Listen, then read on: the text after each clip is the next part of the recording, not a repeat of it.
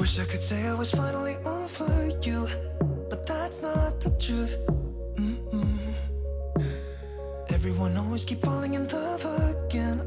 The fuck's wrong with them? I don't understand.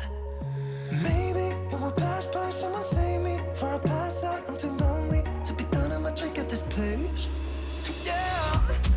Why am I the only one who's left in the rain with nobody to hold on to? Ooh. Why am I the only one who's feeling this pain when there should be two of us? And yeah, I know we both wanted different things, but letting go just comes easy to you, don't it? Why am I the only one who's left in the rain? If I had an option to be someone else, I would, and let go of you. I know that I'm obvious, fuck it, I'm made this way. But why didn't I stay when I had the chance? Maybe it will pass by, someone save me. Before I pass out, I'm too lonely to be done, and I'll drink at this pace. Yeah. Why am I the only one who's left in the rain with nobody to hold on to? Ooh. Why am I the only one who's feeling this pain when there should be two of us? And yeah, I know we both wanted different things, but letting go just comes easy to you, don't it? Why am I the only one who's left in the rain? The only one that's left in the rain.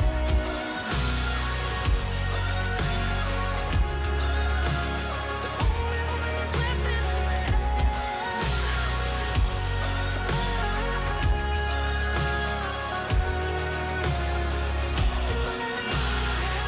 Am I the only one? Am I the only one? Am I the only one? Am I the only one? Am I the only one? Am I the only one? Am I the only one? Wish I could say I was finally over you, but that's not the truth. Why am I the only one who's left in the rain with nobody to hold on to? Ooh. Why am I the only one who's feeling this pain when there should be two of us? And yeah, I know we both wanted different things, but letting go just comes easy to you, don't it? Why am I the only one who's left in the rain?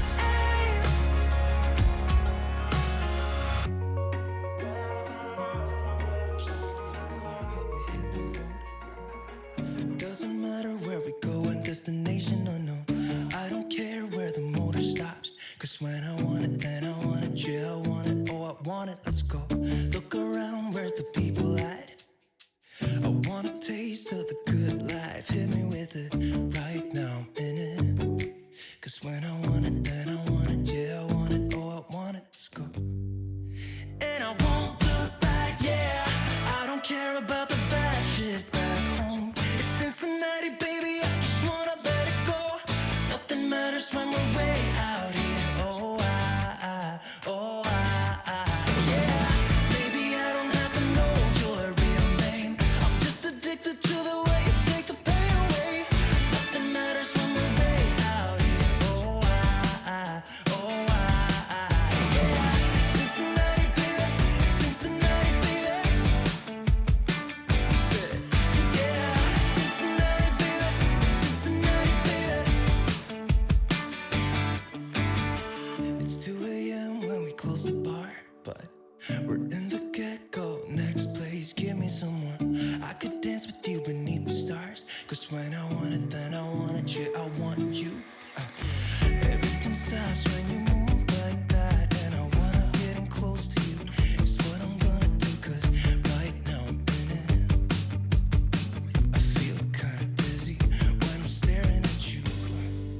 And I won't look back, yeah. I don't care about the bad shit back home. It's Cincinnati, baby, I just wanna let it go. Nothing matters when we're way out here. Yeah. Maybe I don't have to know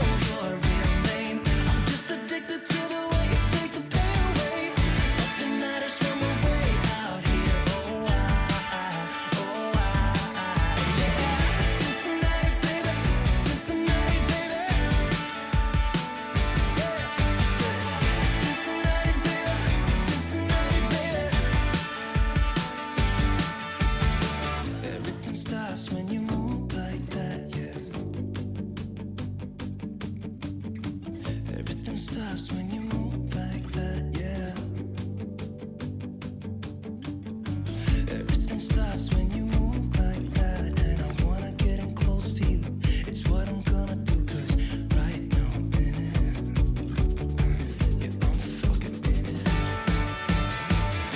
I don't care about the bad shit back home. It's Cincinnati, baby, I just wanna let it go. Nothing matters when we're way out here.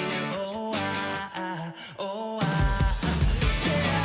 Maybe I don't have to know your real name. I'm just addicted to the way you take the pain away. Nothing matters when we're way out here. Yeah. Cincinnati, baby, Cincinnati, baby. I said, it's Cincinnati, baby, it's Cincinnati, baby.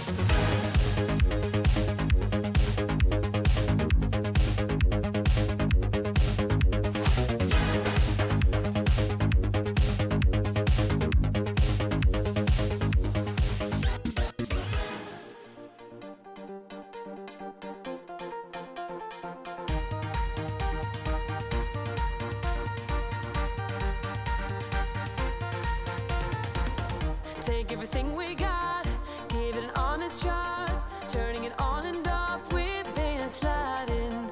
Riding the highest dream, keeping the fire real. I call for you. Hold your gun, cut the wire. Aim for fun, with a light to fire. I've been flying up the ceiling, taken by this feeling. Maybe we're invincible at last. Fueling every engine, power is descending.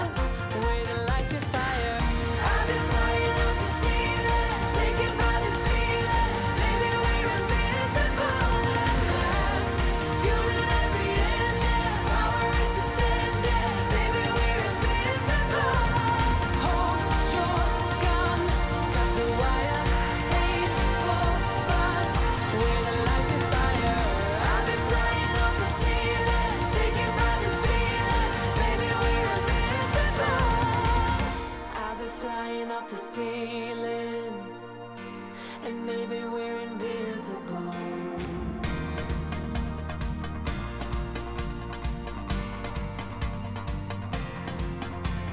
Hold your gun, caught the wire, aim for desire. Hold your gun, caught the wire, aim for desire. Hold your gun, caught the wire, aim for desire. Hold your gun, caught the wire, aim for desire. I'll be flying to make you believe. With my heart like the drive, we do what we want, but when I'm free, when our hearts on Hyperdrive.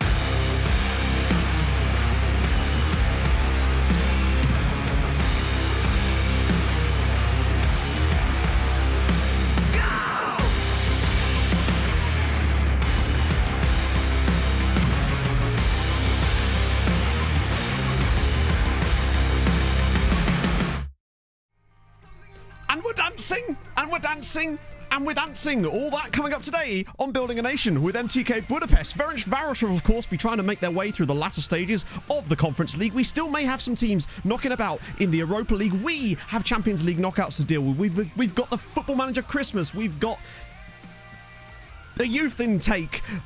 All that and more coming up today on Building a Nation with today. Hello, Chateau! It didn't quite work. Bumbling is the best work. He couldn't quite hold it together. Trying to do that backwards is not easy. Particularly not when I decided to do it backwards 10 seconds before I decided to do it backwards. Hey, you try walking backwards. We tried something different today. It didn't work out, but it's fine. I haven't even got coffee yet. Pog's not even gone and got my coffee today. It's shaky as fuck. It's how I do it. I like the Michael J. Fox approach to intros, you know? It's, little, whew. Okay, I've had my pink drink now. It's all good. The scientist, but shit. That's me in virtually every scenario imaginable. No, you can't expect... I'll bring you professionalism when you least expect it. I.e., when everyone doubts me, then the professionalism comes out. Ted Lasso will be disappointed. I mean, yeah. But they'd just be disappointed just in general. New agent video tonight. 5:15, the new agent video. Yes. And technically, you get two for the price of one, obviously, because you're actually getting two agent videos tonight. You get one from me, and you get one from, of course, the Challenger on their channel as well. So you get double the... There's at least probably like an hour's worth of content going up tonight, which is going to be pretty sick. Yeah, the last VOD was an interesting one. Things got a little bit carried away, honestly, with our wonderful tactics. We did a tactics incubator somehow in there. In like 6 hours. Yes, actually, yeah. Like 6 hours and 12 minutes. I'll tweet about it as well, though. So you can't miss it. It'll be there. It's going to be fun. It was really, really fun to do this with another creator as well, because it's like it was great doing the one with chat. It was like that, but obviously with a much more complicated edit. It was really, really cool to do, though. I'm glad I finally got around to managing to do one like that. No, we've actually still... Let's get off of this. Let's get off of my big mug. New job. Fuck yeah. You bloody love to see it, Jason. That's incredibly cool of you. That's incredibly cool of you.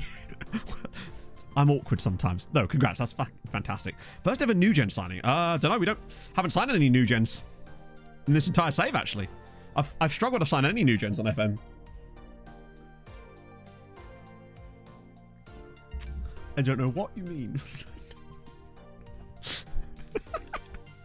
Is that for real, Schuber? Wow. I had no idea. Is that because you came to, like, maybe the live recording of the agent one we did with me and Chato, maybe? Disqualified for technicalities. I'm sorry, I'm going to have to refund your points there, Jord.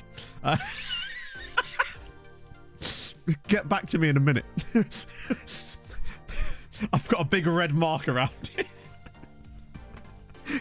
Actually, genuinely, I don't know who our first one was. It might have... I keep reaching for a necklace that isn't there. It might have been Novak. Maybe.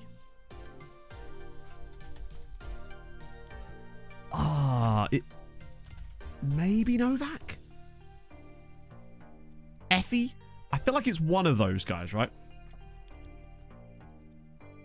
Oh, thank you, Schuber. That's very kind. Yeah, I think I like this type of content because it just gives me more a chance to be a bit more myself, really. I never really got a chance to do that before, really, because with YouTube Let's Play stuff, there's never really a huge amount of opportunity to get personality across a lot of the time, because you have to really stick to quite a rigid thing, and that's one of my problems with it. This is why I wanted to try something like Nordic Nomads and shit, you know? Oh, I wonder, Micro. You never know. If there's 100 of you, statistically, one of you is, I guess, maybe just a really short woman to make up for the 9.9. Update the bingo. Oh, God. Oh, go away, Gyatso. 1 out of 10 intro. Well, there's today. How are Bishop Ultras? Standard. Any discussion on Fulham? I mean, a 1-star. To be fair, you might not even get to tick that one today, because we are predicting a half-star youth intake, and I genuinely didn't think that was possible. I thought it was just like 1 star and above, but no. We've got a half-star predicted. Pog on stream. Easily going to tick that one off today. Frozen Faycam. Standard. Matt.exe isn't as often. A meme player. We're kind of memed out lately, honestly. First shot on target, guaranteed. A meme formation, there's a strong chance of that. And we're dancing, that's already made an appearance. Home team makes European final. God, yeah. Last 6 seasons in a row. Do you know what? The Xmas song was actually playing directly before stream. So it's got less of a chance. A Wild ED7, less likely. That hasn't happened for a while. And Quote 68, you usually get one of those per stream, honestly. But it's very solid. I remember the original bingo card had some mad shit on it. It was things like Matt mentions he went to Norway and shit like that. One of them is Pog. Ah, true. But she's busy sorting out a Spotify playlist. Yeah, I can't believe we've ever got a half-star youth intake. That's actually ridiculous. So, what happened since last stream? There wasn't really a lot to do, was there? I think I had to play it 1 game off stream. Yes. So, I played the Haladash game with the Righteous Indignation system. Still 1-2-1. It was a bit iffy, though, I've got to be honest with you. But we needed that win. So, it's definitely something for us to look on. So, we're deep in my camera roll. You want to be careful going back in them camera rolls. The Fortress. No, the Fortress is not a meme formation, because the Fortress actually works. I'm actually tempted to start Fortress away at Chelsea today. Thoughts? Because it's away from home in the Champions League. I think this is exactly why we have this system. And I'm tempted to start Fortress away, try to snatch, draw, or nick something against them, and rather than risking it, and then try to batter them at home, because we're so good at home in the Champions League. Also, the FOT game, that was with the Righteous Indignation tactic. That was a friendly. We had a little bit of extra space, so I thought we'd just a friendly to test out our new... Oh, this isn't where I love how it considers it a 5 at the back, when it literally isn't. Oh, it's... I guess it kind of is, because of the double wingback thing. Chili-Con Carnage, thank you very much for the 19 months. Hope you're well. Emmett is a regen, yeah. He's also a staff member. Well, Matthew, you rambunctious little I chaffinch. am. It has been a while, but now I am here. Hope you're well and not feeling too queer. Next time I will try not to leave it for almost a year. Sexy Chaffinch Man. I love that you had to finish off with Sexy Chaffinch Man. I'm a fruity man, what can I say? Thank you, Chili-Con Carnage. How are you, friend? Fortress seems to work. I've been playing it with Chapecoense, and I like it. I like it many lots. But yes, no, Emmett Doran is not a real player. He was a regen from our previous save, who I then added to the database at the start, so that he could be our head of YouTube. Same as our assistant in this save, Thighs Freeze. So yeah, that was all I did, really. Genuinely don't think there was anything else to catch you up on. Literally nothing.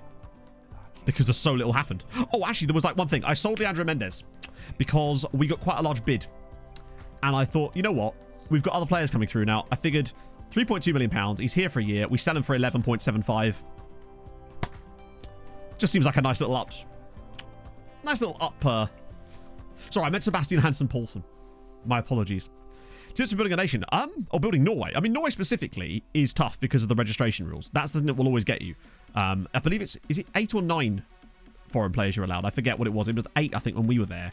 But that's actually not an issue. You just sign a load of young players. 9. Okay, fair enough.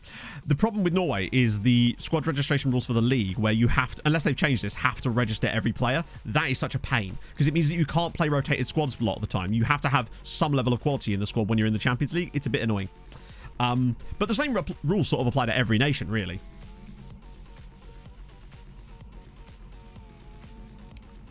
Oh, that fucking sucks, Toby. Well, luckily, we're here to make you feel better, hopefully. If not with our content, but with our vibes, which obviously are part of the content, but we are here for you, as always. And that always applies to anyone else as well that's having a shit day. I had an absolute nightmare day yesterday, I promise you. I had one job yesterday, one fucking job, basically, which was to edit this video for Career Resurrection for tonight. I already had the first part edited. I just needed to do the second part, where we'd obviously met back up and looked through the stuff. It was fine. All good. I knew that it wouldn't take me that long. My plan was, I got up a bit late, unfortunately, so I was like, I'll run after. Edited it all by 2 o'clock. I'm like, this is perfect. take me an hour, or like take me like half an hour to render it, sort the thumbnail, bish bash bosh, get all that sorted in with descriptions and all that with the other creator. All good. Except my computer went, no, I don't feel like it today. It crashed with 2 minutes left on the render. So I thought, oh, it happens sometimes. I did it again. Crashed with 3 minutes left on the render. Did it again. 4 minutes left on the render. Crash. But the problem is, every time it crashed, that was another half an hour I'd lost because I couldn't do anything during that half an hour. It then got worse. Icarus with a gifted sub to Toby. Thank you so much, Toby. That's super duper nice of you, man. Sorry, thank you so much, Icarus. And that's 60. Oh, I thought that said 69 for a second there. And oh, that sucks, Tommy. And you can get. Bear in mind, I'm not saying what happened to me yesterday is anything like that. I'm just saying that it wasn't a great day. Eventually, I ended up rendering this video out in 5 different parts. For some reason, I had to do a 10-minute section, a 6-minute section, a 4-minute, 4-minute, 4-minute, and then I had to put those sections into Adobe Premiere again, glue them back together, and then render that out as one video. This took me until 6:30 last night just to get. It took me 4.5 hours to render a video. It was very, very annoying. It does get better. No, that's what we were saying last stream. Like, if it's not, it'll be all right in the end, and if it's not all right, it's not the end. I'm going to do Fortress today. I'm feeling Fortress. I'm feeling, obviously, that means no Van Damme, but that's fine. We've got so many damn options, and I think that Sam Ingram deserves a start here. Silva right, Castillo left, Texi and Ingram there, Velasquez and... I love that we got this on its face, despite lacking strikers. It's a very, very aggressive tactic. It has 6 attack rolls and 2 Segunda Volantes. Just because of that. I mean, it's a fun video. I think we had some good banter in it, and I still haven't told you who it is yet. And obviously, you get 2 videos out of it, so it's going to be fun. Bulgaria's registered 20 non-EU players and a squad of 40. Under 21s don't need to be registered. Tell you what, that's not awful, actually. 15 homegrown you could do, I think. Yeah, I think this might be a risk, but I think we've got to start prioritizing being a bit more conservative away from home in some of these games, because I think that's where it costs us sometimes. We don't want to give the game the opportunity. Plus, this system is so good at drawing penalties. I want to risk it and go for... I say risk it. Almost not risk it and go for the Fortress today. Plus, if we do really, really well... Oh, yeah, it wasn't just that. Also, my phone randomly crashed all the time yesterday. Pog had a woeful day as well. It wasn't great. It was not a good day. But it's fine now. Because then I watched the Europa League final, and that was definitely a game of football happened. Well, rarely. It was more like sort of bitching and moaning, occasionally interrupted with a game of football. Exactly what I expected out of the Europa League final featuring Roma. But I was quite happy for Sevilla, honestly. Yet again. Sunshine after the rain. Exactly. Oh, welcome in, Tenlos. Potential mental health risk because someone external... Oh, shit. Took it seriously. Fair play to them. Misunderstanding. Hey, that's... I'm glad you did that, though, right? Outrageous housing and that. Oh, my God. It was like... It got to the point where I was just like... I actually think Anthony Taylor did a phenomenal job in that game. Somehow managed to keep that lot... Yeah. He did amazing. Yeah, also... It's like, was it like 11 minutes of stoppage time? Oh, I saw... Oh, because Michael Oliver was the 4th official, wasn't he? Sevilla are inevitable. It was always going to be Sevilla, wasn't it? Yeah, also the shit about like the penalty thing. I'm glad they had the balls to actually call that back for encroachment. Like, that's why VAR exists, for things like that. I'm glad that they're finally actually taking that seriously. Okay, away at Dortmund. No, away at Dortmund. Someone's away at Dortmund. It just isn't us. I mean, for all we know, this system might not work against Chelsea away from home. I'm just hoping that the way that it works, basically, is generally speaking, when they've got the ball, we have these, like, banks, and it's really difficult for them to play through it. Because what they essentially have to do a lot of the time is play long, which then provides that gap for the goalkeeper to come and sweep. That's the idea, anyway. And it just sort of gets overly congested, and we just win the ball back. And it's ruthless on the counter-attack. That's where it really excels, is on the counter. Because you get so many bodies forward. And look at this runners. Here we go. Ingram, flying forward. Yamin, and Tex-Mex! He's offside, I think, but it's exactly those type of chances that this system creates in absolute abundance, especially against big sides, because they push at you. Vish the Fish, thank you for the follow. Great name, by the way. It's a goal. It's 1-0. We're in front. I'm telling you. It's exactly this. Lightning-fast counterattacks where they cannot pick up any players. There's so many runners, they can just keep passing one pass after the other. What a pass from Yamin. What a finish from Tex-Mex, and we lead at Stamford Bridge. This is exactly what we needed. Perfect. It must have been a bit tight, but they have so many people to pick up. He's offside. His leg is so far past that line. That is unbelievable. That's ridiculous. Oh, hang on. Texi's ball in. Back post. And it's cleared. But we've still got it. Velasquez now. Going to the byline. Back it comes. Oh, go on. Oh, Yamin. Flicks it out wide. And it's cut inside Tex-Mex again. Oh, no. It should have been 2. Texie should have a brace inside 8 minutes. What a start. That's glorious. Hey, Jason. Okay, liking what I'm seeing, though. They look really, really strong on the break. Castillo's ball in. Montiel's header over the crossbar, and we are playing very, very well. This is exactly what I wanted out of this system. Possession's not super high from us, but that actually... So, one of the other things I like about this system as well is in games where the possession isn't as high, it actually gives you more opportunities for the counter-attacking style, because you can actually play on the break. But when you get loads of possession, you get the almost opposite effect, where the game sort of turns into a kind of strangulation fest, which is actually fine as well. You kind of get the best of both worlds, no matter what you're looking for. It is brilliant. I'm doing good, Jacozy, and I'll be doing a lot better if we can see this win out. But we're playing fantastically well here at Stamford Bridge. We're trying the fortress out in Europe away from home again. Oh, come on. Please, no. Oh, that was not a systematic thing, though. That was just bad defending. Cables, thank you for the follow.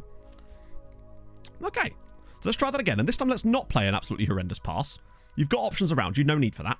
Oh, what a pick out. We're overloading this right-hand side as well. Because Ingram's right there as well. Oh, hang on. Go on, Sam. Pick another pass. I'm glad I started Ingram. Here we go. Right, let's get some nice build-up. Here we go. Right, so now we're going to see how this system works when we're not playing on the counter. But there's still got a lot of bodies forward. Here we go. Terranova. Just has to square this. He's got so many people to pick out. Oh, and he nearly does it as well. But now there's a chance for a breakaway for Chelsea. But Patrice has got to get in there, and he does. The pressure's still on, though. Silva clips it through the middle. Castillo knocks it down. Tex makes it again, and he's done it again. It's 2. I don't know if that's going to count. We'll just have a quick look here to save us some time. Yep. 2-0. Oh. I know, the fact that Monty had a second go at it as well is incredible. We're 2-0 up. Tex-Mex has grabbed both of them. I'm telling you. UCL, Debrecen, I think are actually still in it. They got through the first round. So yes, they're playing Porto in the next round. In this current round, rather. Lovely. Oh, no, sorry, JCM. Quitting vaping, yes. So honestly, this is not the best advice to you, because the way I quitted vaping was by getting COVID. Oh, so someone basically told me that when you're waiting for a VAR check, if you pop this bit down, if it shows the assist, even not the goal, the assist, then it means the goal is given. That's a little trick that someone showed me on a stream a couple of weeks ago. In fact, it might have even been last week. That's what I was checking. So if you see the grayed out name, that will tell you that the goal has been given. So you don't have to dick about with the VAR. Because I know there's the arms in the air thing, but you still have to wait for that to happen. This will tell you immediately. Mr. Progger with the gifted sub to Roddy Proctor. Thank you very much, Mr. Progger. How are you, my friend?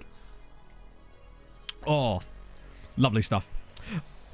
I'm thinking you're right. Yeah, no, he's definitely the biggest redemption arc. But yeah, coming back to the vaping thing. So yeah, it was getting COVID because I was quite ill for like 5 days. It meant that I kind of got over the initial cravings for nicotine part straight away. So when I came back, I just put my vape away and went, you know what, fuck it, I'm not interested in this anymore. I'm going to give this a go. Put it in my drawer. I actually tried to look for it the other day, and I couldn't find it, which was even better. So that's actually what did it for me, which I realize is not the ideal solution. And what I will say, though, is if you are going to try, get something like a fidget cube. Because one of the biggest things that I found the problem was, particularly while I was streaming and working, is I'd have it on my left hand just chaining it. And I needed something to have in my left hand just to kind of, like, occupy it when I'm doing stuff. And having, like, a little fidget cube that just has, like, little bits attached to it for stuff is brilliant for that. And it really sort of tickled the same itch, I suppose. It slipped through again. Silver's in, and it's 3. It's 3-0 at Stamford Bridge. We are absolutely massive here. I'm telling you. Away from home against big sides in Europe, this system slaps. And this was just a nice piece of play, admittedly. We got really on them there. The other thing I like about this as well, which I've noticed, is that when the ball is cleared, because you don't have a line of strikers here, it means that your midfielders are sat slightly deeper because of the press. It also means that their second ball, when they're cleared, almost always seem to go to your team. A bit of position of maximum output or something, basically. Look at that. Ball through. Silver's on the end of it. It's 3-0. Glorious.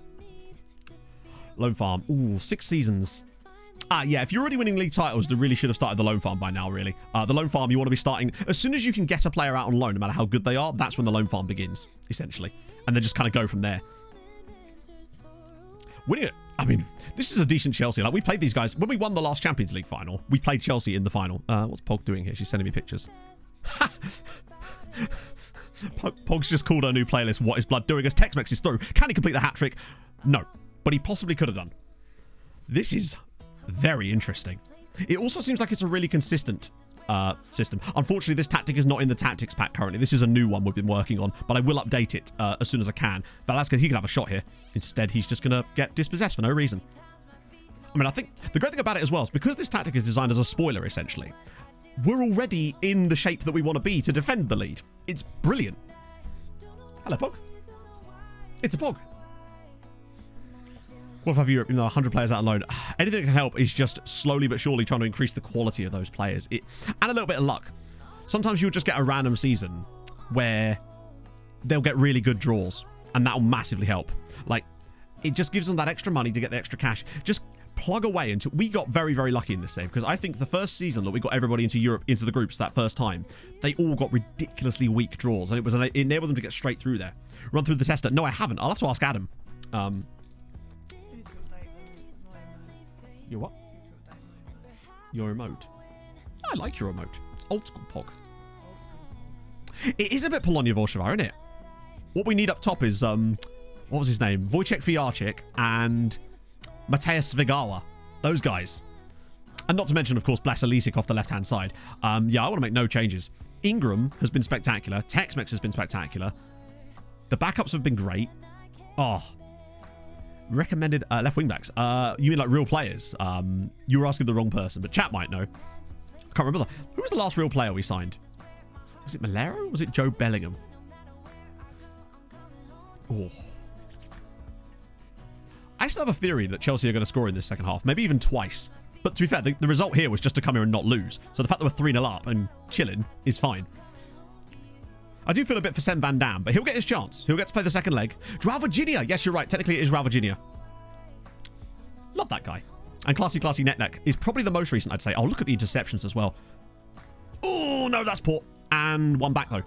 I feel like we win the ball back way more in this system than we ever did before. They're always in the right place. I think this system just really suits the match engine at the moment. You give the ball away a few times, but we win it back way more easily than we used to. Look at these intricate little passes. Oh, look at this. If there's a goal coming up here, come on. Slip him through. Oh, that's a bad pass, but they might still get in the way of each other. The Chelsea players have tackled each other. It's like real life here. Silva, back for Ingram, and it's 4. I don't know what to say. Chelsea 0, MTK 4, and Singram has been spectacular. This is season 16, Asman. So, yeah, about halfway through season 16. Tactic is working very well at the moment. The reason we're using this, by the way, is because I figured that we needed a slightly more defensively stable tactic to play away from home in Europe and to defend leads. Because we noticed that this system was really good at that. What it also is really good at is playing heavily on the counter-attack against ridiculously good sides. And Chelsea are that. Like, they were in the Champions League final with us 2 seasons ago. Oh, it's great. Yes, I will add this to the tactics pack. Although what I will do, in case you want anything, is I'll show you the tactics screen after the match, so any of you can copy, like screenshot it and copy it if you want. I'll add it to the tactics pack soon, though, along with, Christ, what's that new one we were working on? Oh, Righteous Indignation. Look at, again, the interceptions. They've got no passing options because there's just this block in the midfield. Castillo flips it through. Ingram's in again. Defenders cleared it, but again, Darla can push up now. Oh, he's gone through. Castillo's header! Oh, take off Tex-Mex. Oh, yeah, you're right. Shit. Didn't see that. Fuck. Hampered by injury. Yeah, off you come, bud. Bainbridge here could be absolutely killer. We saw how much he liked playing that role in the Righteous Indignation tactic. Next round.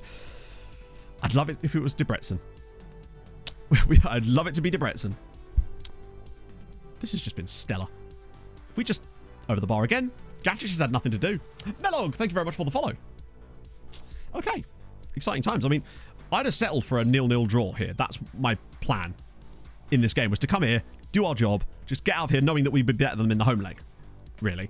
And now we've come here and played 4-0. I'm very, very pleased with this. This with the addition of the new players we've got in, like Sem, I think it's the sort of thing that could lead us to doing like some back-to-back Champions League.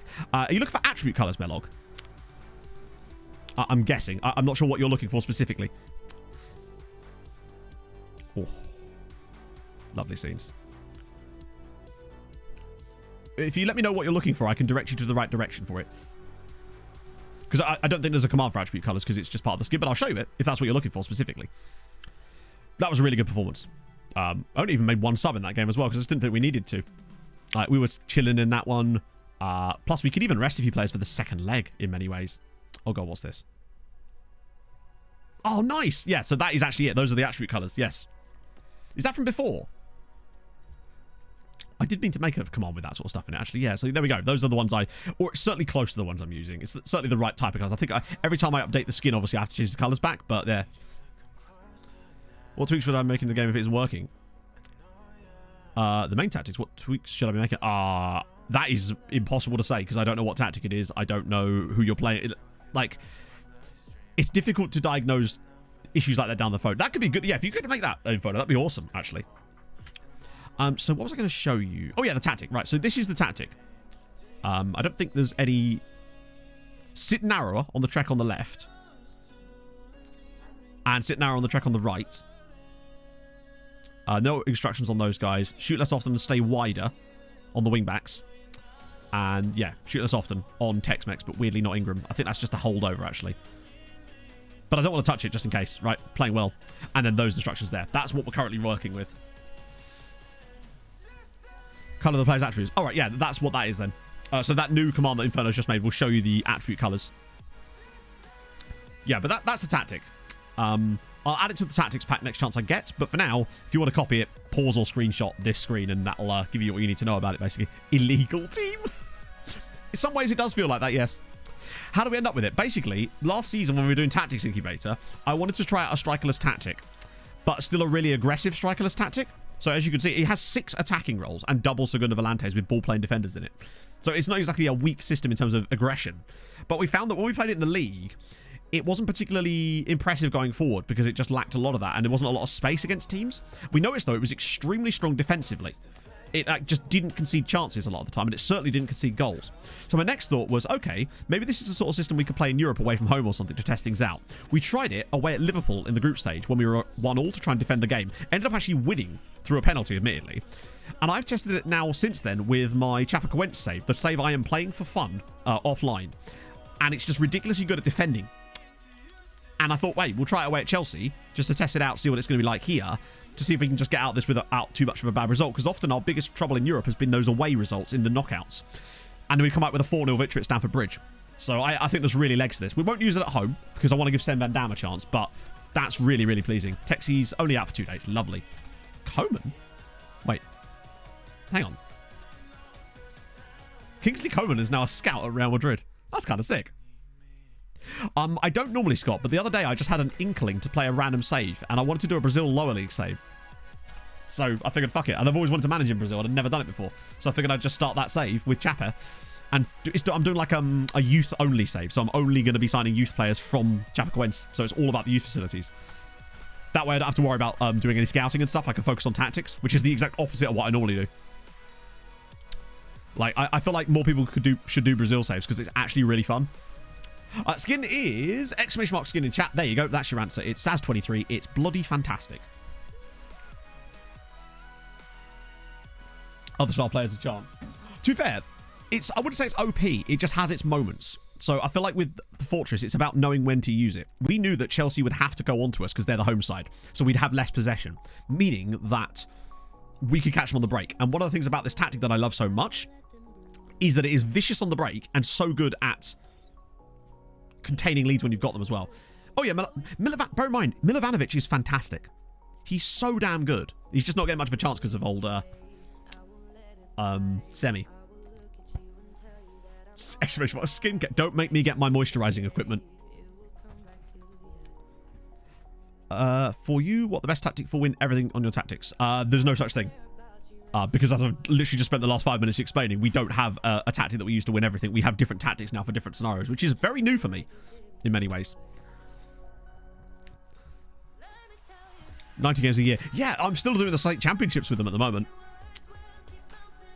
Oh, no worries, Saz. Yeah, I did see the DM. I'm not sure what I can do about the Discord bot, other than maybe post it myself. If you send me, like, the message you want posted, I can then post it for you. I don't know why it would block you, but yeah. Personnel is usually where to go. Oh, you know, very much depending on personnel. But, oh, you managed to get his work now. Nice. Oh, I think he could. I actually kind of want all of our players to be able to do that role. That way we don't have to worry about, like, dropping them from the side. Although I would like to keep Sem as just an out-and-out striker. Because I feel like he is so ruthless up front that I don't want to disturb his development in any way by trying to train him in a different role at this point.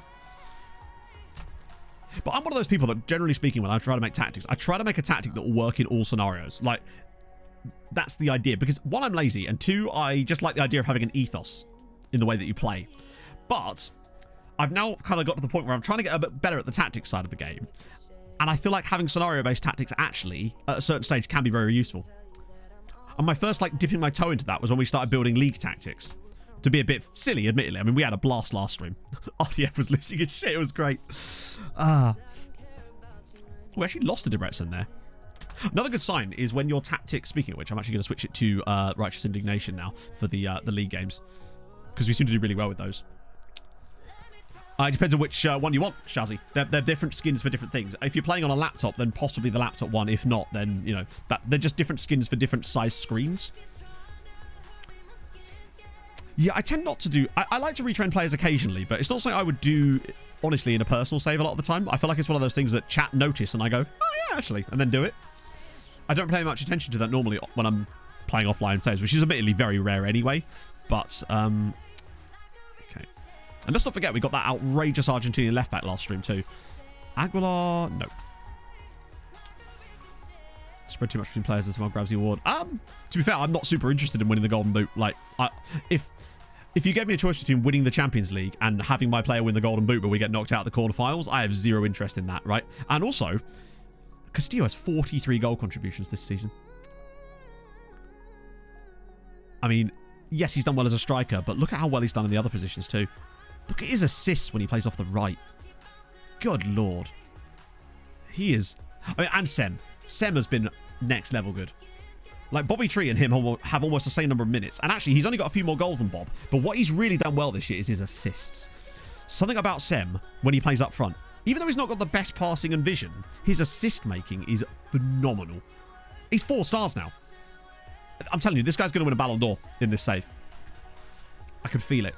And he's only 19. We're going to get at least 12 more years of real solid performances out of him. It's exciting. Able to join the Fortress? No. That's what I was just explaining about how I don't want him to change his position because I want to focus every possible bit of his development into making him as the best he can be for that position. If we start changing him to so that he can play attacking midfield, we're going to waste some of his development on that, and I'd much rather make him the best striker in the world. Because bear in mind, that the Fortress is only for like random away games in Europe. We don't really want him to use it in the league. It just doesn't work. I want him to be able to absolutely clean up when he's playing in the main striker role, because he is now our main striker. I don't know if you were here last stream, but I've now decided that Sam Van Dam is the #1 man now, which is incredible for what he's done this season.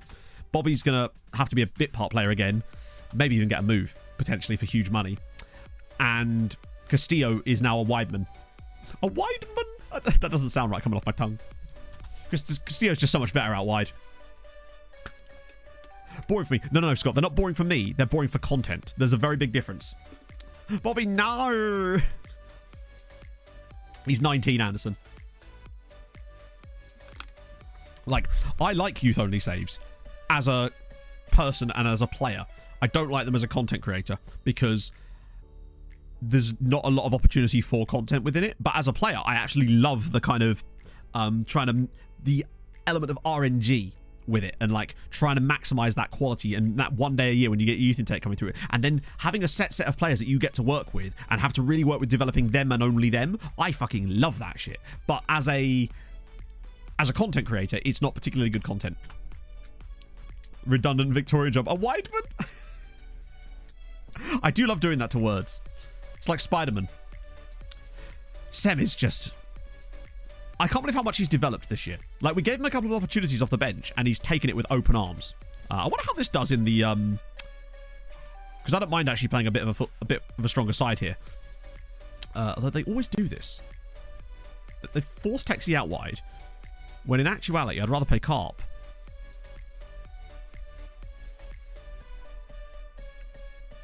Well, yeah, but Castillo has taken that massively. It's nice to see Bobby back fit again.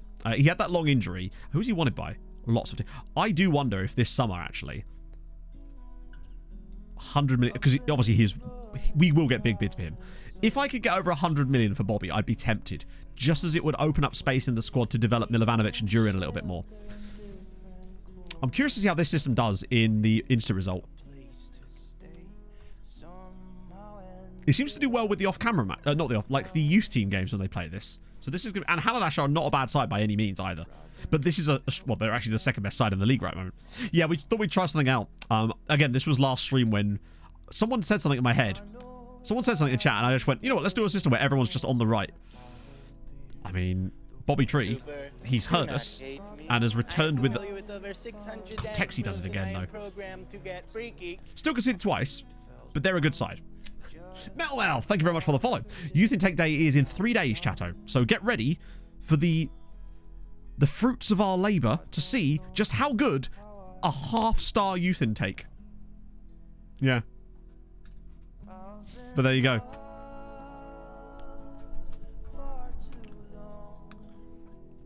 But a bit weird calling it leftist indignation because it's off. It's a right-sided system. This is not sour grapes, yeah. In fairness, this isn't Jochen Sauer's fault. We signed him at the immediate... Oh, thank God. The moment we saw it. Bobby Tree drives us forward. You'd have to say. It is literally the worst intake we could get. I'm very curious. Actually, chat, get your predictions in, because we're going to get to that day very soon. What do you reckon for the most, like, yes, very clever. Like that. Good dexterity pun. I reckon 2.5 star. Best player. That's how bad I'm expecting it to be. And that's difficult to get in youth intakes. Usually youth intakes have at least one player that's like 3 stars, even though that's crap. Watch it come through as a 5-star youth intake now that Jochen Sauer's here. And it's just a weird effect, even though it shouldn't be the case. What is actually supposed to be the best player? I want to know what position they're in. Let me guess, it'll be like a CM or something. Oh, it's a goalkeeper. Okay, that is certainly not an area we need anything. Oh. Okay, 7th. Also, when is the Debrecen? When are they playing their next... not Debrecen, sorry. Fucking... Kishvarda. When are they playing Porto? Is it... When is the game? Oh, it's there. On Wednesday. Nice. Alice! How's it going, friendo? How's things with Son Etienne? Let me get you a shout-out. A share-out. I don't know why I sounded like that. Bring on the We were just experimenting with a new tactic that seems to work ridiculously well, particularly away from home. Maybe we'll get a funny name player in it. You're right. Jamal Kandood, thank you very much for the follow. Border can't... I mean, yeah. Actually, I would say that, but our boards in this save have genuinely been good. Arsenal have just given us another £1.7 million for the Skinnerino deal. Just stonks. I did some moddery. Look at me go. I didn't have to rely on your Hadrian for nothing. You'll have to see it. Maybe we'll get a player that's memeable. That's the only thing I can say. Maybe we'll get a memeable player in it. Lorenzo Ibarola? Nah. Lost 3-1 to Estonia, though. That's something. A goal for them is basically as good as a win, no? I can't wait to sell back some of the other English players we've got. It's like Bainbridge. I feel like Bainbridge is a nice 30 million sale in the summer. Robinson I'd like to get rid of as well. Just to keep that system running because of the new guys we've got coming through. Start a Fort Fetish. Oh, we've got to get him in there. Wait, why is Callum Davidson? Oh, he's the Hungry boss, isn't he? Who's he looking at? There's a lot of players you're looking at considering it's a game between Giamot and Vashash. Concerning. No, actually, Ragnar. We've not had that happen at all. Although, Evan Polden, who I sold to Debrecen, that is happening with him because I saw a news article about it. Right. Oh, surely not. I want to actually look at his progression. So he's actually only gone up 1 in free kick taking, 1 in decisions, although decisions going up like that is really pleasing because we know how bad. That's probably his one weakness. And that's saying something. Yeah, that's the one thing that's really letting him down is his decisions. Passing's not amazing, but we've seen how it doesn't really matter too much to him. If he could get his decisions up, which will come with time, to like 15, holy shit. Million Rice. I don't really have an opinion on it, honestly. It's like... It's so hard to put myself in a position to care about that, I suppose, because, like, my club will never be in a position to spend that amount on a player, so I have no idea what that's like, I suppose. Second nationalities in the youth intake. If we get up the editor, maybe the intake will be more interesting in the next save. I will have to ask Hadrian. Hey, Wheels. If anyone would know, Hadrian would know. Most likely. I'll ask. He's at work today, so I'll ask him later. But that is an interesting concept, actually. Philip Cracks. Oh, Yaramio. Oh, he was the guy we kind of decided... Oh, we were going to... Oh, hang on. Wait. Was he the one that we were going to try and get after their season had elapsed? I'll just send him to... I don't think... Maybe that was or not. Are you going... No. You're not? Okay. So I figured this was a goodbye kiss. You can do your hair. It's going to look beautiful either way. Hey, Zanko. From doing the market.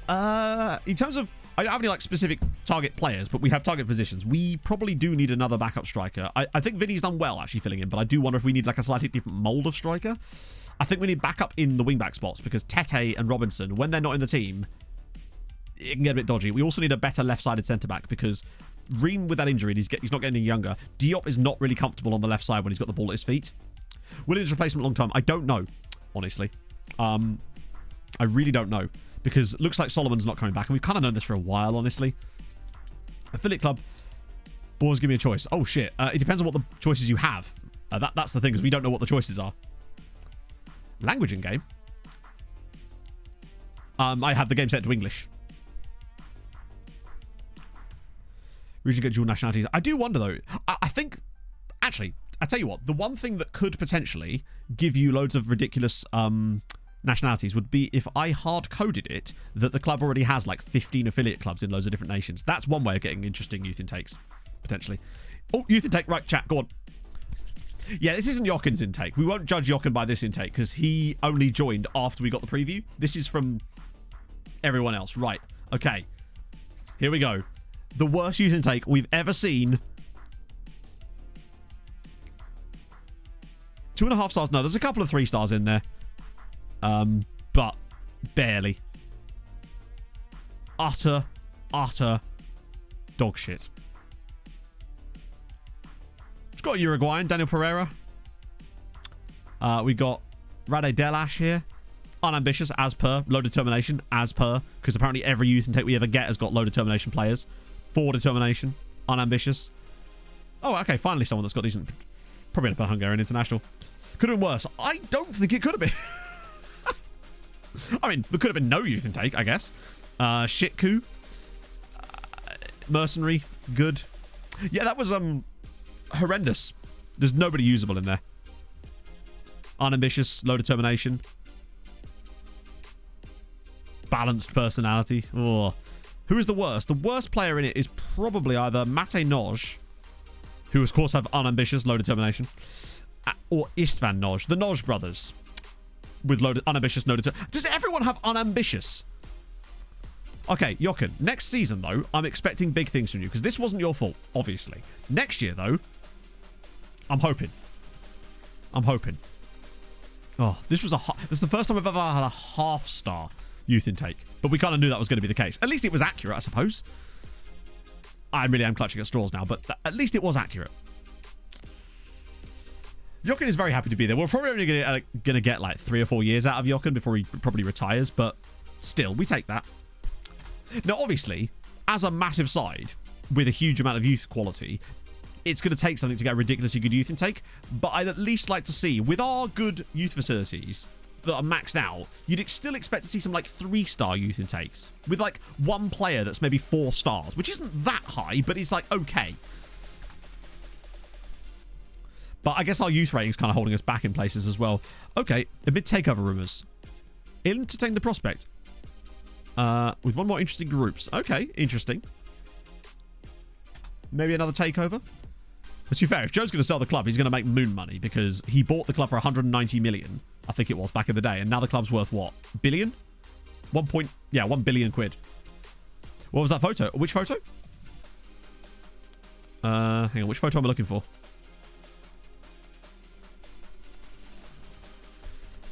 Second Gonzalo. We probably will at some point. Oh, Sissoko. What's wrong with the photo?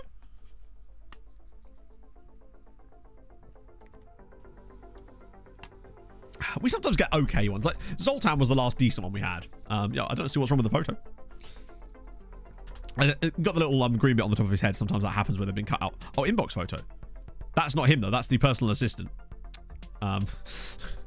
It's just, yeah. That's the personal. That's our personal assistant. You leave her alone. Aldo Caballero. Ooh, there's a double Caballero in there. Are they related? One of these days, we'll get another set of Toolbergs. The PA from Chernobyl. How good is Zoltan now? Like 3 stars, I think. Yeah. But attribute-wise, he is still like actually really good. And he's still only 21. But he was never going to be like a worldie. But he's got 24 caps for Hungary. He's a solid player. I'd just take for a player like him to come through. Now, obviously, he's 3 stars now, but he did still have decent potential originally, right? Compared to your resisted player. Yeah, that's the thing. Right, Kishvada versus Porto. Oh, okay, so they're playing their first leg while we play our second leg. Fascinating. So we go back to this one for today. Sem will return. Tex-Mex to the middle. Silva to the left. Castillo to the right. Sem Van Dam through the mid. And that is... Ooh, glorious. Montiel. Yeah, cool. Lovely old job. It's got a low youth rating. Yes. Which is why I wasn't expecting a lot. This is why I feel like the sort of archetypal building a nation where you're actually trying to improve the youth rating is just... To give you an idea, when I was doing the Suriname video, which will be out next Tuesday now, because obviously it's had to be pushed back, because I've recorded it, I just haven't got time to edit it at the moment. The youth rating in that save over a 22-year period went up by 2 points. Which is not bad, actually, but I suspect that if it was a higher ranking, it's probably because it was only quite low in the first place. That, yeah, because I had the editor on, I could actually look at stuff like that. I think it went from like 49 to 51 or something. It's not ideal. I'm not even sure what triggered that, honestly. Ah, dear. I'm hoping Pog, when she comes back from town, is going to bring me a lovely iced coffee. Hooray for dynamic. Yeah. Okay, how about this? SI, if you're listening. Dynamic youth rating. Lovely how it is. Fantastic work. We love the realism factor of it. Fantastic. Really appreciate that. Genuinely, right? How about a toggle that allows you to adjust the speed of that realism? So you can have it on 10x. So the things that will happen over a 10-year period can now happen in a 1-year period for things like that. And you choose that at the start of your save. So you can't complain about the lack of realism because you're putting it in your save. Just a few sliders that can adjust a few things. Imagine. Men on the Trekkie stuff. I think it's pretty blank for the most part on the default one. Yeah, just a few toggles. Just a couple of little toggles would be amazing. Like, they can keep it as realistic as they want, but then allow us just that little bit of leeway to adjust it slightly to our own tastes, you know? Just, yeah, like some... I just want Paradox style settings, or at least, like, a bridge between the two. I'm not expecting, like... I don't want to be able to turn off the... What's it called? The Sunset Revolution or Sunset Invasion or whatever it's called. But, like, you know... Yeah, I think the default tactic... Basically, it's run for position and moves into channels there. And I think everyone else has shoot less often. And actually cuts inside with the ball, interestingly, is on that version. Which seems to work quite nicely there. There's a lot of, like, shoot less often in this tactic as well, essentially. But that's mostly what it is. I think the rest of it's just shoot less often on every single player. Spend your manager's wage on improving the infrastructure of the country? Yeah, I want my manager to be able to run for public office, damn it. Have I still not like it? Yes, dear. You're right, though. You know, it's just little stuff. I would love to be able to... I'd love to get the opportunity to sit down with the devs and actually discuss something like that. Because the problem whenever we go to these events and stuff is that rarely do you actually get a proper chance to sit down with some of the devs themselves and discuss things with them. It's normally forward-facing comms, PR people, which is understandable from their point of view. But I would love to actually talk to some of the developers themselves. And maybe not even the heads of department developers, but some of the like slightly lower level developers, the ones that are actually implementing it. That I'd be really interested to talk to them about it. Not so that I can say like, hey, you need to do this, but I'd be interested in the obstacles they would face in trying to implement something like that. Oh, I'd love the events. That'd be so sick. Lubin. Yeah, I want Lubin to run for leader. Be great. We'll start our own party. It'll be the Beng party. Right, okay. I wouldn't be surprised if we lost this game. Because they're going to come clattering out at us. And I suspect that we're going to have a lot of complacency issues. Peru, Bolivia. Ooh, Peru and Bolivia, you'll struggle to find, like, amazing clubs. And they're already behind. 1 minute it took Kishvada to fall behind. And now it's 2. Okay, looks like Kishvada have fucked it. Damn it. What is Homer Simpson's barbecue? Oh! I reference that sometimes, don't I? Right, so Homer Simpson's barbecue is a meme from a really old episode of The Simpsons where Homer's basically building a backyard barbecue. And Castillo's in. Good stuff. And basically, he's... I think that's actually offside. After he's done, he's holding a thing in front of the camera that basically... Oh, yeah, there you go. That's the clip. Yeah. Camera settings. One sec, I'll show you. Goal is allowed. There you go. It does work. Nice. Yeah, Van Damme's picked up a knock, which is irritating. So, yeah, these are the settings I use. TV. 2 notches from the left on this side, 1 notch from the right on this side. I actually thought that looked a bit onside on my... I mean, to be fair, I think one of the ones we scored in the last game was a little bit offside, so... Murdered by Assassins. I'd love that as an option. Let's have a look at what the situation is with... Wants to see how my injury is affecting him. I'm sorry, Sem, but I feel like this might actually be Bobby time. It sucks for him, because I wanted to give him his chance to play here. So yeah, it looks like Kishvala are going to let us all down. Which... To be fair, they've got through. They're only the second side outside of us to reach this stage of the Champions League. So I'll at least give them credit for that. But when they drew Porto, I thought maybe they'll get a home win. You never know. Right, Darla, just knock it back to the keeper. Gorgeous. I feel like... I don't know. This might be a weird thing that I've noticed. That when you have a better goalkeeper that has certain attributes, it feels like your players are more likely to make the correct decision in front of him as well. And I wonder if that's because he has a high communication attribute. And he's able to communicate better when to knock the ball back to him. What is his communication? Command of area. Yeah, 15 and 16. I wonder if that was actually part of the issue. And that's why Portier often made weird decisions in those positions, perhaps. Maybe he didn't have the right level of communication around him too. Right, here we go. Yamin, got to find the right pass. He's found Montiel. So many players to pick out. Just pick the right pass. Oh! Oh, come on. Oh, god damn it. That's one of the few random events you get, yeah. Defense or Sporting is a great choice. Yes, I think we actually have them, David. So, yeah, I would definitely say go for them. I do like a bit of Defense or Sporting. And it's in and... Oh, Tex-Mex off the crossbar now. Oh, you spotted a comment. No, I'd gain team morale. Yes, Pog. Yes, for what? Oh, yeah, for petrol stuff. Yeah, that's cool. Oh, of course, yeah, because you've got to go to Birmingham and back, haven't you? Yeah. Getting a Sutton new to take. Yeah, that's been there in the game for a long time, hasn't it? Never had one myself, obviously, because it's so rare. But you'd expect it to be. There used to be a thing you could get that would add it to the game. It's like literally like DLC. Having to go to Birmingham, I know. And back in the same... What a strike. Yes, Pog. To what? Yes. I don't know why you're whispering. It's not like you're saying, Matt, can I borrow 200 grand? Like, if you were saying, Matt... Can I borrow 200 grand? Yes, you can. I mean, I don't have it, but I will sell my body. Okay. And that'll earn us at least £20, and then I don't know how we're going to get the rest of the money. Is she picking up the MTK show? No, she's going to pick her brother up. Em's brother is coming to stay with us overnight because they're going to a gig in London on Friday night. It's Wednesday, Pog and I are going to go get the MTK show. What a strike this is from Tex-Mex, by the way. Like, what a hit. Where'd you put the vibrating egg? Oh, you know where it is.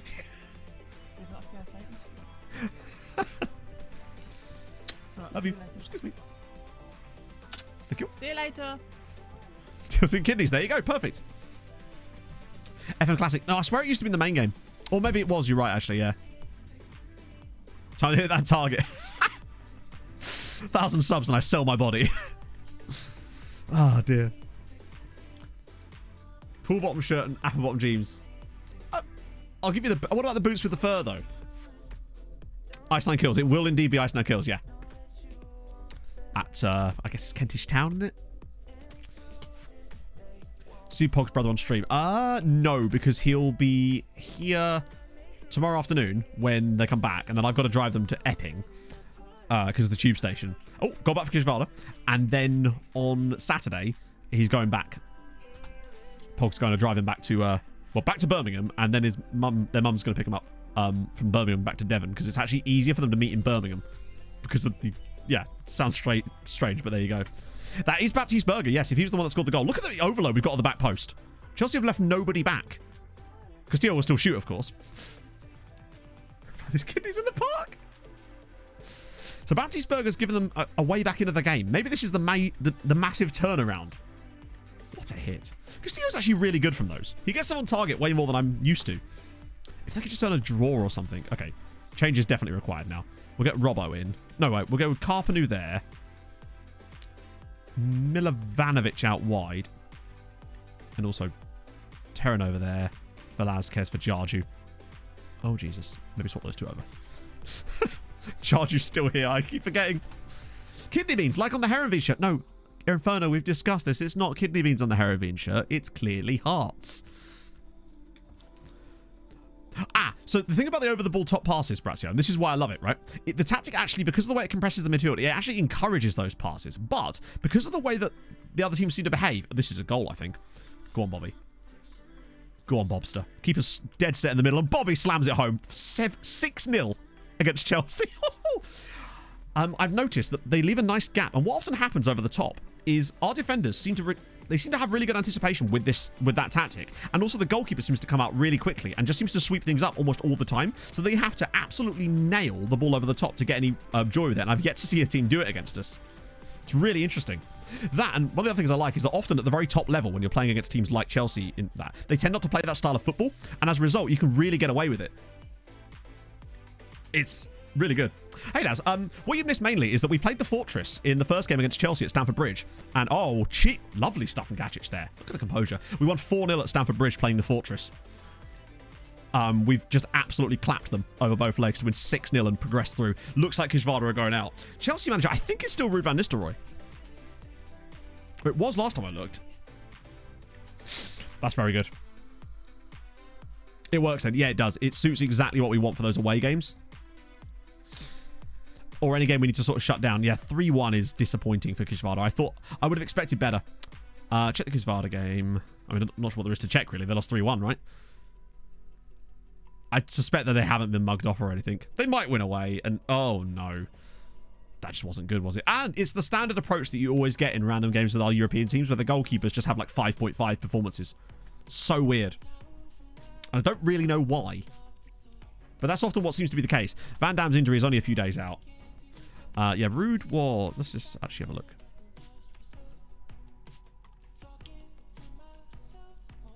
Yep, still Ruud.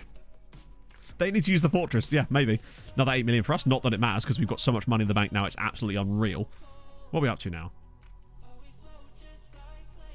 220 mil in the bank. We are making money now. That's the thing. Portier would have let that in. Gacic has yet to make any kind of error that I've noticed so far. And honestly, my favourite type of goalkeeper is the one you don't notice in FM. That's just a consistent, safe pair of hands. And he has been that in a plenty so far.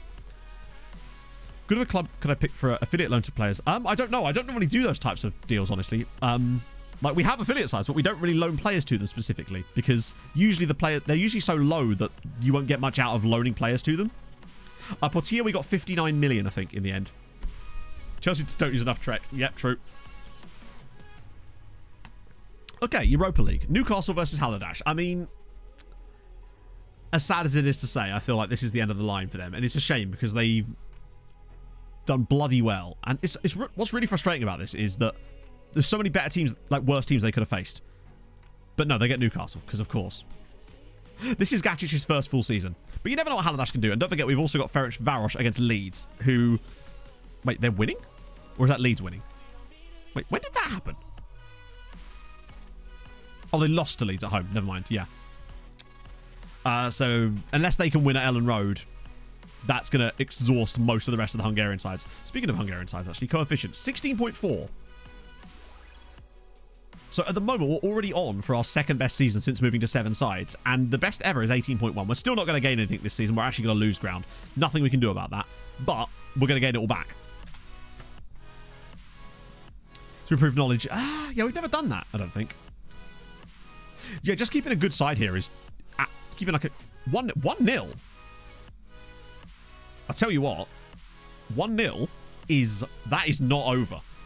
Halidash at home have pulled off some ridiculous results in the Europa League this season. I could see them winning the second leg by more than 1 goal. They have been that good at home this season. That's actually not a bad result, but the question is, what about Ferencvaros? They get a draw. They get a teeny smidge of coefficient for us, but I honestly expected more out of them. It does look like, unless we reach the Champions League final, that there's very unlikely to be a Hungarian side in a final for the first time in 7 years. Nelat Zumat, thank you very much for the follow. So that's going to take us to, yeah, 16.5. on the year, which is still top 4 on the year, which is exactly fantastic.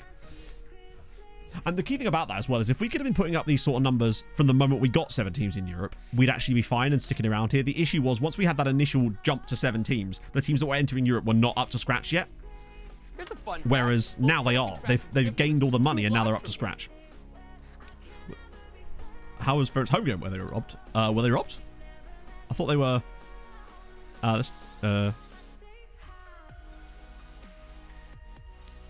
They were robbed in the second leg.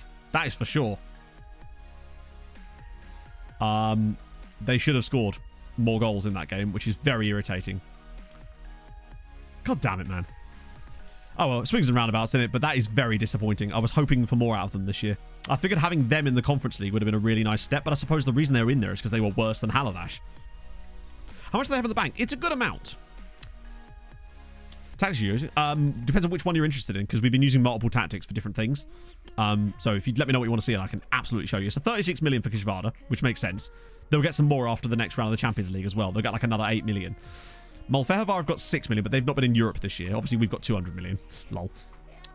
We've got Pushkas, who are actually in debt at the moment. I'm dreading the thought of seeing scales back funding. They do need to sort that out, though. Haladash have got 4 million? They've been spending a good amount. But they'll get loads more money next year because they'll be in the Champions League. Uipest have got 26 million in the bank. Vashas will have none. Debrecen, 8 million. Ferencváros have got 20 million. And these guys will have barely anything. Kekshmet might have a little bit, yeah. So the money's definitely there. Kishvada have certainly got money. Next year, I reckon they might be a real contender. Not that they're not already. Good signings. One of them actually signed Henrique Pereira, which we didn't notice. Outline, thank you for the follow. He actually came back to Hungary to go to Kekshmet. To bring youth to us. I think we already have that one, right? I'm pretty certain that's the type of more regularly. And the Fortress, hang on one sec. The one I'm using more regularly is in the Tactics pack. The Fortress isn't, sadly. I haven't got it in there yet. I need to update it. So I'll show you the... sorry, I don't want to keep showing it over and over and over because otherwise we're not going to be playing matches and stuff. But that's the normal one we're using. That's the one that's in the Tactics pack. And then the Fortress is this.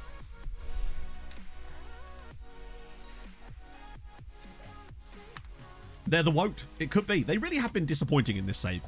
After starting so well, and me being like, yes, they're staying with us, and then they just weren't. Uipest definitely do. And also the problem with that is, if they need to get Europe this year. The fact that they're not in Europe is a problem. Oh, nice one, Callaghan. So yeah, in that case, we'll move on. That's the Fortress clip. I'll probably show it in the recap video too, because I always like to talk about tactics if we have any changes there. But like, how far off of Europe actually are they? Yeah, 5 points. With a game in hand, admittedly. But it is concerning. They need top 6 here. I don't really want Kekshmet back in Europe again. I mean, they're fine, but I'd much rather have a Uipest with all their cash. Because I'm concerned that they could start to regress if they don't get into Europe. They could lose players, and the last thing we need is them getting worse, because they're generally speaking quite good. I mean, are we actually offering them contract? Okay, apparently we are. They're not at the Uipest. How many players do we own? It was over 200, but if you do exclamation mark tactics, that'll give you the tactics pack with that tactic and then 2 others. The 5-star Trek and also the Calzone of Love, which we don't really use very often. We could throw the cup to Uwe. I don't know if they're still in the cup. They're not. I think Ferencváros beat them. Pekshi. Yeah, sadly they're second tier these days. And not looking likely to come back up. It's looking like Pakshi and Budapest Honvéd. Once again, Spartacus just can't quite get enough points to get promoted anytime. Switch teams? No. It's pointless. If I switch the team, the AI will destroy this team in 18 months. Easy. And I just don't find that fun. Major reason we don't succeed in getting number spot. Maybe, yeah, honestly. What was I going to show?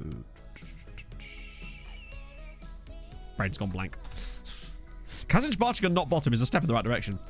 First Champions League, actually, it was the season 7, so I'm not sure exactly what year that was, but it was season 7 of the save, which was a surprise. We weren't expecting to reach a Champions League final that quickly. Managing Hungary, no interest at all. I hate international management on FM. because they've just neglected it for the past decade. And also, it would basically just slow down the save and give us tedious nonsense for no reason. I'm trying to think of any reason why I wouldn't mind it, but I just can't think of anything at the moment as to why I'd want to manage Hungary in this save anymore. Or not anymore at all. Cancel out. Ooh. 29-30. Yeah, that makes sense. It was around that time. We were not prepared for being in the final. Did you have the team for that? Hang on, team for what? Frosty, thank you for the follow. What do you mean team for that? Valverde, who? Oh, it's one of the jury guys. Okay, I literally lose track. Yeah, literally, the moment you leave a club in one of these saves, the AI will just sell all our best players, ruin the team, appoint a shit manager, and we'll probably come second the next year. It's genuinely that bad. Plus, I don't like moving from team to team in these saves because I feel like building the dynasty is part of the fun, and helping the other sides without managing them, for me, is actually more satisfying for whatever reason. I think it's just kind of like taking FM to another level, because I find FM satisfying because you're not directly controlling the players, and I feel like this is actually just that on a macro scale, I suppose. Right, we push that back. Wait, no, I want to play Righteous Indignation, which will also be in the tactics pack when I get around to it. Sure, the champions get eliminated in quarterfinal. Oh, yeah, no, bear in mind, we weren't ready for it. We kind of lucked our way there. We got a very, very lucky result away at Liverpool at Anfield, and a very, very lucky result against Real Madrid away at the Bernabeu. And it was those two results that took us to the Champions League final, where PSG clapped us.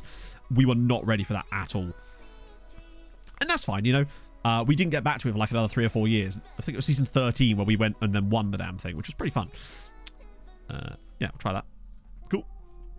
The 100-year looking forward is always an absolute lovely old time. It's going to be particularly interesting, this one. Where do we get that? Basically, genuinely, this is where this came from. When we were dicking about on the last stream, trying to make fun tactics again, after our experiment of playing Octotrek in the league with that new system without any defenders in it, we were sat on the tactics screen. I was just there going, right. And then I was like, you know what? Fuck it. Right. We're just going to move all the players to the right. That's where it came from. That's why he's even inverted. And it does okay. Second division. Does that mean they still got promoted though, right?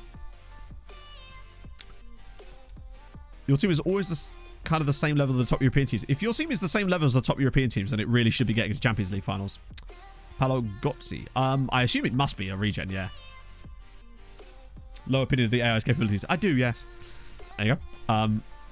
XG through the roof again. Glorious. Texi, Bobby, Singram again with another goal. Keeps us motoring along. Budapest draw to Kexmet. Damn, that could have been such a good result for them if they'd won. Treaty manager. It's working. Oh no, the AI I can't trust them with my teams after the moment we go 100 years in the future, we see that the team has been like oh, you could do loads. When we first built this system, I actually had a wing back here in front of these guys. But when we started playing it, we thought, maybe that won't work. So I have an offset RPM instead. And it still has 5 treks, by the way. Like, let's not let that slip under the radar here. It still uses 5 treks. Transfers and team building. I would love to see lots of changes made to that sort of stuff. It would make things so much better.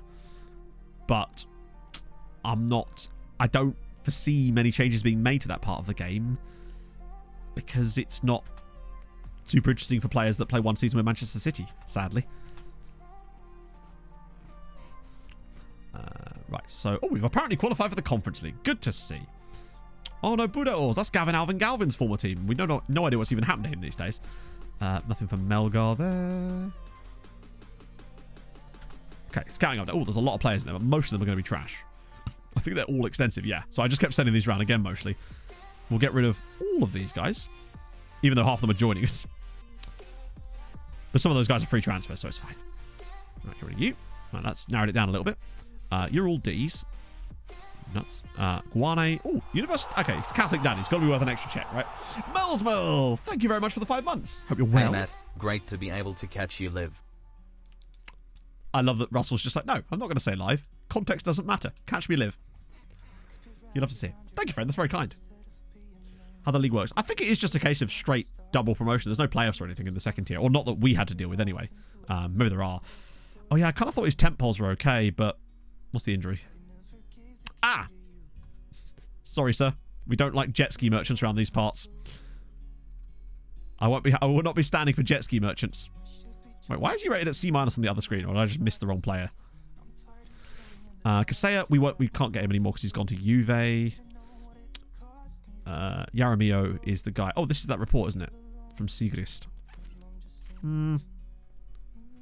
This is true, Ragnar. I am living in many ways. He's a bit weak technically, and I'm concerned that he might be overpriced for what he is, although he does have very high bravery. He'd be better off honestly training to be a superhero. Thank you, Jason. I appreciate that positivity in time. Sometimes I wish that, I always wish that. Bit of that. Cool. New Solhaug. Probably a bit expensive. And a bit average. Dante. Loving the first name.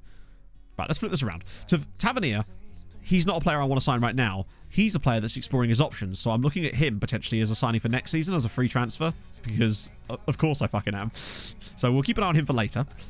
Right. This guy, he's way too expensive. Although he's exploring his options as well. Hang on, an 18-year-old is exploring his options. The fuck? He didn't take long. He's very good. Ignoring the fact that he's 5'10", and actually has quite low jumping reach, I'm still not even asked. He's so good. We're going to get him as well.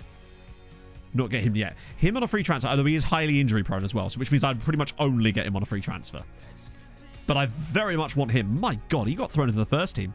Grow an inch or two. He's 18. He's unlikely to grow any more than he is. I would be very, very surprised if at 18 he grows any higher than 5'11".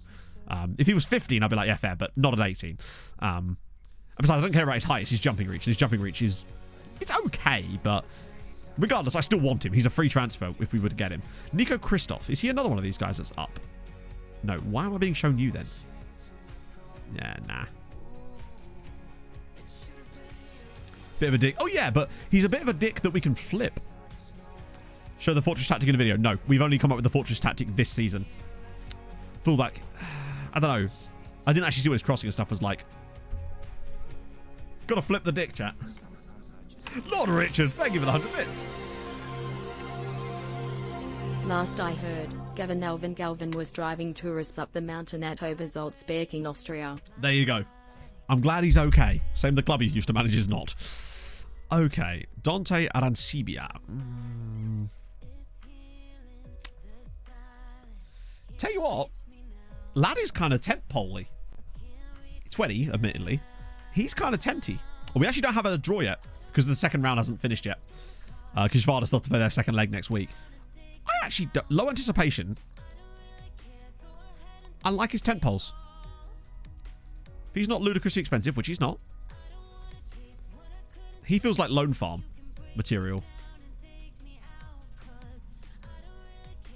Oh, yeah. At 750k. And a friendly, which they'll never call in. Definite loan farm material for him. Might be a slight issue. But it's not for us, is it? They'll never see it coming, and neither will he. So next up, Fernie L'Espria. Didn't we like this guy? Vision and passing are actually really solid. Do you know what? High consistency, highly adaptable. Weirdly that they've considered quite speedy as well. 5'3", a very diminutive DM. I think he's a loan farmer. If he's cheap enough, again, he's loan farm material. We need to start stocking the loan farm out again. Because we've lost quite a lot of players from the loan farm to permanent deals. So I figure we need to start, now that we've got £100 million in transfer budget, now might be a good time to... I love that he's more expensive. Now might be a good time to start stocking up on some of these £1 million players here and there. So we'll get Fernie. Sepulveda. He was the Catholic Daddy's star player, wasn't he? Do you know what? 15 tackling. Really nice mentals. Low consistency, but he's young, so I'll let that slide. High work rate. Decent enough physicals other than the height, which is fine. I think another loan farm. Cheap wages. It'd be nice to start getting some cheap loan farmers too. Like the low wages. That's the key. Because if we can tie them down to like $1,000 a week for 8 years, it'll allow us to really bulk the loan farm out a little bit. Okay, 1.3 million. You know what? I'll give them the 1.3 million. It's the Catholic Daddies. They deserve a little extra for some of the players they brought us. So Valentiera of Deportivo Cali. Again, same kind of price ranges. Him, I'm not so sure on. Good tackling, but he does have no heading ability and lacks the height and jumping reach to go with it. He's not awful. Does have good consistency. Let me just see. would be very cheap. His wages, anyway. It would depend. If he's under 1 million, I'll do it. But if they want more than 1 million, I'm probably not interested. Oh, 800k. 800k is fine. Just because we have money doesn't mean we need to spend it poorly. Unless it's a Belgian striker for 25 million. In that case, I'm in. Okay, this guy is 1.8 million guaranteed. So he has to kind of be worth that.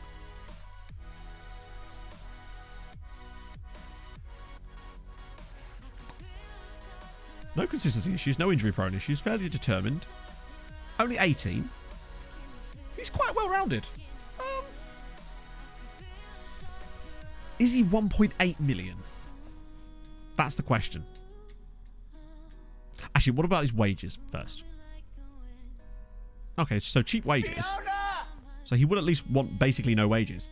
Rakaro, thank you for the follow. Teamwork 8. Yeah, but it's mental. It will come in time. Like, he's 18 years old. It's not. And again, remember, this is loan farm, these players. I'm not going, hey, I'll put him in our first team. Fuck it. I'm feeling fruity today. Let's. Oh. Oh, okay. Now they've changed their mind. Or not. Fuck it. Live a little, right? Yes, if she could, JCM, that would be extremely helpful. What about Brady Florian? Because his name's fantastic and is probably around the same price range. See, him I don't like so much. He is okay physically. Well, okay mentally more like. But his technicals really do... other than his passing, they do leave a lot to be desired. Now, I know he's only 17. But I'm not so sure on Brady. It's a Tom Brady. Now we're into sort of more expensive territory with obviously John Akawanu. I'm just not sure if I want to spend that kind of cash on him. That lack of versatility for his... If he had a left foot, I would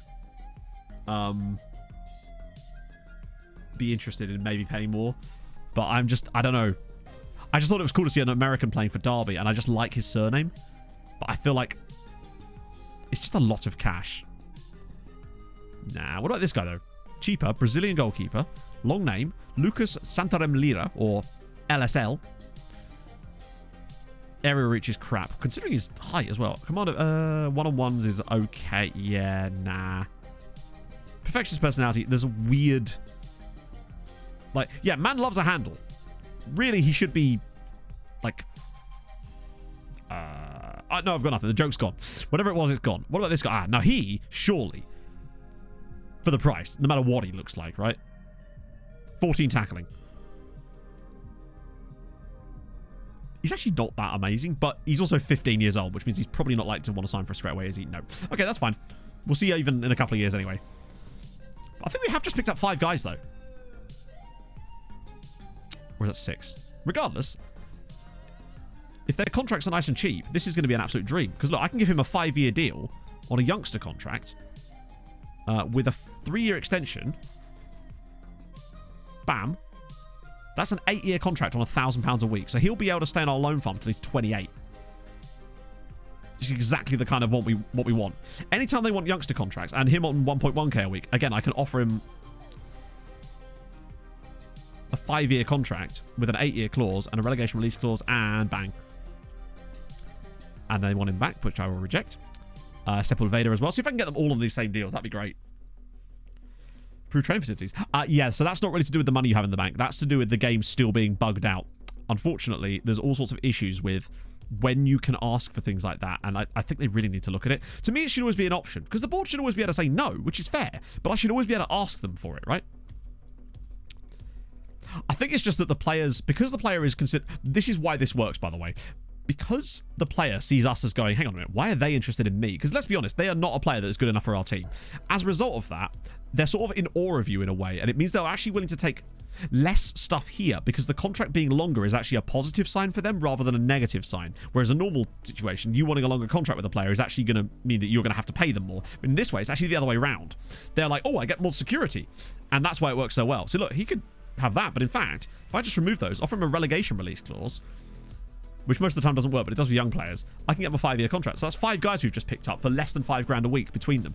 5 really solid loan farmers that are going to, you know, they'll be great at Kekschmet or Jury or someone like that in a few years.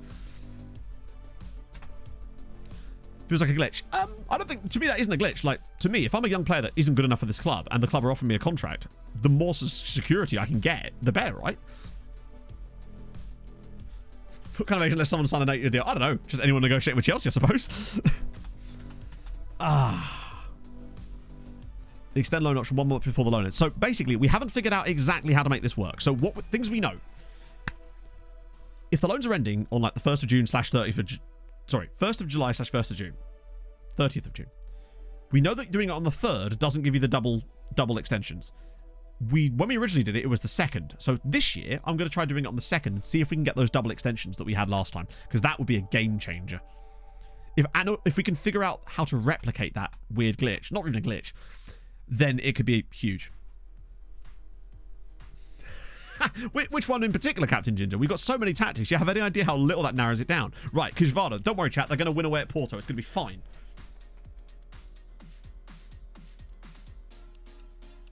Bloody hell. Okay. Not even that. Is that Kite Gordon? It is. Okay. Wasn't expecting him to be playing for Porto. How close was this game? Unfortunately, 2-1 is kind of deserved, really. Yes, so basically, we found out that if you propose a loan extension on a certain day, it'll allow you to do a 2-year loan extension, even though it shouldn't, but most times it won't let you normally. So you can extend their loan for 2 years rather than 1. And by default, it locks it in, so you don't have to like select it every time or anything like that. And if you do it a day late, it doesn't give you the option. I did watch the Ted Lasso finale last night. Yes, indeed. Pog and I watched it while we were having our... I got this... I think it was a Chicago Town pizza. It was like a stuffed crushed cheese one. It was bloody delicious, man. Way too many calories, but there we go. Yeah, no spoilers. I'm not going to spoil anything. We'll talk about it like later in the week. But yeah, I did indeed watch it. An hour and 15 minutes. God damn, it was long. And then after that, went straight into watching the Europa League final. This is a weird one, right? I don't know if anyone else feels like this. I find like the Europa League final and Europa Conference League final more interesting than the Champions League final. Tiger bread crust pieces. I haven't, no.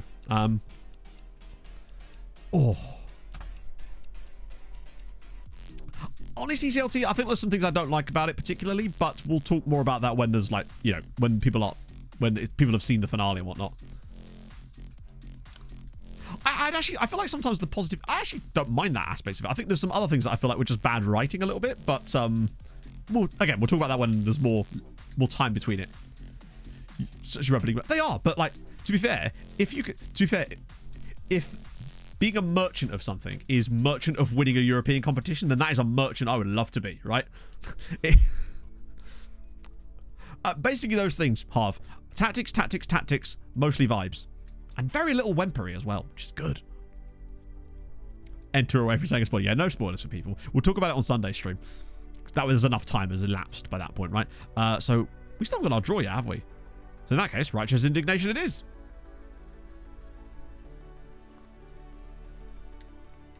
Yeah, like, I just find the lower European competitions more interesting, I guess, because I find like there's more variation. Okay, ignoring the fact that Sevilla win it all the time. Other than that, I feel like there's more variation to things. I just find the narratives and stories just more interesting, honestly. A few scrap metal merchants. Oh yeah, everyone's got a scrap iron man, or rag and bone man, as they're often known. Do you mean the Calzone of Love with the... Yeah, that was probably the one. The Calzone of Love was not really a particularly workable system. This one seems to actually have a bit of a... It's got legs, and it knows how to use them. It's the sort of tactic that you draw up if you're on like you're on a ship, but it's like really rough seas and the paper's moving around all over the place.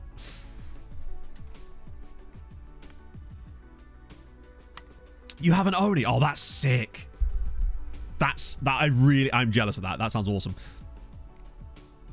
Oh, 5 Trek. No, we have 5 Treks in our other system, our more basic system. We just thought we'd try something with this a bit more asymmetrical. One thing I'd quite like to do if we were to get knocked out of Europe again would be to try an entirely asymmetrical system where every single aspect of it has an element of asymmetry to it, except for the goalkeeper, obviously. Offset the goalkeeper to the left side of the net. Satchel, thank you very much for the follow. Oh, I didn't look up Yoshi, my bad. Yoshio, that'll do. It will still come up. Oh, wait. No, apparently it won't, because it's literally isn't. There's a guy called Yoshio Ito. Love that. Only photos. Oh, you do it. Yeah. I saw, there's a guy I watch on YouTube called Pro Home Cooks. He does some Oni videos or Uni, and oh, they look so good. Do not hate me. Fraser, thank you for the follow. Yeah, you should be looking good. There's a cloud to try and buy Sampdoria, and it comes after reports. Hang on, wait. What does that mean for it, though? I need the context. Roman playmaker in the centre. Well, what I was thinking of, you need kind of... So you'd have to have a wing-back on one side and a full-back / wing-back on the other side that's offset. Then you need to have a winger and an attacking winger, strikers in weird positions, and then the midfield will be a bit higgledy-piggledy. But the idea being that if everyone's slightly offset to each other, there's going to be way more passing lanes. Yeah, it's a shame. I think if we would have been able to hold on to him had we known what we know now about the players exploring their options thing. Oh, Harv. Yes, remind me. Have you seen my cock ring? That's probably the biggest thing that's happened over the last couple of streams. PSG are through. Real Madrid are through. Okay, it's kind of just down to like the big boys now, isn't it, really? Questions for him. When are we going to get the damn draw? Can I get it out now, please? I absolutely can. Yes.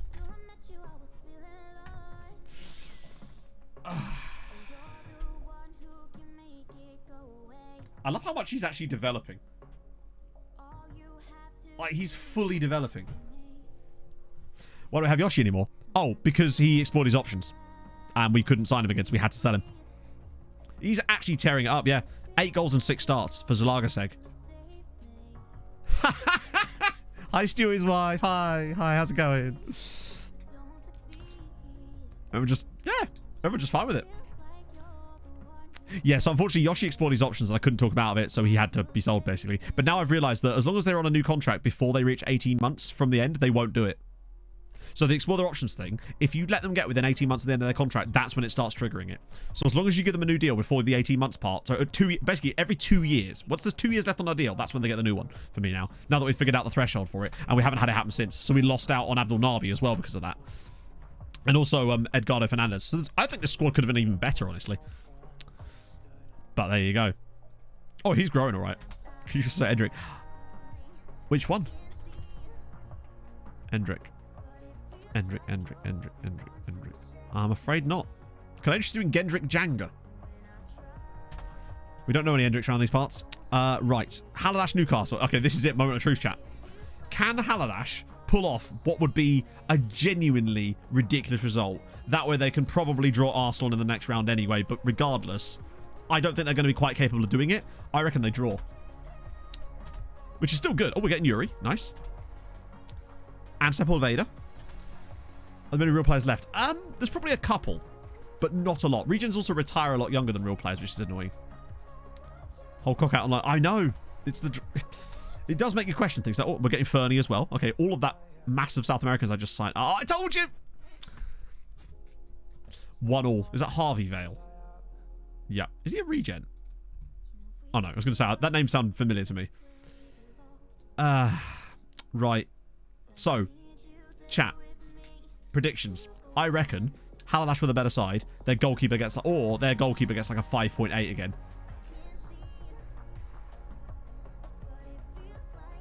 You know what? That's actually dead fair. They just couldn't hang on. They were very close to hanging on, but they just couldn't quite do it. It's a shame. What really annoys me is the fact they got such a hard draw. That they came third in the Champions in the... I think it was third, or was it fourth? Fifth, sorry, my bad. Whereas Newcastle, fucking 19th down here. Bang, Haladash.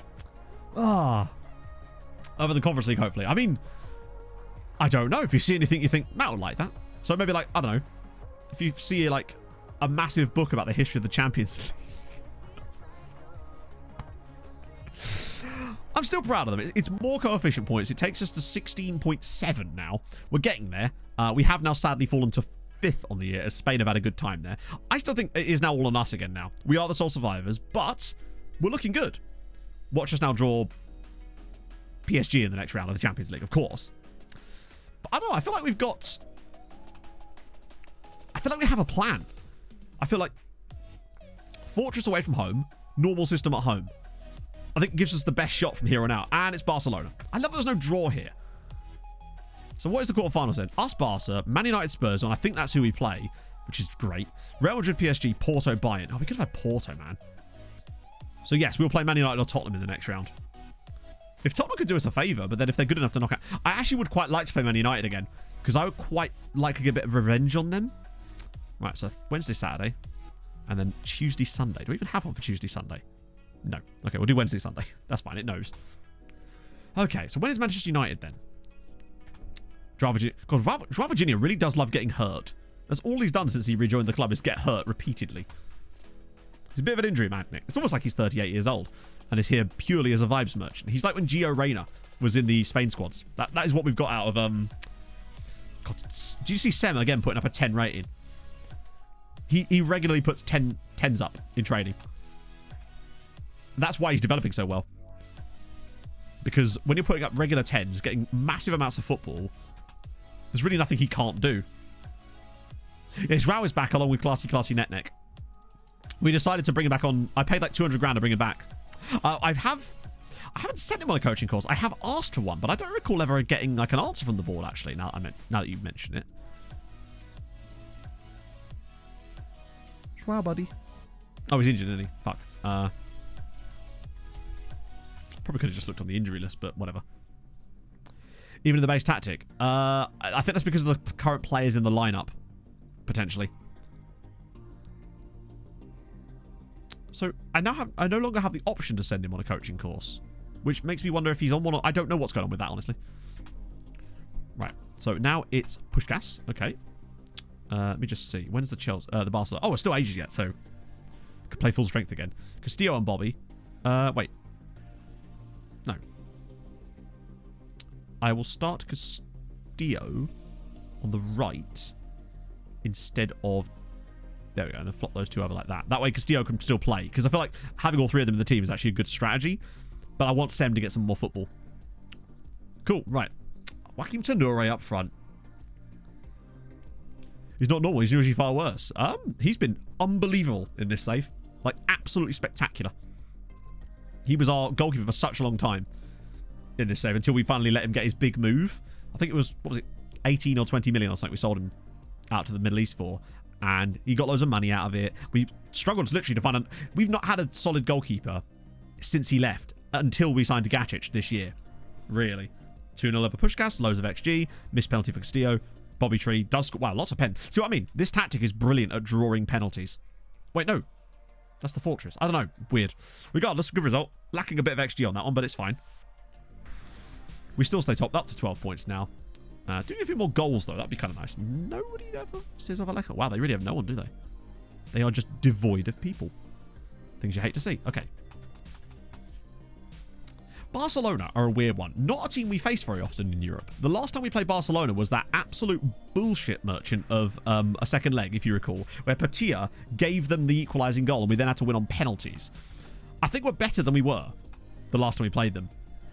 Really now, our squad has the level that... Alright, come on, Uipesh, you've got to win this. Just to stay in European contention. I don't think they did. Ooh, hello, Marcos Perez. Certainly worth a little Luke. And boom. Right, did they win? Wow, okay, that's more like it. Yes, lads, right, they're back in the game. Only 2 points off the pace now. Better goal difference, not that it matters. Although that's actually what could catch them, is the lack of games won. Hopefully, over the next 8 games, they can finish slightly better than Kexmet. Because they do need to be in Europe next year. And then they've got to try and finish 5th the season after that to try and qualify for Europe the following year. It's a little bit of a minefield. Oh, don't forget, before we even play Debrecen, actually, we've got, firstly, a friendly I'm going to schedule. But also, we've got FM Christmas. Will this finally be the first year where we have more than 14 players in it? Have 6 up front. Basically, yes. And yet, it just seems to work. Not being happy on loan. I just ignore them entirely. So the first time, if it's about... It depends what it's about. If it's about the player not playing enough, then I will talk to the manager, because often they will agree, and then the player actually does get more playing time. If they're being played out of position, I'm not normally that arsed, as long as they're playing. At that point. But then usually once they've reached the situation we're at now, basically, they're just complaining for complaining sake. My favourite one is where they agree to go back out on loan, and then before the season has even started, they start complaining about the lack of playing time, despite the fact the team has not played any matches yet. That's always fun. You're joining us already. I think you are as well, aren't you? Oh, no, that's the guy that we found at... Oh, wow. That's the guy, yeah. The guy at Ulsan Hyundai that looked really good and now doesn't. He's still fine, but not... I don't think we could sign him yet. Anyway, Aldo Cabot... Oh, yeah, I know. I remember him. Actually, wait a minute. Wait just a second. Ignoring this for a second, which obviously I realise is a task. 10 poles are good.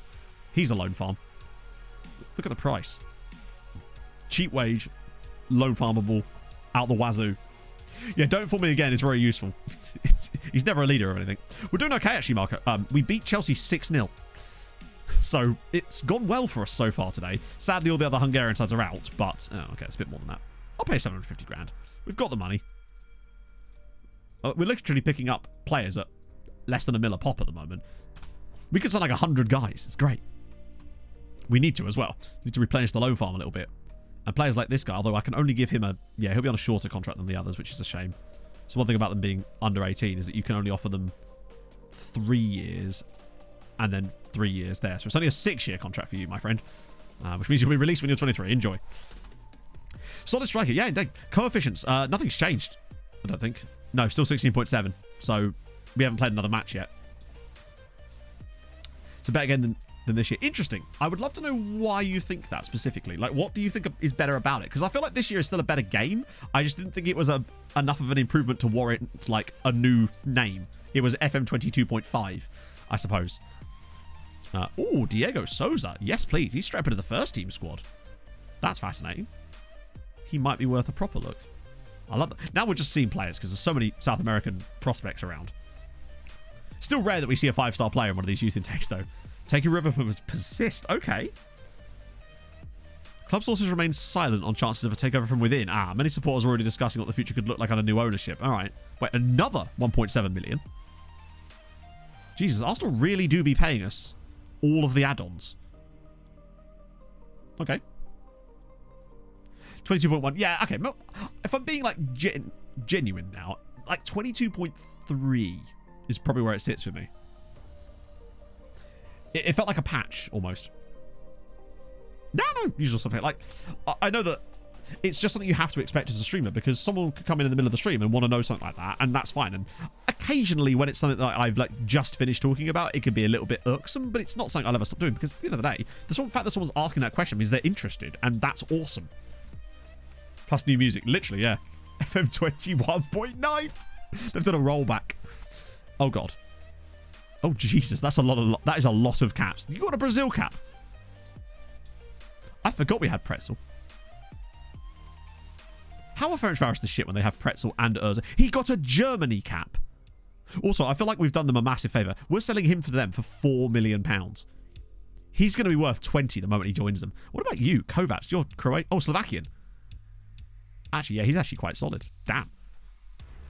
That's concerning, but oh well. Bids for Kvaman? Nope. Dinamo FC Margarita. Not a team I'm familiar with, but somehow I managed to do a scout report on them. Really glad I did. They don't even have a badge. That's sad. Oh, we're in Venezuela now. Damn. Yeah, I think some of the match engine stuff is actually genuinely nice. I like it feels more chaotic, like in a good way, where things feel less like they're on ropes. The ball doesn't feel like it's attached to players' feet anywhere near as much as it was before, and that is something I used to get very annoyed at in the past. What do you think? Love it, Jacozy. Just love it. What is Blood doing? Right, that's the 6th player we've got. 6 loan farm signings in the same stream. Look at us go. This summer we can go sploogey, by the way, because we've got 100 million in transfer budget, and it could get bigger because I think I'm probably going to sell Bobby in the summer. We could be up to like 300 million in the bank soon, which is lovely. Much probably, yeah. I've.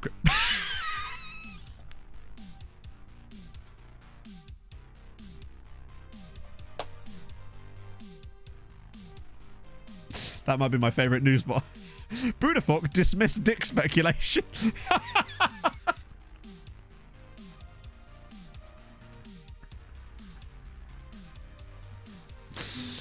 Good shit. Big fan. There's no problem with Bobby. The problem is simply that he's not going to get in the team as much lately. And I figured that if we could get 100 mil for him, it would probably behoove us rather than holding him back, because I want to provide some space for the likes of Durin and Milovanovic to start coming through a bit more. MTK Budapest dig. What a Budafuck, indeed. Jesus Christ, Rob.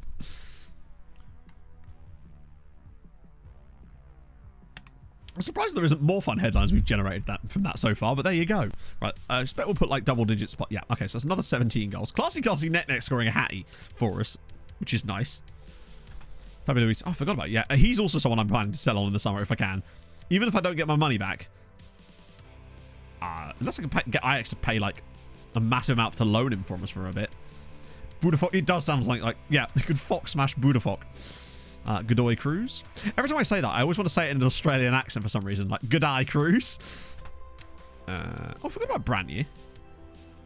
God, he was meant to be good as well, wasn't he? He actually did get a cap. They always get one cap just to make sure that they trigger that wage rise. It's like the game's deliberately punishing me for putting those clauses in. And you know what? I'll take it. It just suits when I say it. Oh, he's literally just got the fucking cap. Ah, joy. Set it all up and then later decided to improve my standard of scouts, thus sacking most of them. Doing that removed all the team reports I had set up, so I had to go through and do it again. Yeah, I mean, that's why I have the scouts I have, basically.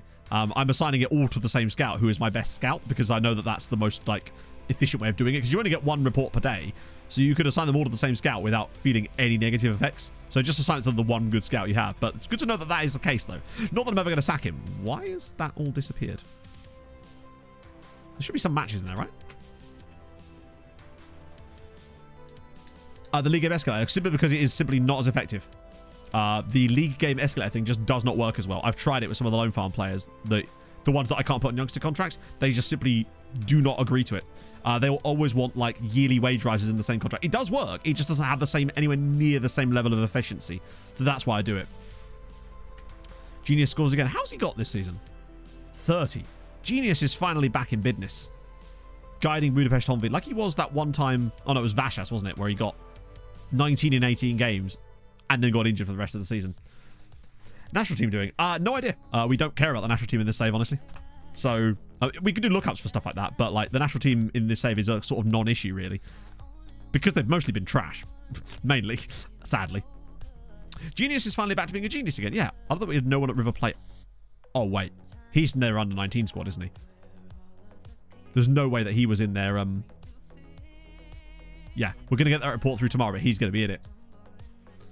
Okay, so that's good to know. He's joining us on a free, so that's fine. Palacios is at...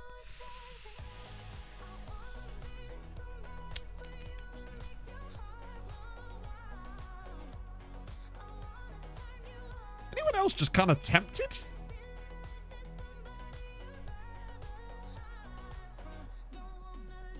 Or am I going too far?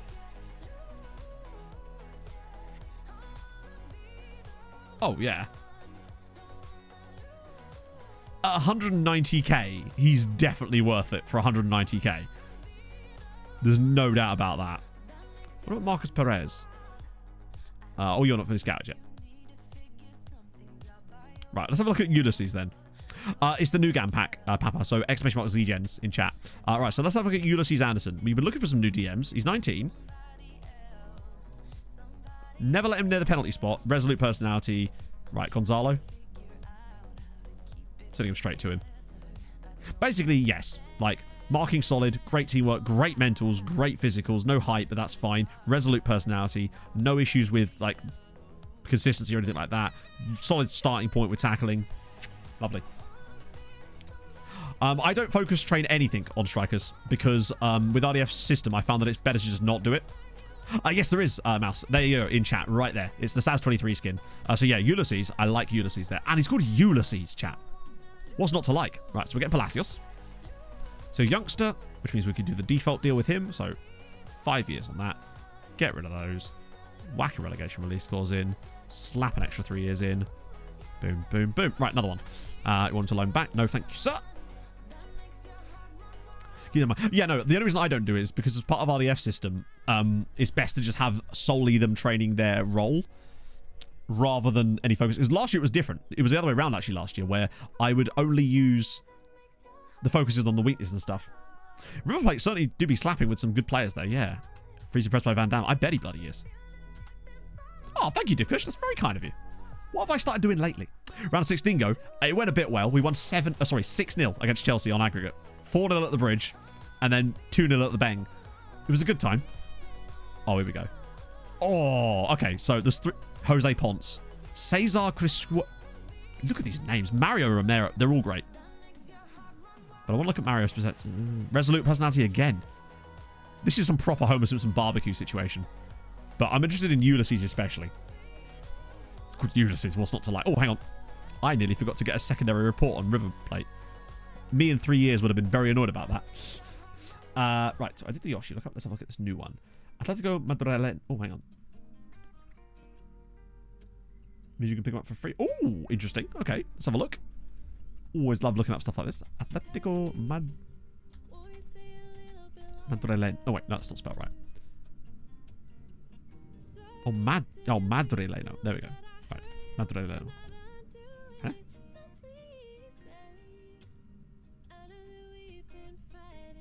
What am I spelling wrong here? As far as I can tell, I'm copying this exactly out of the message. Yeah, but surely the... Oh, is it...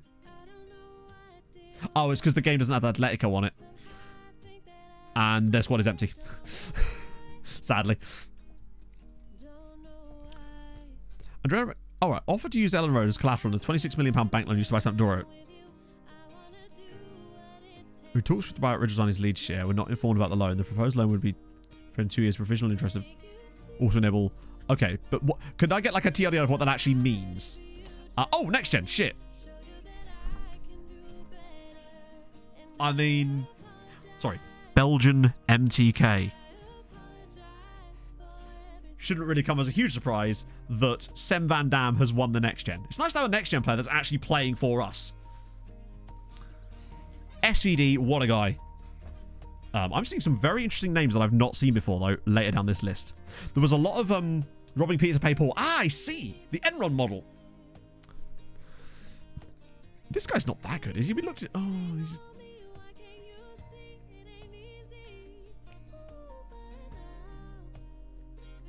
Should we just buy him? Like, we know he's good. He's just lacking a bit of that. He might... Even for 3.4... I might offer them... He's not that good. Yeah, but he is also quite good. Like... I might offer them 3. See if they'll take 3. Alright. I'm still kind of interested in him. I like his attributes. Okay, moving on. We've got this guy here. Serbe Karakalic, which is a cool name, and he has some nice attributes too, actually. Semi-only player. No, don't be silly. Semi-only player. Has a release skills of 3.4. Yes, I know he does. But you can... When the agent gives you a range like that and they have a release clause, that usually means that they'll sometimes take less money than the release clause. That's the reason I didn't offer them the specific release clause. So we've also got this guy here, which is a... Oh, you better have Polish as a second national. Yes, you'll love to see it. With those amount of Zs and Ss, my friend. Bartosz... Lovely stuff. That's proper I've fallen asleep on the keyboard name. Love it. Biggest sell? I think it was the seller Portier for 60 million, actually. Our goalkeeper from last season. There's this guy here, Didier. I think we already knew about Theo Didier, didn't we? He was just like £80 million and we wasn't worth signing. This guy, though, Anders Kalevik. Oh, Anders. Oh, Anders. Ignoring this for a second, man's already got 2 Norway caps. Yes, please. And this guy with a cool name. Campbell. Oh, Campbell. What the fuck? Norway. Behave. Also, Campbell Pierce. What a name. Born in Bergen, a Norwegian New Zealander. He is the ultimate Kiwi. Norwegians will understand that joke.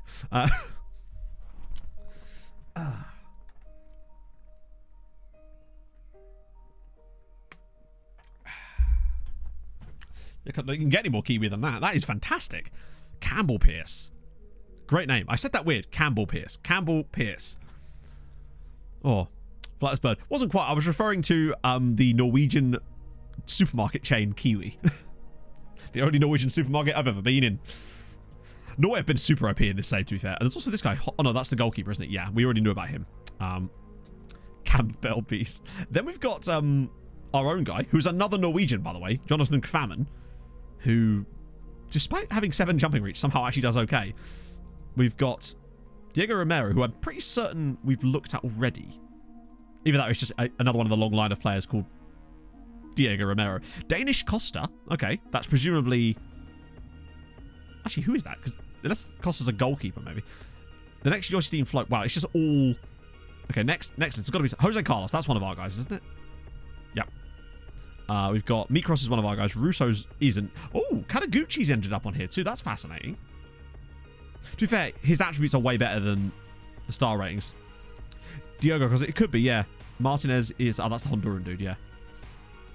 Bennett. Okay, an Irish dude. Corey Bennett. What in... Fuck.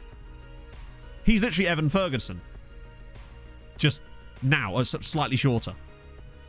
Corey in the house. He's very expensive, though, because Sheffield United. Kovac is ours. Agile here. Alexander Agile. There's Roger... Oh, Roger Herias is in here as well. Another dude from Antalyaspor. Chetin Idodu. Dog dude, nice. Actually, he's got quite nice... Wow. High bravery as well. Lovely. Couldn't have Corey Retreaty. I know. Doran? Will Doran? Emmett? What have you been up to? Emmett's gone to LA for a little bit. Just vibing. Definitely scouting him. Kostic at Lugano? Okay, one I'm not familiar with there. Willie, yeah. Rehak, he's definitely not a... Ah, God, someone they stole from someone else. There's Ogre. Michel Ogre. What is your second nationality? Okay, interesting. Cool name. We've got Bender as well. Max, that's the other guy from before. That's the overly priced Greek dude, although it's nice to see him on the list. There's Kadru, who's ours too. Xavi. It's the Xavi of Real Madrid chat. You know, that Xavi. Then you've also got... God, he's quite good, isn't he? Martins. Oh, that's the... Yeah, we've looked at him before. Bernardo Martins. He's very good. I'll refund your points on that one. Right. 31. Iago. Okay. Amagat. Oh my god! Sorry. Wow, he's expensive. Also extremely good, but I just like the idea that it's called Alfred. Oh my god! Love that. Oh, hang on. Wait. It's an expensive Belgian chat. It's Gregory Simon. Or big old Greggy Symes. I don't think he's as quite as good as the others. Galinovic, who's still there, actually. He's just a bit overpriced. Jensen's ours. Rocha is one I've looked at, I think. Hernandez. Wait, is he one of the... Oh, no, he's at Fortuna Düsseldorf. A Red Star dude. Oh, my God. Yeah, it's been a while since we've seen Red Star, obviously, because they're in the Europe set of the scouting, and that's going to be like another year before we see more Red Star players, so get prepared for that. And, oh, Satoshi Noguchi. Damn it. He's worth a punt. Well, we'll get his report, and then we can punt on him there. Oh, cool name. Andreas Weirot. Like that. Another Cervena Zvezda dude. Daniel Kitic. Oh, he's one I've genuinely never seen before. Oh, a guy at Tijuana. Lovely. Okay, this is going to be a fascinating set of players when they come through. Another guy at Lugano. God damn. Joey will be pleased. We've got Antonio. He's one of ours. Mustafic. Wait, he's actually a player that plays for Solnoki that isn't one of ours. Huh. That's remarkable. Good scouting from them. There's also Colonel Kurtz here. Frank Kurtz. And then... Oh, hang on. A guy at Farrell Costanza. Finally, a player at Farrell Costanza. Marius Mihaila. Marty Boschka is a great... He's way too expensive for his quality levels. And this guy right at the very end as well, who's on loan from Pushkas of all places, Hamza Zaire. Farrell finally come up with a player. Escuela. Carlos. These guys. No players. Not to be believed. Ah. Yeah, there's a few players that aren't actually Hungarians. Oh, sorry, aren't playing... Particularly Ferenc Varos up a few of them as well. They had like 3 guys on the next gen one. How many are ours? Oh, good question. I don't think it was as many as normal, actually. It was... No, that's only 11, I think. Yeah. 3... Yeah, 11 this year. The record we've had is 14. But luckily, by filling the loan farm up again is hopefully going to help us achieve that goal once more. Yeah, 15... We got 14 quite early as well. At the moment the loan farm kind of exploded, we hit 14 straight away. We kind of just sat on it ever since then. We've got one more game in between this and Barcelona, don't we? It's, yeah, Ferencváros. So this is full strength again. Well, as full strength as we can be. Actually, no, I'll still go with Sem. I might do Kataguchi right back. We'll go Sem instead of Bob this time. Swap those two over. They love playing him out wide, and maybe I should let them, but still. Same database setup. It's because... I don't know the ins and outs of exactly why, but basically with lower league teams like that, when it generates players, it's trying to keep the balance of players. So if I say I've got 110,000 players in the database, it will try to keep that number roughly balanced each year. But it does that usually from the top down. So the lower down the pyramid they are, the less likely they are to have players at those clubs, basically. 3-0 win. Van Dam with another brace. Tex-Mex with an assist. Gorgeous. Újpest win as well, and Kisvárda lose. Újpest finally back into 6th spot. This is great news. Haladáš doing us a massive favour. There's a massive three-way battle for those final 2 Champions League spots as well. I'd really hope Ferencváros don't get one of them. It would be very disappointing if that was to be the case. Sem is actually in the top scorer battle as well now. What are these like in terms of overall now? 36 goal contributions this season. That makes him that would have made him the second highest scorer for us last year. Bobby with 25. Castillo with 44. That's the most we've had out of someone for ages. Brandon Silva now with 34 of his own. Yes, Condom is a name in FM. It was, yeah, Billy Child literally put a player called that in the Discord last night. I presume it's pronounced Condom, which doesn't really make it any better, does it? Damn, got any Wanakers? Hang on. How do you mean? Is that a team? Probably not then. No. I definitely don't recall signing a player from them in this save so far. Most likely they've just got no players in the squad, as often seems to be the case. So the annual fees. Nice. Naturalised players in Hungary national team. Ooh. I would be willing to bet it's over 90%. Not quite 90%, but pretty fucking close. So the only players without second nationalities in the Hungarian national team is Puskás, Bertus, Toldi, Rodoseki of interesting important team, but Zoltan, and this guy as a 10-year Komoloshi of Pakshi. Then you've got 6 Brazilian dudes. 1, 2, 3, 4, 5 of them are from us. Clayton Higa Neto, though, is definitely not a player that we've ever had before. He was a player that was brought over by Puskás like 11 years ago. They've also got Duvan Donzolo as well, who, wow, and Steven Solis. Yeah, Zoltan's still only 21. Mario Mihal, who admittedly, he's not really the same because he's not naturalized. He's just a Hungarian that was born in Serbia. Oh, sorry, born in Croatia, rather. They've got Santos as well as a Portugueser. A Romanian dude I don't recognize. Jovan Rastoka as well. A couple of Serbs in there. A couple of Spaniards. Look, hang on, Barrera's now Portuguese as well. My God. That's the guy that got 49 goals in the... Has he even played this season? Barely. Why would they do that? Bro got 49 in the league in the second division last season. So Újpest signed him for free and just don't play him. God damn it. So yeah, quite a lot, you could say. And a couple of Dutchies right at the end with Jockey Monster, who's still playing, even though he's moved back to... Wait, no, he's gone to Belgium now. 48 caps for Jockey Monster. English only save. Then I have no gems for you whatsoever because I have not done an English only save and I know nothing about them, sadly.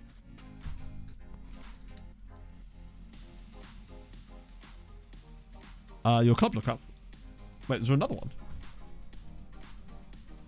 I didn't see another lookup. Which lookup was it? Because I've done all the lookups. Delay the decision. They'll come around to it. Even if I offer them another £100,000. A wee Jockey Monster. Also, bear in mind, with the fact that Jockey Monster exists in this database, and so does Cockring, means there is a chance that Cock Monster could come up as a name if you get the right combination of nationalities. It is a possibility. Palacios is in too. That's another one. You'll love to see it. Always ready, but are they? We'll never know. Do before you. No, but I've done all the lookups, so I'm not sure which lookup it could be because I have actually done all of them this time. Oh no, I already looked them up, Jason. They didn't have any players, so I just refunded your points for it because there wasn't any players. I think. Well, there definitely wasn't any players. That much I can tell you. You're in danger. I love that. That's actually a great name. You're in danger. Am I? God, he's a bit good, isn't he? 12 goals, 8 assists this season. Can you play him as a striker? Like, look when he plays as a striker. 10 in 12. But they're just like, no, I think we'll play him out wide. I really hope we get him back. But at the moment, he's still doing well out there for them. Talk about title chances? Absolutely not. Jockey's just a fun name. It's the fact that it was combined with Monster. That's what actually made it fun for me. Like, Jockey's a name you see all the time. It's just the fact that it's combined with Monster. And they've accepted it. There you go. Told you. I knew they'd go for less than the release clause. No way. Surely he's not going to want one of these deals. Or he does what I don't think it's going to be enough. Usually when they want quite a lot of stuff like that, it's unlikely we're going to get them on the contract I want just by offering them these things. Sometimes you do. No. And now I've got to be real careful. So 12k there. I have to match that. Actually, I could have just... The thing is, if I'd have offered him that there, I wouldn't have been able to get the clause I want in. That's the problem. And I might not even be able to get it in here, actually. Ah, there we go. Cool. Done. Nice. Bribe the agent. That'd be a nice feature. Is he playing for you guys? Yes. In that case, you can actually have him back on loan. Hell yeah, so fantastic. So I'm waiting for ours. We've not had one. I don't think we've ever had a 5-star in this save, have we? We've had some solid youth intakes, but never 5 stars. And this year we had a half-star youth intake. Which I didn't even know was possible. Bribing the agent often works for you. What do you mean? Oh, you mean an agent fee? Yeah, I mean, yeah. We do agent fees. Most of the time, I've again noticed, though, that the agent fees will, again, only take you so far. Like, I've played the game enough to know that if I put an agent fee in there, he will still demand basically the same wage. And in fact, the wage wasn't... Agent fees, I find, are quite good for reducing wage demands, but not for getting rid of clauses. Because the clauses are just kind of a totally different set of things. And I've tried using agent fees bumped up to try to add and remove clauses. It just doesn't work for me. So I just don't need to. Yeah, of course you can. Drop a Kiatsu. I'm curious. I want to see someone else's good youth intake so I can live vicariously through it. Let's see.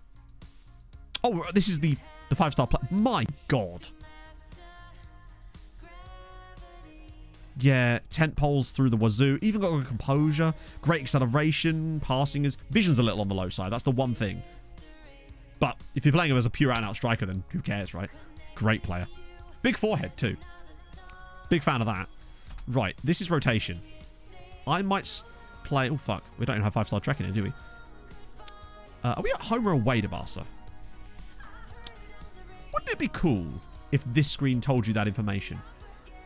Just little things you might want to know. Just a little A there or a little H there. We are at home. Okay, in that case, what I'm going to do... Who's still in Europe? Just us, sadly, now. Show, well, bear in mind, Show joined us at a time when I think he wasn't old enough to get a loan. Oh, no, he was. No one bid on him. So, yeah. But I moved on to the first team squad because why the fuck not, right? I figured he could do a job as a backup. We were a little bit light in the fullback spots anyway. Bainbridge, Carpenu, Reba. Who the fuck is he? Surely there is someone other than him that can play. Right? Oh, it's a bit light. Fuck it, I'm playing Dick there. No, his attributes are very good. But he's still not as good as our starters. Although, we'll start today. He actually played the last game as well, I think. I'm also not playing LMS as a left back here. I'll start Moses. Oh, shit.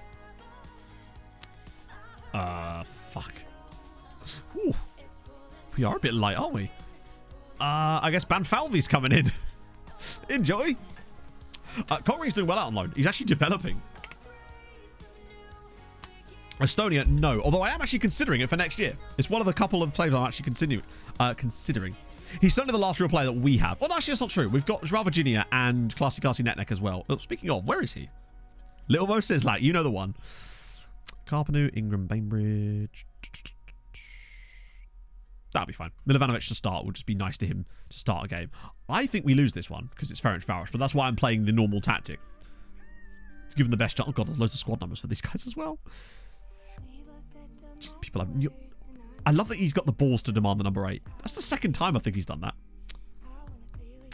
Yeah, no, it's only because we're so far into the save, Luke. Because otherwise, we'd be making such slow progress by, you know, just demolitioning teams in the league to the point where each stream to me has to have like a content point.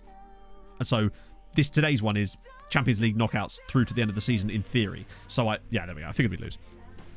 So I need to make sure that we achieve those things. So, for example, during the last stream, when we were doing stuff after Christmas and I had a couple of Champions League games and I wasn't super fussed about the time constraints, we were playing all of the league games as well, watching them. But it just depends on what there is to do. I have to keep the flow moving, basically. That's basically what it comes down to. I just bend it to where the content leads. Dick injured. No! What's he got? Sprained ankle ligaments. All right, then. Sussy. You can't handle the number 8. No, you can't be the number 8. Come on. Right, okay. Now we should be nice and fresh for Barca, then, which is good. Home first. It'd be lovely to take something to... The last thing we kind of want, actually, is a poor result at home. And then have to actually go to the Camp Nou and debate which tactic to play. I think, regardless, I'll still play the Fortress. Managerial's job, by the way. I mean, I think pretty certain, James, you and I are going to be on that list at some point. They'll eventually get that desperate with finding a manager. To me, that would just be such a strange move, but that's been rumoured for ages. Where's the ankle on it? If there's a joint there, you've got to be a bit worried, right? Debrecen are really stacking it together lately. God, Puskás, they had a better season last year, and I thought they were building towards actually qualifying for something, and they are just the epitome of those disappointing sides that get tycoons and then do sod all with it. Despite the fact they have actually spent some good money on players. Postecoglou. That'd be interesting. Because they were in for Arne Slot, weren't they? And then he just kind of went, nah. That'd be fascinating, actually. Spalletti. Oh, I kind of hate the fact that Spalletti's leaving because it's like... But is it just a case of like, I've achieved this now, off we go? National Potosi. So we're into Bolivia. Well, we've been in South America for like 2 streams on these reports now. Scout reports. Okay. Some of these are going to be the next gen guy. No, they're not. Bellingham, he's not for this season. That's for next year. Ulysses is an A now. Okay. Very intriguing. Right, what about Diego? What's this injury? Broken arm. My God, Diego. Careful.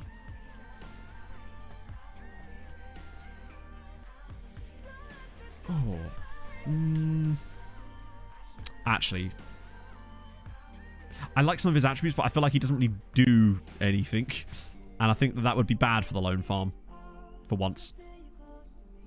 Vargan wouldn't talk to us last time, would he? And they wanted way too much money. I think that was the issue with him, was the price. Marcus Perez. Okay, now that you're fully scouted. Get Lampard, yeah. He's guided Chelsea to a 12th place finish, Chato. Haven't you heard? Ulysses Anderson. Okay, he's now an A-rated player. I think we signed Ulysses, correct? No obvious cons here that matter anyway. Not so nice pros, good personality, solid base build, 19 years old. Like I said, David, we've just discussed this, but yes, depending on the content, the way the stream goes, the league games get into resulted, yes, because otherwise we'd just be playing meaningless league games all streams, and each season would take twice the length, and that would be a bit boring for most people, I suspect. Okay, he's going to want actual wages, which is understandable. Now. Imagine his surname was Grant. Oh, okay, 5 million. I'm willing to give you 5 million for him. Or 4.9. That's fine. We're willing to pay when we need to. I feel like he's a player that's like, possibly for the Lone Farm, but also a guy that would probably have a future with actually playing for us. One of the guys that maybe goes to the Lone Farm for a couple of seasons and then will refuse to go back out into it and then just gets admitted into the full first team fold, I suppose. So we're going to do 22k a week if you get... I have to be slightly above it. And that's an 8-year contract for Ulysses. That'll take him through to his 27. Lovely! I think this is the problem, really, with taking that Spurs job. It's like, obviously, there's money to be made there, clearly, but is it worth it, I suppose, for a lot of managers? Clearly are deciding no at the moment. Right, who's the top scorer on loan at the moment? It is Boyer with 34. That's tasty. Anderson part Swedish? I don't think so. I mean, it's very unlikely that he's part Swedish. He's more likely to be part, like... Actually, he's more likely to just be not anything. He's born in Ingeniero Adolfo. So that's a brilliant name for a place. It sounds like it's in both Italy, Germany, and France. And it isn't. It's in Argentina. Love it. A lot manager. Oh, I'm just not interested in getting a debate about Spurs. I'm really not. I'm just actually not. Like, sure, whatever. This is why I can't be asked to talk about football most of the time. Wowza Fisser, thank you very much for the follow. How do I keep getting managers? Well, because they get money, right? Like, I guess you're always going to find a dude to take the job, right? Because there's a severance package available for it at some point, right? Particularly when, I mean, look at Sam Allardyce at Leeds. How much has he been paid for the 4 games of not winning? Actually, have we got any Leeds fans in chat? Do you reckon that if Bielsa had stayed, Leeds would have been relegated? Like, which one did you? I did, yeah. It was actually quite good. For Monaco, anyway. Which I realise is a huge caveat. Oh, I definitely do it for sure. I don't think this thing at all. I just think that either we can talk about it and I can offer opinions occasionally, or people can be pedantic about it. It's like, whatever. I have no patience for it. I don't care. Okay. Barca. Last week with Bielsa. Really? Do you actually think they would have done, though? Do you think it's like, is it more of a structural issue than it Leeds? Also, what the hell's going to happen with Jorginho Ruta? Like, has he even played? 500k. I mean, that's still not bad for like a month's work, is it? Interesting, it's Christmas because the workload. I suppose, yeah. The way they played in that last game was bizarre.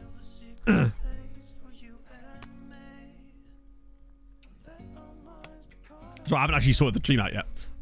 This was I've literally just loaded the screen. Christ, I know he's on the wing. I've just got here. Help. Where's Castillo?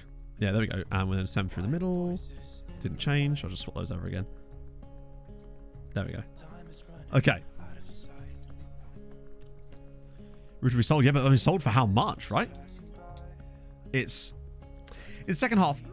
Depends on how the game's flowing, right? Who do I spot? I'm a Fulham fan. McDonald's Burger King. Inverted wingback role. I have really no opinions on it, honestly. Like, it's working fine in the righteous indignation tactic, but other than that, it's hard to say.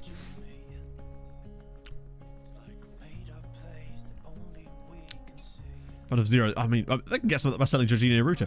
The reason I bring up Jorginho Ruta is because he may or may not, definitely is, the one of the focuses for tonight's career resurrection video. You'll be pleased to know. Just staying on the theme here, he is one of the 2 players in tonight's video. Oh, do you think Leeds will do the double? I've used them in the past. I had one on my Bolton tactic as part of that absolutely batshit asymmetric system we used to play. I wonder if you can guess who the other player is in tonight's career resurrection video. That would probably take some doing. Right, Patrick. Oh, Montiel right back. Do I want that? Didn't I rest Terranova specifically so we could play this game? It seems like... Oh, hang on, wait. Is Velasquez hurt? Wait, what's going on?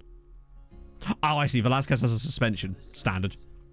It's Jeff Hendrick. That's the one. You know it.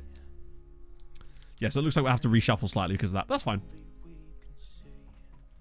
Story of the save. So the story of the save in general, exclamation mark save will get you all you need to know about that as well, including a video explaining it. But essentially what we're trying to do is make Hungary the best league in Europe. So build up the entire league so that it becomes number 1 on the UEFA coefficient charts, i.e. on these charts right here, which is very difficult because even if you win the Champions League every season, it doesn't make any difference because you need other sides in your league to also be doing things in Europe too. And that's where the real fun part starts. We have to build a loan farm and all this other cool stuff to lift all the boats, to rise the tide, so to speak. All right. Right, okay, I think that's good. Terranova, what's his passing like? 12 and 12. Thing is, right, who else am I going to put in there, honestly? Ingram can't play that deep. Tex-Mex can't play that deep. We just don't have a body for that role right now. Since Navarro left, anyway. Yeah, that is the challenge. Reach top 4 yet? Yes. We were... No, actually, we haven't reached top 4 yet, have we? We went 5th. We're 5th for ages. Now we're actually 6th, and actually technically this year we're falling to 7th despite having an even better season because of the way the coefficients work. So obviously, when you've got less teams in Europe, it's the points are divided by less, and therefore you get more points. So when you get 7 teams in Europe, you get worse teams in Europe, and therefore it's diluted by their scores too. So the first couple of seasons when you get 7 teams in Europe, it can be properly nasty, which is what we obviously got. Charmanding, how's it going? We haven't broken top 4 yet, but what's going to happen, though, over the next... This is my prediction for the next 5 years in this save. This year, obviously, no matter what we do, we're going to be 7th next year. But then, once we go to 6 teams in Europe, we'll be able to have better teams in lower competitions. We'll then go to 5 teams in Europe with the same thing and less of a dilution. Over that 2-year period, we will then absolutely fly up, get top 4. Then when we go back to 7 teams in Europe again, the teams will be far more stable and stronger than they were, and we'll be back to having these sort of seasons when we're in Europe, and we'll be able to hold on to it. I actually think we go 7th next season, then stabilize for a year, then it will go like 5th, 4th, 3rd straight after that, is my prediction anyway. Any other teams? We've had... So far, in the last 6 years, there's been a Hungarian side in the final of a European tournament, and we've only been in 2 of those finals. There's been 4 different teams that have been into the Conference League final. Haladash twice, actually, technically. They've lost every single time, but they have reached the Conference League final 4 times. I literally just explained the save in the last 30 seconds. So if you want to maybe rewind the stream for like 30 seconds, you'll get the full explanation there. But yeah, that's basically the plan. It's an extremely fun challenge because it is so difficult, and I just really like that about it. Better than 5 teams in the last stages because of the bonus points. Yes, but you're not going to get... the problem was we didn't get 7 teams in the latter stages when we first got 7 teams in. It's just a custom league. No. Should say that suspension. Totally fair. They had to suspend him because they suspended Bubba last year for basically the same thing. There was no way they could get away without suspending him for a race. I'm also really pleased for Corey LaJoy that gets to fill in. Also, did you see the Chase Briscoe penalty that came out this morning? An L3 penalty for forfeiting... for counterfeiting parts. That's a naughty one. 120-point penalty and a $250,000 fine. So, oh no, that's fine, Luke. I like answering this question. If you're not going to edit the database and leagues yourself, then that's fine. Then you want to go for Ireland, Hungary, Poland, Austria, maybe even Bulgaria, actually. How do you counterfeit a part? Because it's a spec series, so there's spec parts, meaning that they obviously fabricated a part that they weren't supposed to have access to or something. That's the one, Millennium. Yes, definitely that. We do have to make a final to keep the streak going. It's very true, yes. And I feel like... Fucking hell. It's just a random fly out of nowhere. Off the top rope. Why is he anxious by that? Also, I love how you can't talk to your goalkeeper specifically. Long-winded. Sure, whatever. Like, alright, whatever. People like what they like. Database name messes up Steam achievements. Steam achievements? How would it mess up Steam achievements? I'm trying to think of some way it could mess up Steam achievements. No. I guess they come under... Yeah. Okay. They've got some... Pino and Gavi still in there. I thought that guy's name was Alex Terrible then. Let's see if he is or not. Okay. Let's go. Yeah, Xavi's still there. That often happens with this save just because you'll find that most of the major European teams still have the same manager. Mess up the leaderboards. Yeah, but the leaderboards and the achievements are not in the same sort of pockets, I guess, are they? It's a great... It's still not as good as the Europa League song. It's a hill I will die on. The Europa League song slaps. Saves come Steam achievements. I guess so. Talk to them. You probably can, but it's just interesting. I guess it's because the goalkeeper's a single player rather than like a set of players, I suppose, right? Leonidas Pringle. Thank you very much for the prime. That is a wonderful name, sir, you've got there. Oh my God, Van Damme! Should have given us the lead, and that could be a sign of things to come. I'm concerned. Thank you so much for the prime. That's very, very kind of you. I love how I have the hype in chat before the prime came through. I'm ahead of the curve, chatto. That should have been 1-0. This is the quarterfinals. And Ash Forever as well. Thank you very much for the prime. I didn't quite get in there before at this time, but I saw the lights change in the background. That's how I know. Mauricio, do you know usual suspect? I think they're evenly matched. Very evenly matched, those two songs. Charmandig, thank you for the follow. Just cut off mid-sentence there. What was the sentence about? You'll have to fill me in. Oh, Van Damme's in again. Semi's through. Oh, dear. Oh, God, it hasn't done a rep roll, has it? I'm worried. I think FM might have done a rep roll on us today. That's a concern. Texie's ball in. Big header into the crossbar now. This has got rep roll written all over it. We've just rolled a nat 1. Rep roll is what we call it when we think the game is decided that because Barca have a higher reputation than us, no goal is ever going to go in against them and they will score their first possible opportunity that we see. It's just what we call it. Basically, it's like the VAR checking for reputation. It doesn't mean anything. It's just us being, like, bitter, basically. Not as good as Barca now. No, it probably isn't, honestly, because remember, rep doesn't decay at the same rate as it improves. And as a result, it's hard to catch teams, basically, because of that. Oh my god, Van Dam. Oh, well, thank you very much, Leonidas, for the prime. Well, we're playing well, but I guarantee we fall behind here. This feels like the type of game where we're just going to randomly fall behind. Oh, hang on. Go on, Brannon. Oh, that's really... there we go. Lovely. Oh. I can still feel like we lose the ball on this, but there we go. Oh, wait. There's a defensive mistake coming for us soon, it feels like. We've been too stable lately. Montiel's going to lose the ball in a minute, isn't he? Okay. We do actually, David. Yes. At the end of last season, we got a new stadium sponsor, which incredibly is better than the previous one. It's 300 million now over 15 years. So we're getting 20 mil a season now with the new stadium sponsor. Go on, Castillo. Texi. Slips him. Okay, interesting choice. Oh, what on earth was that? Why did they make those decisions here? Here we go. Hey! Told you. There it is. That is correct, Ironhammer. Ipswich through and through me. Up the Portland Road Massive. Fortress. Well, the Fortress is a good... That's not really the point of the Fortress. Like, we're playing well. It's just the match engine. There's the goal we expected. Naturally. Oh, I'm super happy. Yeah. Oh, yeah. Super, super happy for it. I'm not an Ipswich fan, by the way. I'm just messing with you. Rules of Bulgaria. Someone mentioned them earlier, actually. I can't remember the fucking... How did this... Oh, it's not even a fly. It's like a moth thing. Okay. Disappointing. Standard. Up the rep rolls, indeed. Right. The Thrash Arms. What I might do for the second half is work ball into the box. That's our new plan B for these situations. And it seems to be okay.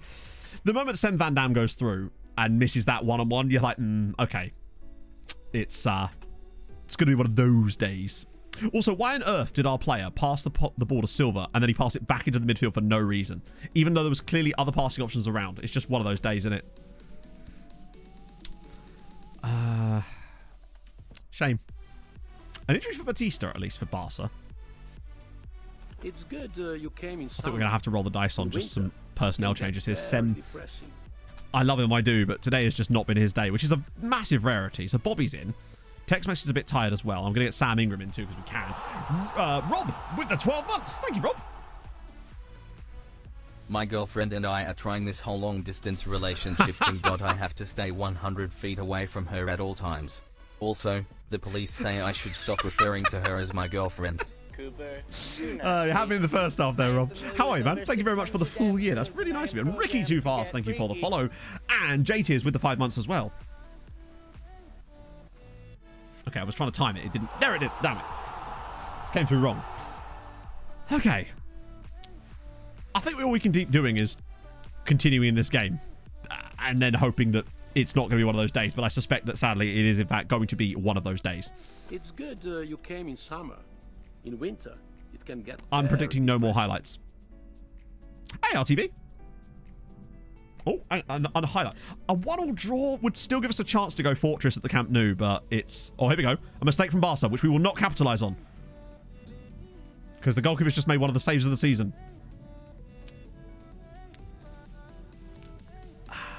Good. Yes.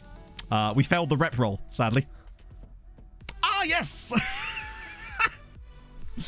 Good. Ah, yes. Against big teams, away from home. But the point is, it works great against big teams because the idea with it is to get them to come onto you because you have to defend a lead. We will be going in with a 1-goal deficit. It doesn't really work the same way. That's the problem with it. It's great when they have to come onto you, but they won't because they'll be winning. Now, hopefully, because they are the AI and they're still at home, they'll try to do that anyway, and that's how we can benefit from it, potentially. But the point being, the system is really better when you're defending something properly. That'll be offside, I suspect. Yep, that's offside.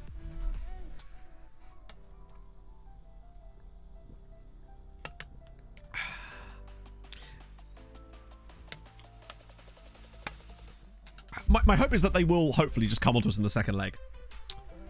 And we can try to take advantage of that, but I'm not expecting much. Gazman, thank you very much for the 9 months. It's very nice of you. Baby hype. The last year. Well, I mean, I can sum it up as we actually were looking really good until all of a sudden we weren't. Yes, you can predict the VAR decisions now. So basically, when there's a VAR decision, check on this screen. If the assist shows up in grey, then the goal is given. Watch this go in now. It would sum up this game. Oh wait, no, second phase maybe. Oh, hang on, nip it in there. Oh, go on, Bobby. Right, hang on. If we get a 1-1 draw here, it's not over. 1-1 draw could give us a chance to still play the Fortress because they'll have to come at us because they're the home team. Oh, square it. Go on, Brandon. Are you actually jiggling my titties? He's missed the target again, even though he's offside. Just the 3 woodwork hits today. Don't worry, chat. No worries. I've actually become RDF. Woodwork. Hi, how's the woodwork? This year is now season 16.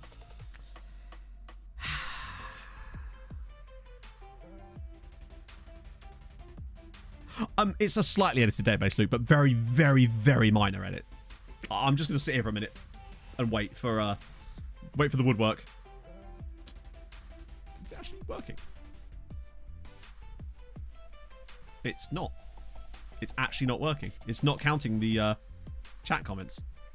Oh, this one is constructed with American cherry. Is that a lie? No, It was in fact the wood does counting. not taste like cherry. chat Could not eat it. I was not going to eat it, Carpenter Ron. I was going to lick it. We're not done yet, but this is just classic rep roll nonsense, isn't it? The woodwork was how we knew. Sem Van Dam missing that early one, yeah. They are slapping at everything, sadly. It's that's very, very, very frustrating. But something we just got used to whenever you play against these. There was I thought we'd actually finally sussed out a way to start regularly making Champions League finals. But the problem is highest reps clubs, yeah, sure. Again, the rep roll thing isn't actually me being... I think we're taking it a little bit too seriously. It's a joke. I'm not actually saying that that's... where is it? Oh, it's on Europe, isn't it? And then... list, like that. They are actually higher rep than we are, technically.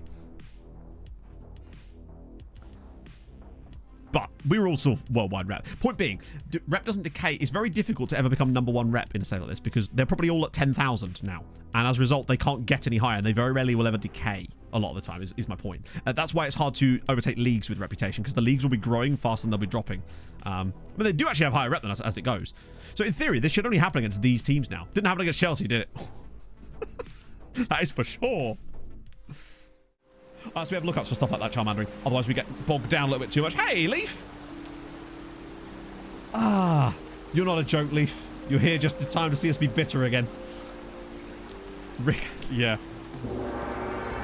Everyone just gets high rep because it doesn't drop fast enough, basically. So everyone just ends up getting 10,000 rep because that's the maximum you can have. Rep was an actual thing. That's all I want. To know it be true. Right, now I feel relaxed. Mansfield, I'll be able to tell you what league they're in, if nothing else. I can also, if you can find the right player for them, we might be able to tell you their record as well for a little bit. Ardagula. Ardagula. I'm afraid there's no Ardagulas in this database. Johnny Maverick, thank you very much for the 13 months. So they this are in is a League great 1. time to post this. Unlucky for some. It's true. It's very true. Right, let me just find... Neo Dempsey is a superb name, by the way. We just discussed that for a second. Finley Skiverton. He's brand new to them. I want to find a player that's been there for a while so we can see what their progression's been like. Asher Lassie is a superb name.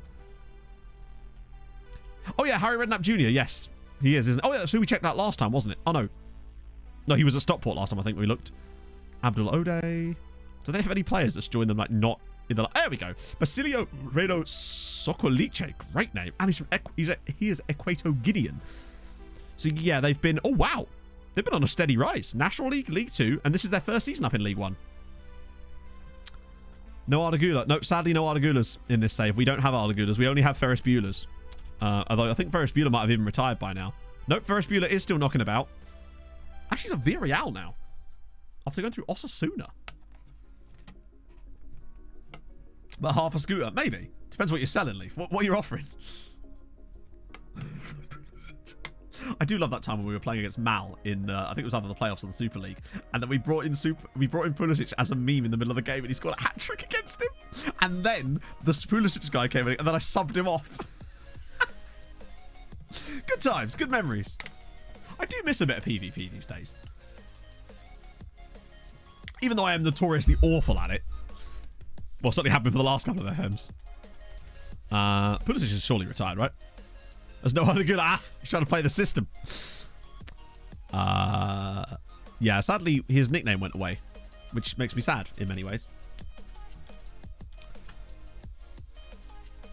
From Milan in Scotland. I should do all of those things. Do you know what? When I first read that, I actually thought that was just Millennium. I didn't see that it was you, pal. It feels like something Millennium would say. So that's some Hazleroy Galvin poster. Finished off at Real Madrid. We tried to sign him on a free, but he wasn't having it. Cheeky bastard. International managers. Okay. We'll do the European ones. Although I think they won't have changed most likely because we've only looked through them like a year ago. What was his nickname? His nickname was Hazleroy Galvin poster. Because of course it was. Start with Albania. So Aitor Karanka, yeah, he's still there. We'll go fast. Alex Nicolas, Adam Voskorian, Adi Huta. Any fun ones in here? Wait. Stephen Robinson is the Cyprus manager.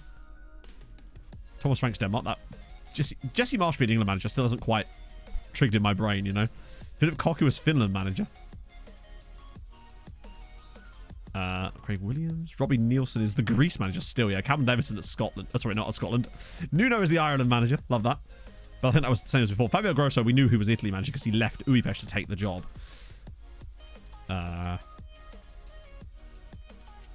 Andrea Pirlo is Montenegro manager. Mick Beale still in charge there. Ronnie Dahlia. Oh, okay. David Healy is Okay, North Macedonia's David Healy. That's new. Jurgen Klopp is Portugal manager now at 70. Gio is over at Romania.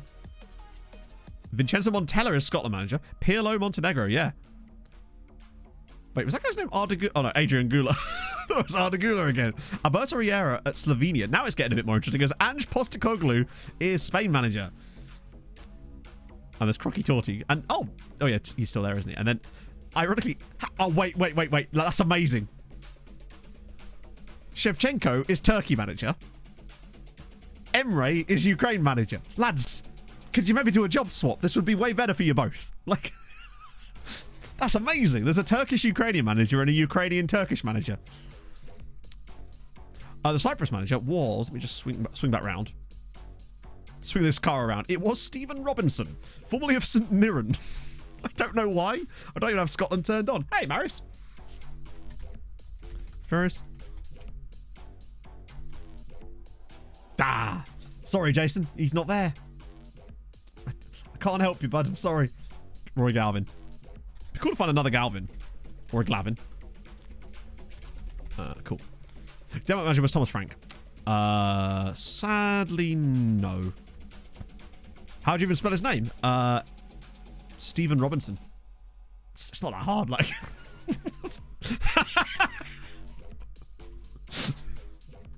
Sorry. I'm a dick, and I know it. Yeah, Scotland are really... Oh, Ferris. It's, I think I just spelled it like Ferris, like he's made of iron, innit? To be fair, I don't blame him. Cyprus sounds lovely. My dad lived there for a bit when his when he was traveling around with his dad who was in the army. Okay. I love getting this news article. 10 out of 10's in training, but... Oh, Roy's still knocking about, no doubt, yeah. So, oh, that's annoying. If Ferencváros got through, they'd have played Nice. Norway manager, I don't know who it was. Should have been looking. It was, I don't know who Norway manager was, actually. I genuinely can't remember. We definitely went through it. It was there.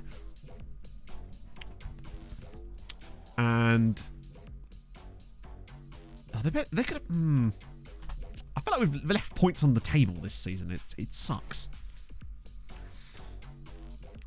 No, he doesn't, Marius. He's just full on Argentinian. But we're getting Ulysses Anderson. Love it. And he's solid too. I mean, it's worth paying the 5 million for sure. He's just full on Argentine. Team meeting. Title battle. No, what title battle? We're 12 points clear. Also, Budapest is not really our main competitor here, although, actually, us playing a weakened side against them here could help them. Don't know how much is going to help us, but, ooh. It's a different set of Universidades. Mateus Troncoso. He's a mercenary. I'm also put off by them. I had a bad experience once with that Bosnian mercenary player that we had at... Can't remember which save it was now. Oh, sick, bro. How was it? How was it? Yeah, my dad lived in, like, Germany and the usuals, basically.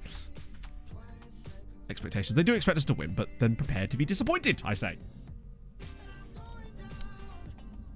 Universidad de Chile. Oh. God damn it. It's not the Catholic daddies, to be fair. We shouldn't expect such big things out of the standard Chile dads. Slightly different. Right, okay. So, full rotation here. I'll just play this tactic, but with the rotated squad. That way we keep the familiarity. Bainbridge, Ingram, Carpenu, Jarju, Reba. Oh, my days. At least Kataguchi's getting some game time here. And Oliveira as well in the same system. We really are desperately needing those reinforcements in the summer. Oh, it's because Fabio Luis is injured. That's why it's all of a sudden got really bad. Thomas Tuchel, I have no idea, actually. It's not a name I've seen in this save for a little while. These guys are going to tear us apart. That front line is actually scary. I would not be surprised at all if we lost this match. Chile dad or a bad dad? No, they're a Chile dad. But he's got a contract through to 2041, Black Arrow. And every now and then he does sort of kick up some fuss. And he's no longer captain, so he's got less things holding him back.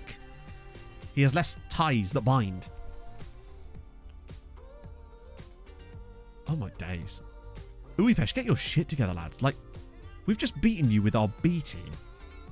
And now they're in real trouble of not qualifying for Europe. We lost the first leg at home by a 1-0 because it was one of those games, sadly. Barcelona really only had one highlight in the match, and it was their goal. We hit the post or bar 3 times, missed a 1-on-1. Also, one cleared off the line. You know, the standard sort of stuff that you get when you play against Barcelona or teams of that ilk. Oh, QAs. Wow. No, my dad's... This is my dad's dad. Well, my dad's stepdad, technically. His real dad fell out a window, sadly. Tommy Tukes. Let's have a look. Oh, there he is. Manager Manchester City. Well, there he is, yeah. So he's actually only in this save done Chelsea, briefly. Germany for, well, Soddle. Was it just the World Cup or something, Thomas? Then actually Milan for 7 years.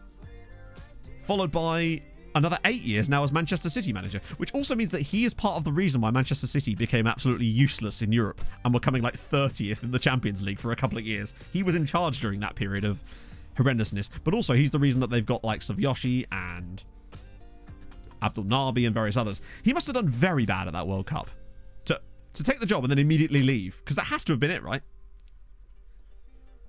Usually you only see managers, international managers, sacked after major tournaments. For the most part, anyway. Right, that's that. I really hope we don't go out to that ridiculous first leg. I feel like it just still happens far too often for my liking. I mean, I'm doing my best to try and cover off all the potential options for us by having this backup tactic, which we will be playing today. Not qualified for Nations League. It was 2022, though. Surely the only thing could have been the World Cup. Because it starts mid-save. Comes to international. I suppose, yeah. Yeah, we've still got a 12-point lead. Right. They want Casarica. Are you on loan anywhere? He was one of those weird ones that never, ever got a loan. You get players like that occasionally. But if they'll give us 600 grand for him, how much did I pay? Oh, okay. It's still a loss, but oh well. It's not too bad. It could have been a lot worse. So, Karim El Dib. Wait, is that a player? Sadly not, Paolo. And in fact, let me just hit enter anyway, just in case. No. Sometimes it just glitches out. Last game's before. Yeah, I know. But like, I think that... Bear in mind, he would have had to have got the Germany job and been sacked in that same period, which seems unlikely. You came in summer. Apollin Irish. Thank you very much for the follow. It can get very depressing. A real-life ref... Oh, yeah, indeed. Oh, God. I was very gutted that night for them. Go on. Give me some... God, really? These are teams I was expecting to see like a proper Donny from. Although you've got some quite nice attributes, Alexis. I might just randomly scout all of those guys. Just on the off chance that maybe the report was from a terrible scout. Which is every chance. Let's see. Oh yeah, that's O'Malley. Also, I love the fact that his name is Thomas. Technically, would have been Thomas O'Malley. O'Malley the alley cat. Maybe we can pick him up on a free in a year. Has he got a new contract yet? Oh, he actually has. Only a 1-year one with an extension, though, which is weird that it kept the release clause. Strange. I still think maybe on a free transfer in a couple of years might be fun, although there wouldn't be a lot of room for flipping him, which is the problem. Ah, these are all the, those guys are already joined. Oh, no, you can get off the list. You, I don't know why you're on this list. Oh, wait, is he one for next year? Wait, you're going out this summer? Oh, it's because he was 30 and there were some slightly younger players. That's why I didn't get him. Right.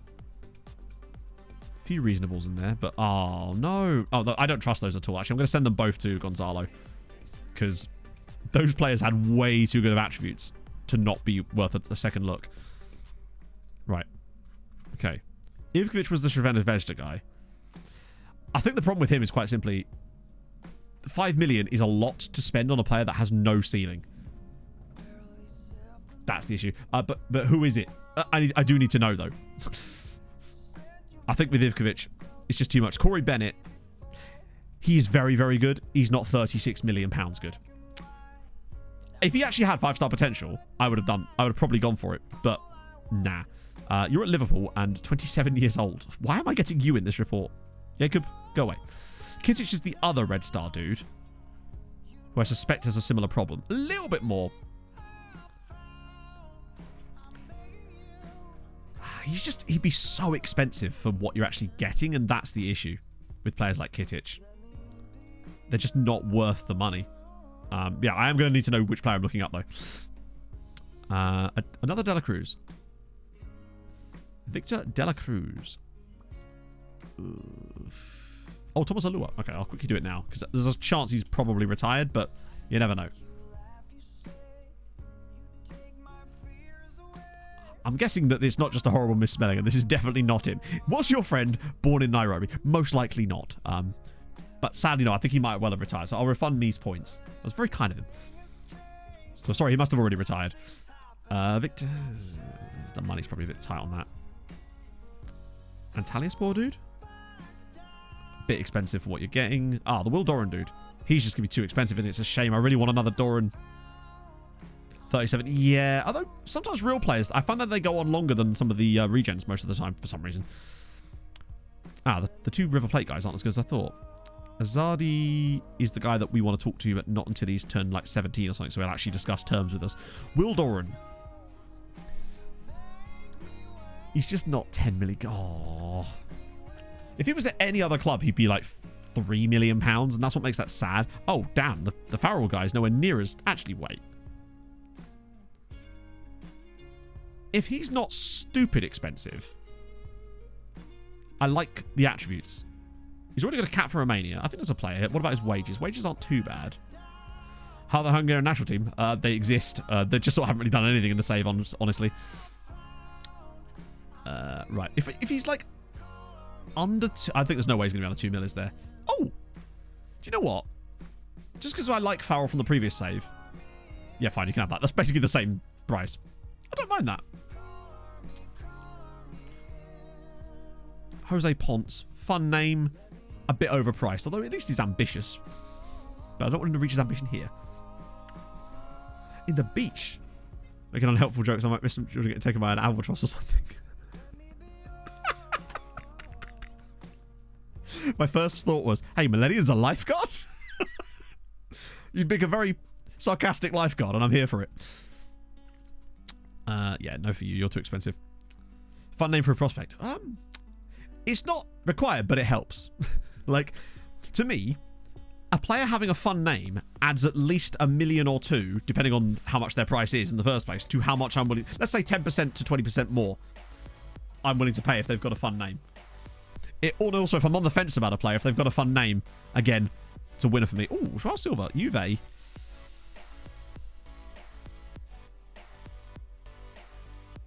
just don't want to pay £6 million for him. Honestly, there's another Kostic here. See if this Kostic is better. And he's £6 million as well. But he's a mercenary. He's actually better, if arguably. It's just that mercenary personality on him. Picture the sea. Children floundering in the water. Me roasting them for not being able to breathe. Indeed. Like, skill issue. Clearly. So this is that expensive Belgian, Greg Simon.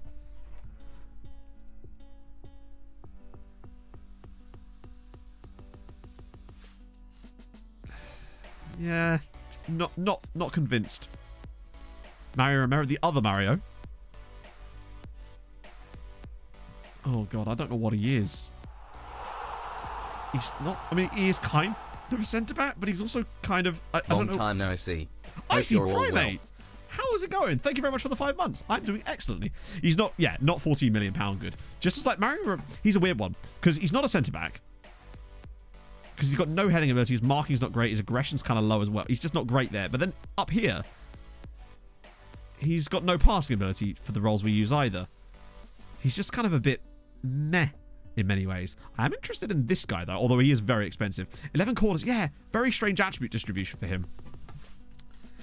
Hey, if he'd had 5-star potential, Athelfall, I might have changed my mind. Don't forget, we spent 10 million on that guy from the Roundabout Brugers. Okay, this guy intrigues me. What's the injury first, before I even take a look? Dislocate his shoulder. Oh, God. Yeah, but he is... He is good. Sergej Karakalic. He is good. He's got roaming playmaker written all over him. Good passing, good vision, solid-ish dribbling, decent physicals, decent mentals. I like Sergej Karakalic. There's no obvious glaring problems for me with him. He's very expensive, though. But he's the type of player I'm willing to dump cash into. Particularly, he's also 18. He's actually 2.5 stars in our current team, which is not bad. We do need that backup, because you notice how Terra Nova's ended up in the midfield a few times. I reckon Karakalic could actually slot straight in. Potentially even as a starter. I'm going to offer them 5 million up front, and we'll just see where they go with this, because they could demand like 15 million.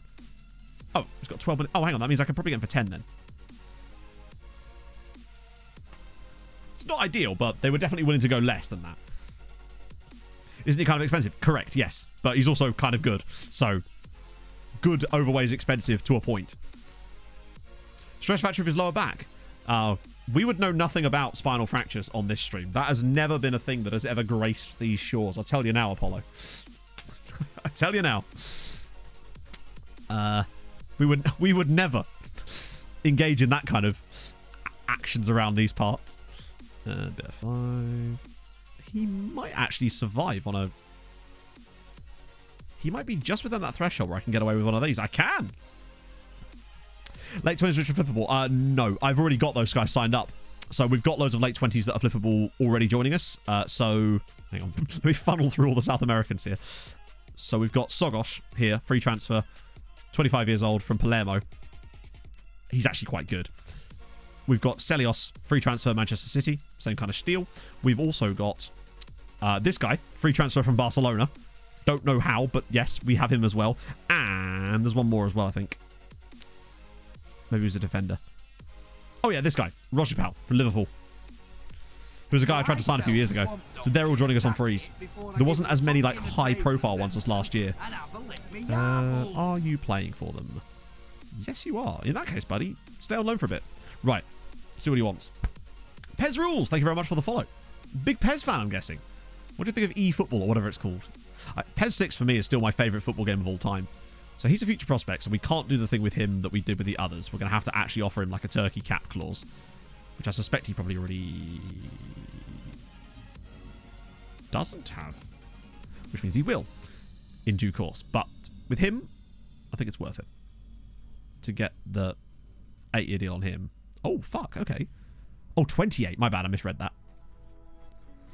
I just tried to screw him on that. He will not be pleased with me for that. Sometimes they actually get proper pissy if you do that. Let me just put that down to 31. Then that should be enough. Right. There we go. Lovely old job. Sensible soccer. Solid. Did he return to football? Yes, he did, Applin. Not only that, he stayed at the club for the rest of that save. He was one of the best players we had in that save. That's how good he was. PES 6 for me was definitely my... Was PES 6 the one that had Adriano on the front? Yellow cover. If you lads are going to pay us more money, then you can definitely take a go. Yeah, fair enough. I think whatever it was, I preferred it to FIFA. Something about it just felt better. Playing the games felt more, not realistic, but perhaps also kind of realistic, yeah. PES 9 as well. Oh, I don't think I ever got PES 9. I think I had PES 7 and PES 8, or whatever it was called. And I think at that point was kind of where I dipped on that. But PES 6 for me, I was still playing PES 6 in like, God knows actually. It might have been like as recently as like 2012, 2013. I think I was still comfortably playing PES 6. I say comfortably. Like, as if there's something uncomfortable about playing PES 6. It's great. Easily my favourite football game of all time. Does anyone remember Red Card Soccer? Right, we want Fortress for this. Because in spite of the fact that we are a goal down, I still feel like this is our best chance. Although, I want that, and then I want Castillo to start. Yamin and Velasquez, Montiel, Dala, Velo. Wait, no, what are you doing? Yeah, Dala out wide, Terran over there. That's the strongest lineup we can literally physically put out. If we do need to change anything to go later on, we can always throw Sem and Bobby in, should needs arise. I'd be super disappointed if we go out to this, considering how well we played in that first leg. It had more weight to it. Yeah, exactly. Exactly that. It felt like every action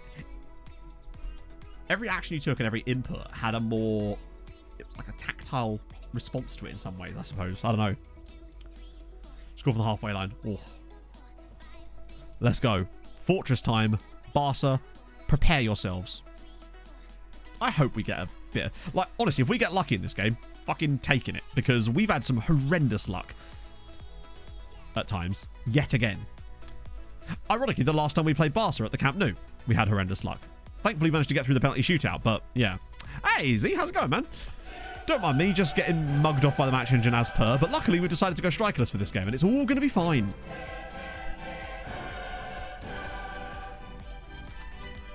Feel free. Yeah, I mean, I haven't played FIFA since FIFA 19, I think was the last FIFA I had.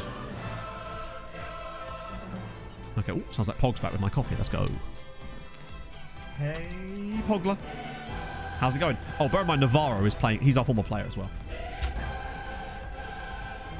Forgot to what? That's fine. Just reset it now. Or if you're already done it. Oh, I would advise you to do it, especially if you're doing a long journey.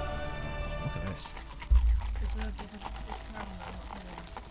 Caramel is fine. Bit of ice ASMR there, chatto. Oh, a little bit of coffee just went on my microphone. GG, Matt. I was also holding it the wrong way around.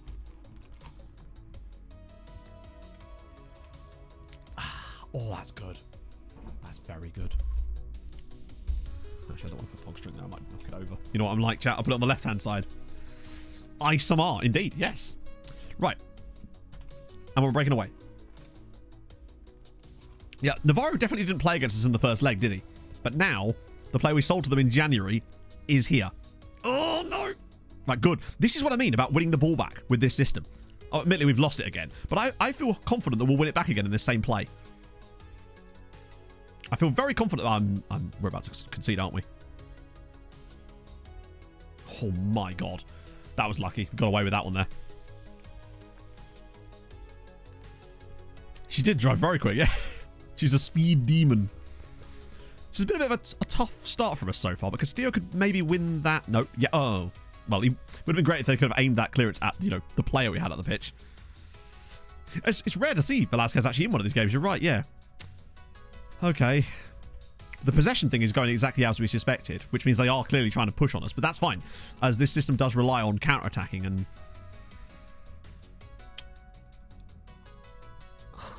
At the moment, it's relying on us having no shots.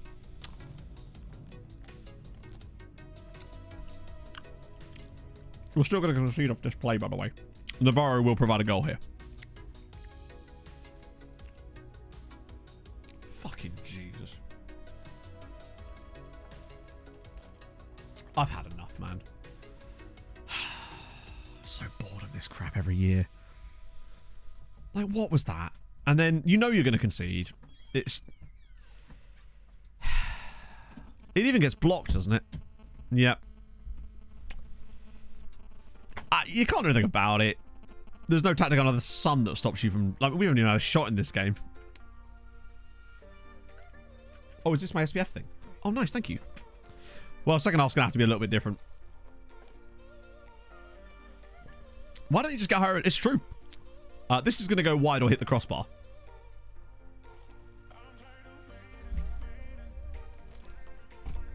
Or be saved and then hit the post on the rebound. Classic. Yes. Very good. So we're currently down their only old shot on target, as per.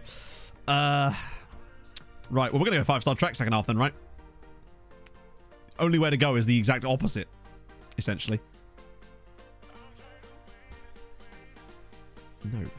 This one is constructed with American cherry wood. No, the wood does not taste like cherry. Pretty nails, I was not going to eat it. Carpenter Ron, I was going to lick it. Right, who goes where? Tex-Mex to the middle. Ingram can't really stay on the pitch, actually, but that's fine. We'll take him off as one of the replacements, which will then bring in the likes of Sem. Castillo will then move there. Then Bobby Tree will come on up top with him. Velazquez will remain on the pitch. Okay. I know, I've never seen a goal line check award a goal, ever. I don't know what it actually even does. And most of the time, it's checking for the ball and it's like 3 yards off the line. Yep, no, that's all we got now. We've got no choice but to go for it at this point. God, Tex-Mex has had a woeful day. I might just yank him as well. Wait, in fact. Better idea. That. I might have been able to just whip him back over again, actually, but just in case it was going to make me make 2 substitutions, I'm actually going to bring Tex-Mex off instead to bring on Sem and Bobby, like that. Hef, thank you for the 30 Currently on months. holiday in Britain, top 3 snacks to try. Top 3 snacks to try. Oh, God, that's so many different things. So many things, Hef. Chat, what we saying? Oh, and Maniac, thank you very much for the follow as well. Get sacked. I mean, we won't get sacked for this. Oh, actually, yeah, we were supposed to reach the fucking semis, weren't we? That'd be hilarious. If we got sacked in this save, I don't think I'd ever buy FM again. For shit like that, because that would be ridiculous. Top snack. Lovely. Lovely old Jovy. Yeah, I totally forgot. Remember, we have to get to the semis this season, or we could actually face some serious consequences.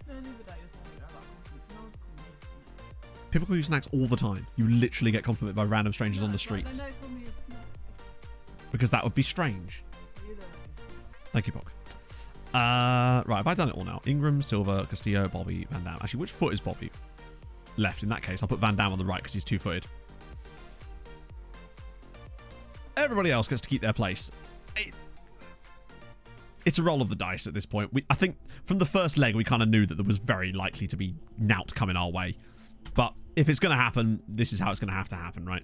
I suspect we're more likely to lose goals here than gain them, but I will.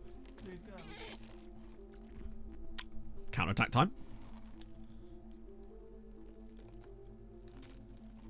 Oh, this one actually really it's just an irritant. Yeah, I do miss that. Because there's caffeine in it, isn't there? Right, let's win the ball off them. And like, because they might be starting to move a bit more defensively, given they've got a 2-goal advantage now. Darla slips around the side. It's a dreadful fucking pass. And that just sums up how we've played over the course of this tie, really. Right, we win the ball back again. Let's try again. Brandon Silva. Oh, for fuck's sake. Good lord. Play a fucking pass. And we'll lose it again in a minute, I suspect. Having a ball taker. I think we were in the process of having one of those as well at one point. Right. If we get a goal back here, there's still plenty of time to try and find the second goal, and the momentum will start to swing a little bit. Right, here we go. Runners. And Van Dam's in. Sem Van Dam, the keeper's out, and it's an easy finish. And right, we're back in it. Sem Van Dam is the man. Barca 1, MTK 1. It's taken us 8 minutes in the second half. This is going to be a proper basketball game of a second half, though. It could be. Much better. This is season 16. Lovely pick out from Sam Ingram. I'm glad I left him on and not Tex-Mex. What was the goalkeeper doing here, by the way? Like, genuinely. What was that about? Oh. Okay, so we're back in it. And playing well. We're looking good now. We're looking like the better side on the night. We just need to create more chances like that, which we inevitably will not. Bear that in mind. There will be very little highlights for the rest of this game now. That is what's about to happen. Why was I not playing Sem from the start? Because Sem is not an attacking midfielder. Obviously. Because he has no familiarity with the attacking midfield role.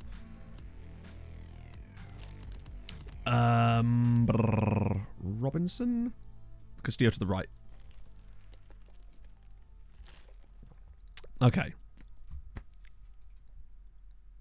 20 minutes.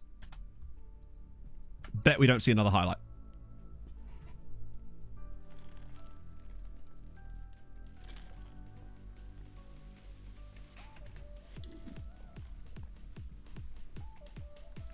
Oh, hang on a minute. Header from a corner, maybe? Castillo flicks it on. Montiel! Are you serious? Just put it over the fucking line. He's offside, actually. That's why he didn't go for it.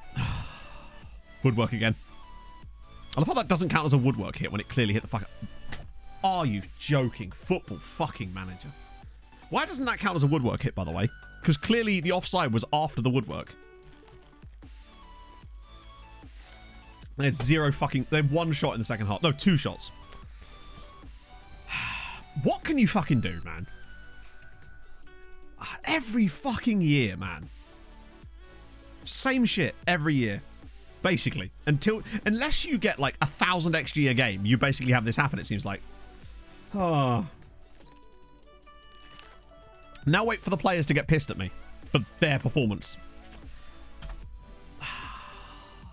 I'm just saying, if we totted up the number of times that we've had battering amounts of chances against teams and not won versus the amount of times that has happened the other way around, it would be a 10-to-1 ratio most of the time. Maybe 5-to-1 at most. Point being, a completely out of whack ratio. That's the main thing that annoys me about it. If this happened to us all the time and we were able to have that benefit us, then it's fine. And it does occasionally happen to us, but most of the time it doesn't. Fuck me. We haven't seen any complaints yet. Textbooks could be a renaissance figure. What does that even mean? That's twice in a row now in the Champions League. We've been knocked out because of... Hey, how did we go out last year? Oh, no, last year. Do you remember how we went out last year with those 2 ridiculous goals against Liverpool? At least that didn't happen. We were just the better side in both legs. Oh, fuck me, man. That's very, very, very irritating. Particularly when we needed a good season. 17 points is still actually the second best we've had since we got the 7 teams in Europe, but it's not good enough. We knew we were going to come 7th anyway, but the point is we was going to try and hopefully get like another 18 this year. That way, when we do come around and get them knocked off the list, it's at least not such much of a drop. And in fact, it is actually... It's still not bad. It's just, you know... Fuck me. It's just... Isn't it nice when you just play well against a team and then win occasionally? That's good, isn't it?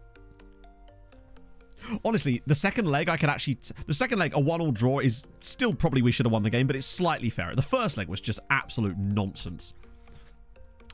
We wouldn't have even noticed the second leg as a game if it weren't for the way the first leg was. The first leg was the one where all the bullshit happened. The second leg one was just kind of one of those things, really. Although we did hit the post a couple of times. Well, it didn't count the post hits, but we did.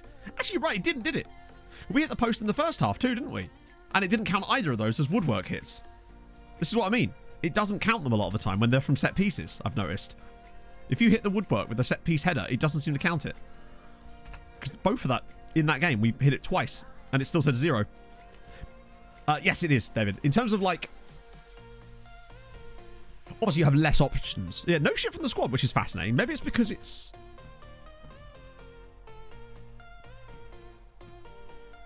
Failed?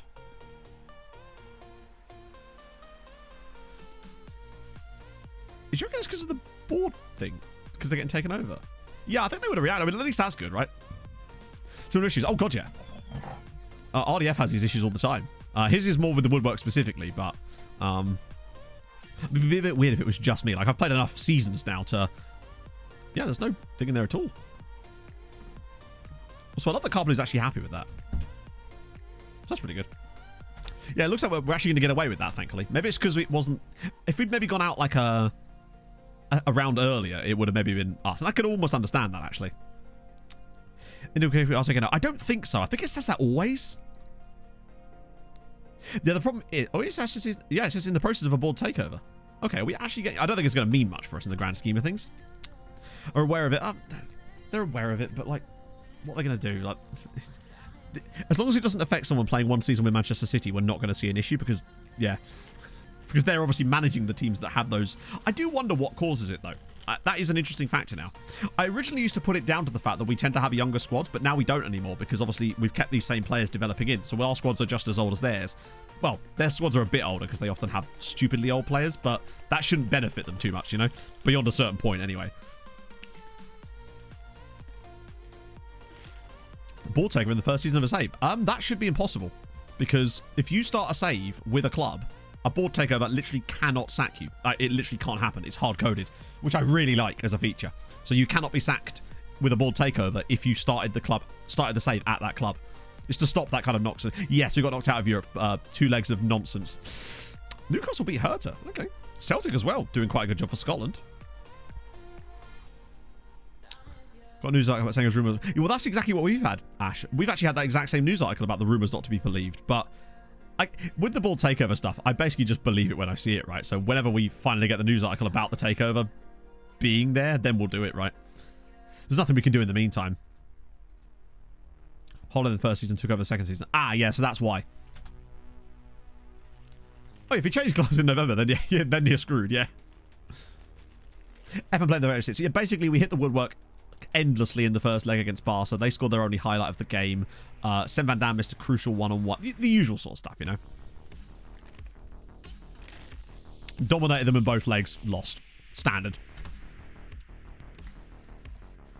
Will affect long-term success. Yeah, I wonder if it is a reputation thing. Because it only ever happens against certain teams, right? It's only ever against those teams. City, Manchester United, Liverpool, not really actually. Although, I know it was Liverpool, wasn't it? Barca. Now, obviously those teams are better, but they'd play better. Just have them play better. Just have them play better than you. Why is that difficult? I don't mind if we went out and it was like, hey, they just play better than you. Fair enough. Crack on. But they never do they? I'm trying to think the last time we got knocked out of the Champions League by a team that just like played better than us.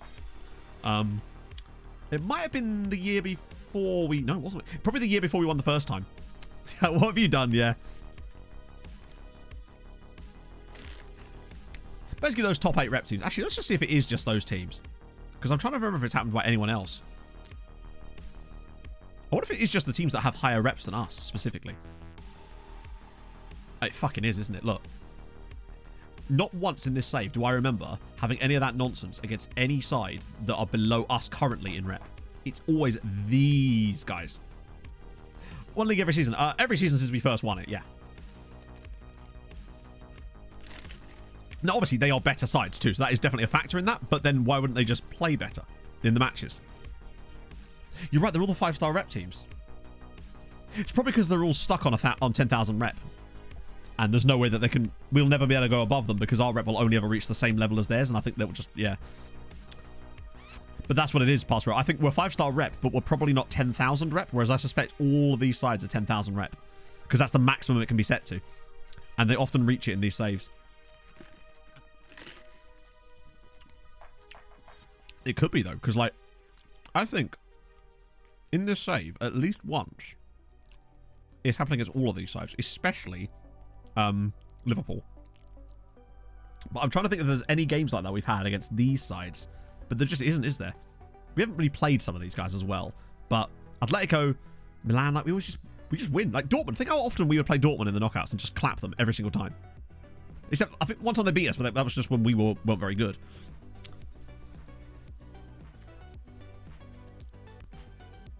Didn't have problems with them. Yeah, I suspect that's because Porto didn't have 10k rep, though. They probably just had worldwide rep the same way we did because of their winning the Champions League, potentially, and that's why. It's like those teams are just sort of... I don't know how you could really test something like that, really, because at the end of the day, it's all just apocryphal, isn't it? It's all just anecdotal evidence of nothing, really, that in particular, but it is very interesting. You're right. We have had a better record against Chelsea as of late. I wonder if it is that it's just because we're really close to them now. Maybe Chelsea don't have 10k. Because I don't remember ever getting mugged by Chelsea in this save. Actually, now that I think about it. Usually against Chelsea, we lose to them sometimes, but that's just because they're better than us. I don't remember ever getting mugged off by them specifically. It's a shame you can't look at past meetings from here. That'd be quite a nice feature, actually. If you could go on the club's page like this and do past meetings. Because obviously sometimes you don't always have a fixture that you can click on, right? Oh, no worries, Exodia. I'm glad it's helping you. Oh. Look. Oh, okay, that makes me feel slightly better. Oh, it means we get to do asymmetry for a bit.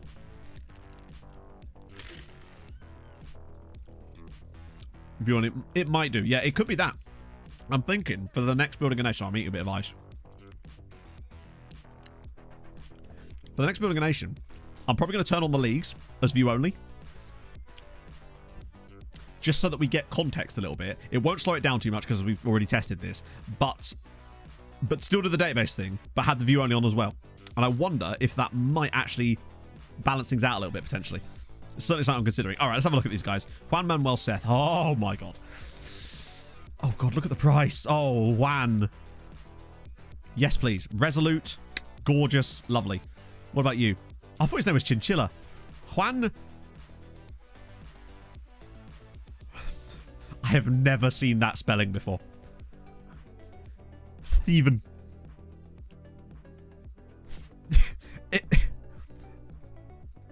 It's... I'm guessing it's Stephen, but I've never seen with an H after the T like that. And another Resolute. Love a Resolute. He's just Stephen now. He's pronounced Stephen. What about Gianni Londo? This guy looks very interesting. Oh, oh God. Oh, God. I have no idea what's going on with this bloke here. He's 15 and he's already got a hernia. What are you lifting, Gianni? Clearly not much. Stephen, I thought you were dead. Yeah, 16 heading at random with 6. What is this player? He's a classic one of FM just going, hey, he has high PA, but just absolutely zero. Like, hey, you never know. The problem is with an unambitious, but what's his determination? Oh, God. Yeah, he's never going to reach this. If he's cheap, we'll pick him up anyway, just for the lols, but I suspect he's going to be a massive letdown. But this guy here, and Chinchilla, I want Steven. I'm intrigued by him. Cool. So, I guess my next question... Oh, God, they are going to keep winning, aren't they? I feel like asymmetric tactic now. That'd be fun. Oh, Kevin's hurt himself again. Is he injury prone by any chance? Because it feels like... He's like Michael... Oh, long term... Yeah. Wait, how long term is that? Oh, I suppose. He really is Michael Owen, isn't he? In so many ways, man is actually Michael Owen. He's even got the injuries.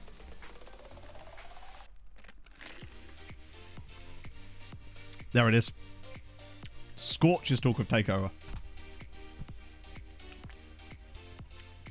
Right. So, let's build a mad ace. Oh, hang on a minute. 1 second. So we've got Washington Rodriguez. Yes. I mean, not great, but Washington Rodriguez.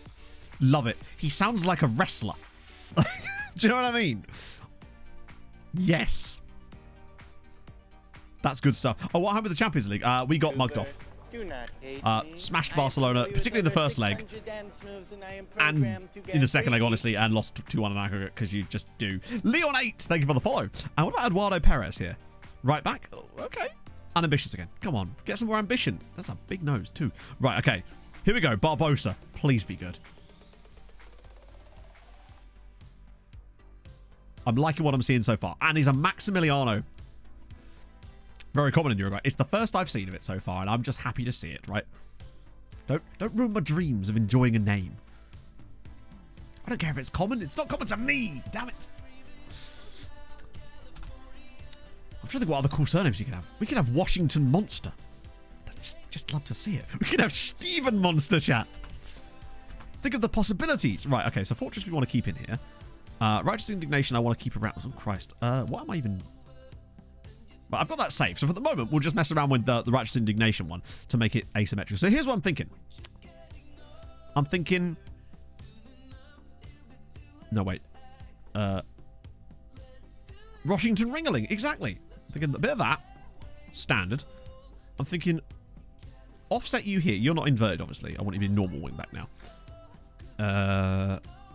You're very aggressive, so that makes sense. You... can sit in like here. Oh, no. Go away. Then...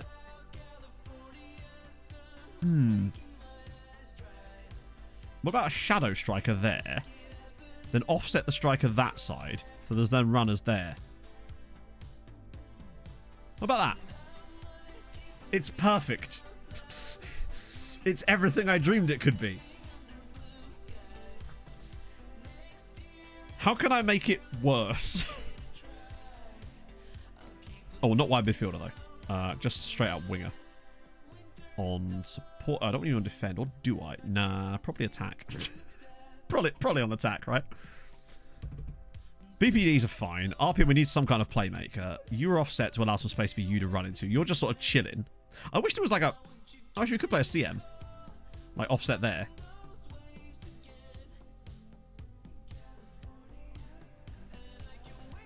Maybe... Carriero? Yeah, do you know what, chat? What's happened there, Brazio, is I've quite literally forgot that the central midfield role exists. Standard.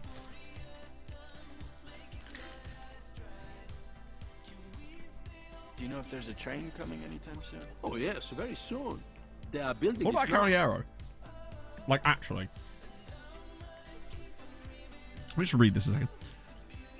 Part of a midfield 3. Well, they're sort of 3 midfielders. Halfback instead of one of the BPDs. Could you actually shift them so that they... Ah, no, you can't. You can't have, like... It won't let you put him in the middle. Rubik's Online, thank you for the follow.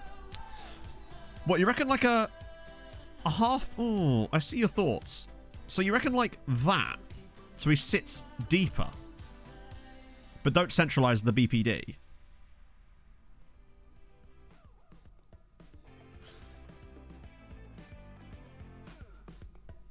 He can't keep getting away with this. Oh, he can. He can and he will.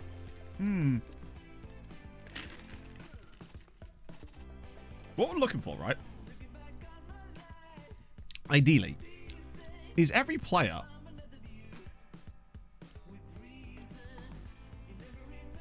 should have a nice little angle on each pass.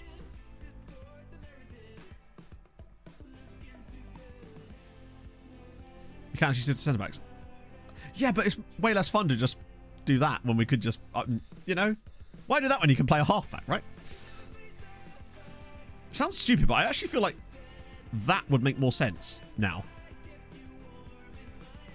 I mean, look, let's get this straight. None of this makes sense, but that would make more sense. We'll be able to find out what the game calls it later.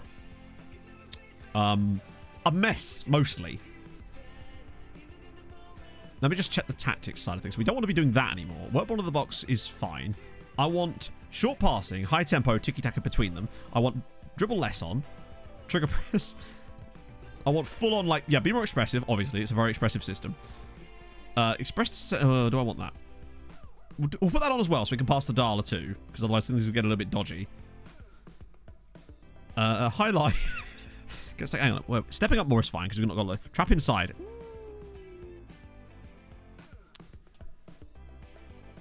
Wait a minute. Stop crosses. We have no choice but to stop crosses.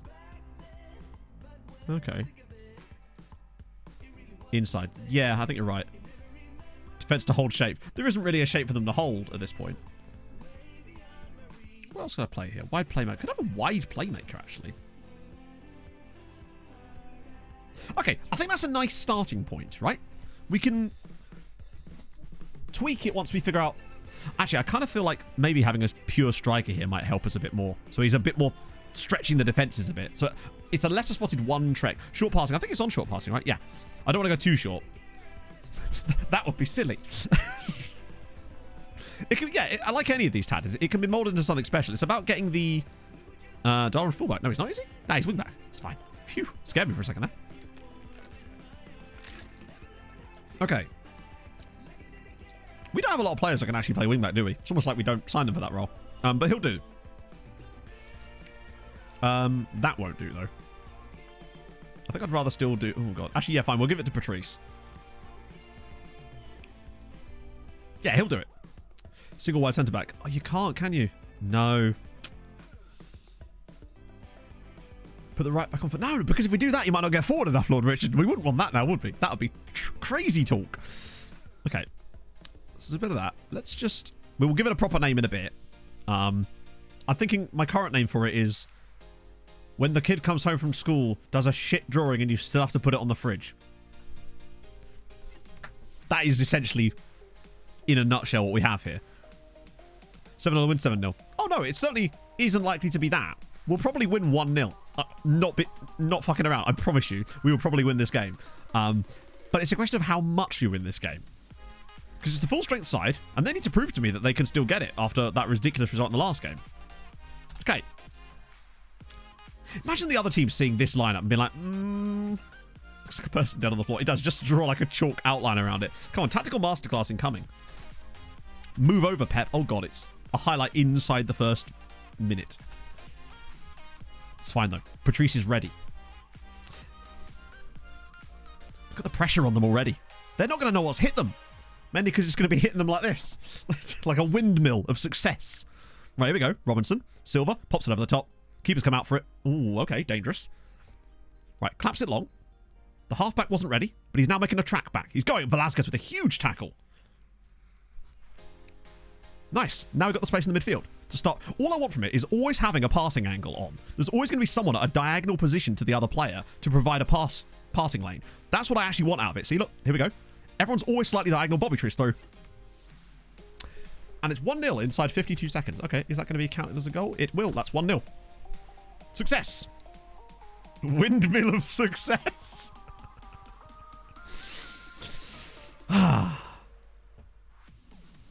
Good. Literally from the kickoff. But these are the little passing channels I want to get us into. To just swap it over the top for Bobby and he'll just dink the keeper. Gorgeous. Right, now we continue in this vein. Okay, now we get a headed clearance here. We've got Bobby's left up the pitch. Right, flick away. And now the break is on. They won't know who to pick up on the break. There's bodies everywhere. It's like the Somme in here. Right, Ingram. No, that's poor. Okay, less of that, if at all possible. But he'll get it back.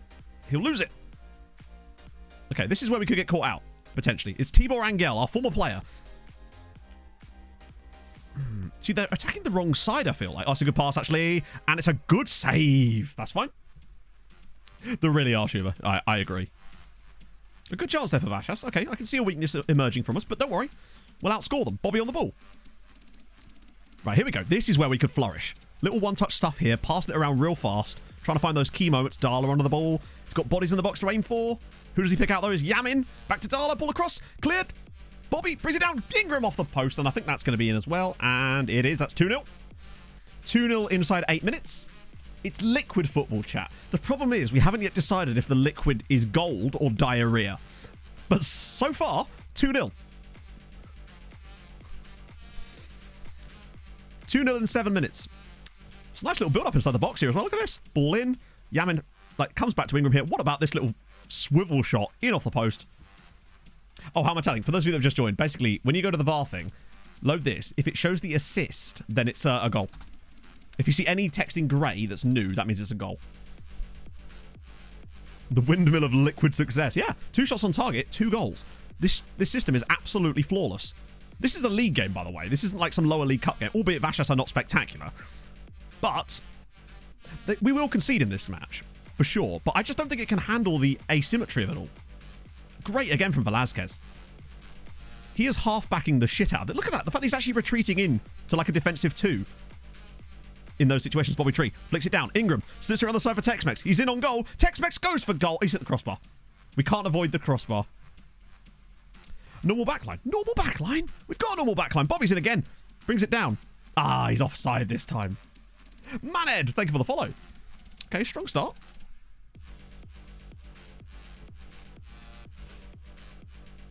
Possession is good as well, actually. I'm liking the possession and how much we're keeping of it. This is a really strong position for Bobby Tree from a distance. Can he make it 3 before the 25-minute mark? No. Good save, actually. The windmill. I like that. The windmill of success. Right. Long ball downfield. This is where they could catch us if they could play a correct pass, but they can't. So it's fine. We move again. Ingram with a great pass. Robinson's into the box, and he's gone for goal! That's ambitious. That actually reminds me. I think how we can make this better would be a bit of shoot less often on some of these chaps. They're getting a little bit big for their britches. I love how there's no negative ratings either. On the pole. Cooper, take off the their ratings are actually good. No one's like having a genuinely bad day. Lewis in HD, thank you for the follow. That was the right button. Yes, cool. Right, okay. Sadly, MW, we lost. We drew 1-1 at the Burnabout. We drew 1-1 at the Camp Nou, and it was not enough to go through. Sadly, we were the better side on the night as well, but just how it goes. Should be swapping. No, because I don't think he's actually comfortable enough to play that. Although that could be something to consider as well on top. So a fast start, but has sort of tailed off a little bit. But it could be familiarity. But everyone's, look at the ratings are all solid. That's what makes me think there's something here. That's a great shout, Jason. What happened in the Barcelona game? Well, Matt's creating a brand new tactic, so I think that can give you all the clues you need. How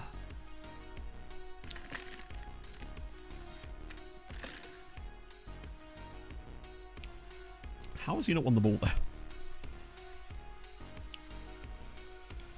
Oh. Oh, dear. I blame the goalkeeper for that one.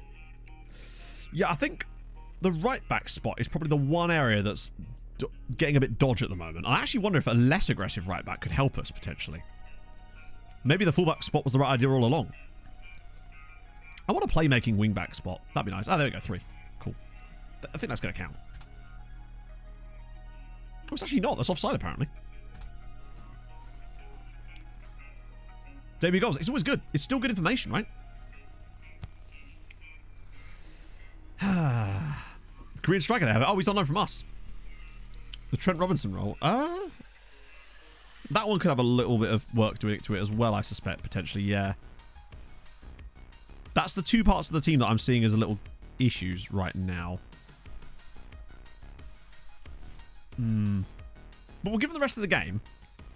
And I'll kind of assess what areas need to be perhaps improved. Other than all of them. But 2-1 is fine. I still feel like we can win this game 4 or 5-1 if we just keep the momentum playing. So there's a lot of players up the pitch, but where's the runners coming from? So here we go. That's the pass we want. That's just such a bad ball. An unnecessarily bad ball. So Robinson is playing as the shadow striker, isn't he? Which actually does make sense that it's not going so well, because he's really not a shadow striker player. And it might not be that the actual role is the problem. It might be the player in the role is the problem. Let me just switch Robinson out for Carpenu. Even though he's... No, it's not going to make it much better for us. But point being, Robinson is very much not a... Oh, God. What are you doing? How did he not get a yellow card? How is that not a foul, by the way? Tex-Mex again. Driving forward. Flipping it over the top. That's going to get clear. Or is it? No, Silva's gone for... And we hit the bar again. Right.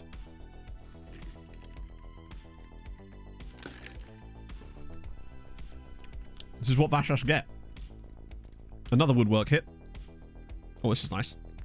Oh, lovely. Ingram. Oh, what a finish. Ingram has looked ridiculously good as that Cavaliero today. That's his second goal from central midfield in this game. He looks absolutely stacked. Glorious. I honestly wonder if maybe, instead of a shadow striker there, what about a Segunda Volante? Just, obviously not in the same spot. But just running out of nowhere.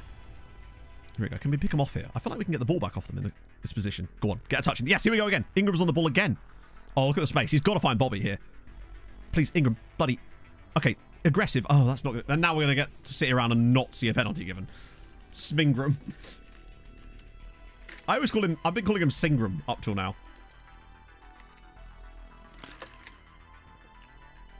If he'd have just passed that to Bobby... none of this would have happened. Although, maybe off the free kick itself? Nah, not quite. Right, okay. I think I might just have a look at... Can I even slot in it?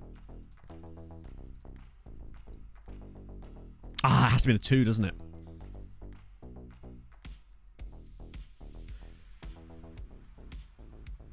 Actually, it just occurred to me. He wasn't offset properly, was he? He was central. That could be it. I reckon the fact that he wasn't offset properly might have been the problem. Move RPM and forward. I don't think that can be done. Well, it can be done, but I think that would leave us a little bit too short to the back.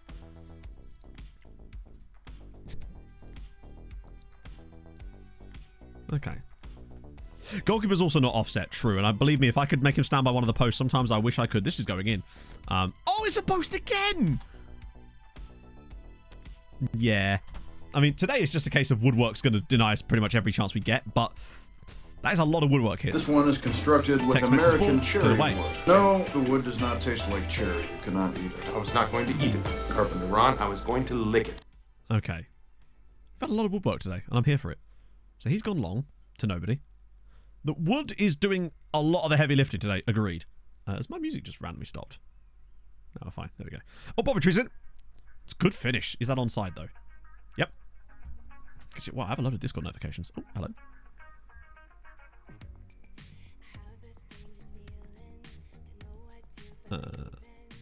Ooh. Interesting. Okay, that's a great pass. Really good pass from Tex-Mex. Bobby's in. Bang.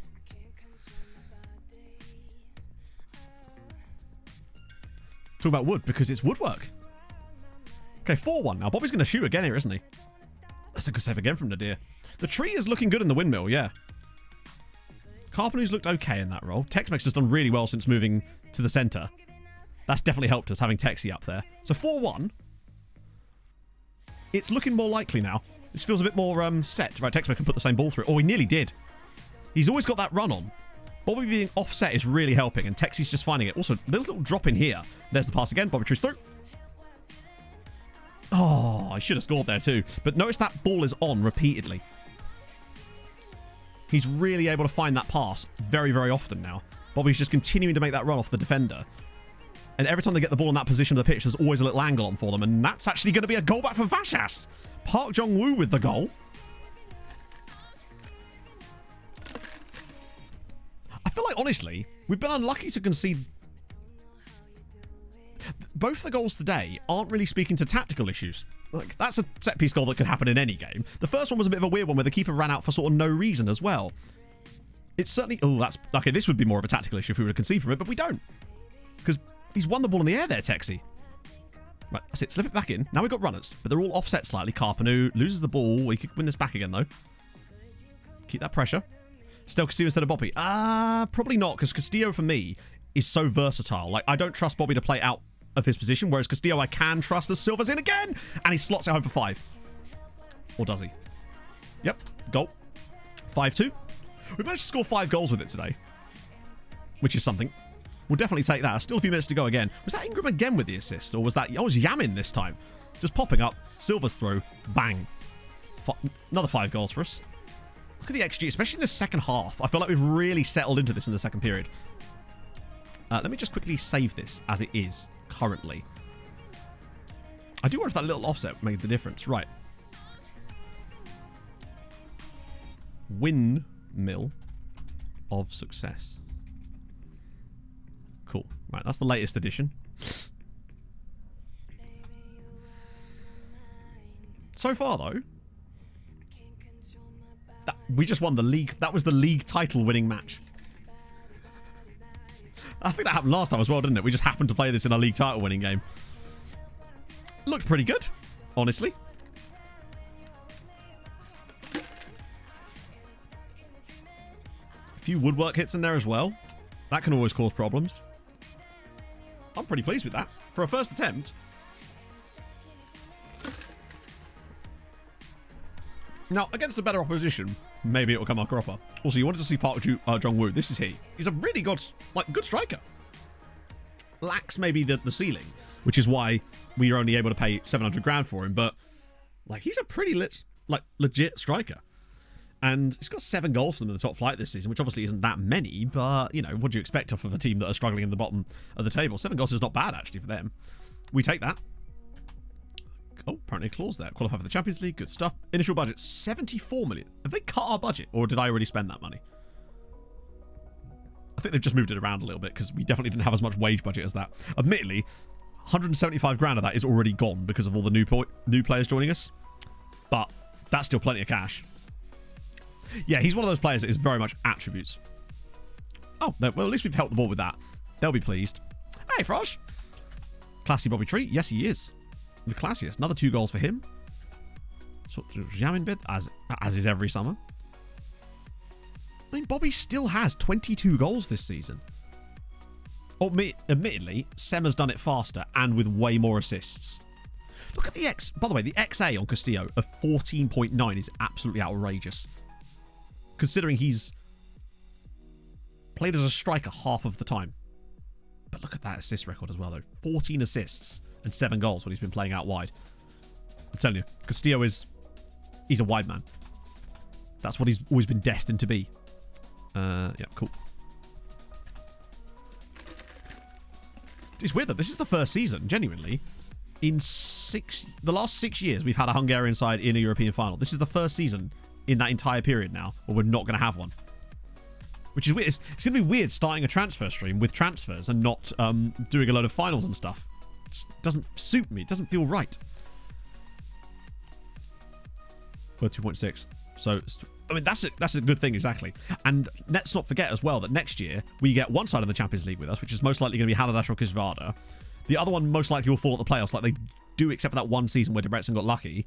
So that means we'll have... what is it? What is the exact setup for next season? I've forgotten. So yeah, next season we'll have 2 in the group stage, 1 in here, but they'll end up falling. So we'll have 2 in the Europa League, most likely, and then 2 in the Conference League, unless they most likely get through. I can't remember the last one they didn't get through. The only way they wouldn't is if they draw the English side, pretty much at this stage. I think that's the only team that's likely to beat them over 2 legs is the English team that end up there, which could happen. But think what that's going to do to have 2 sides in the Conference League. That's a lot of points up for grabs right there. And that's exciting.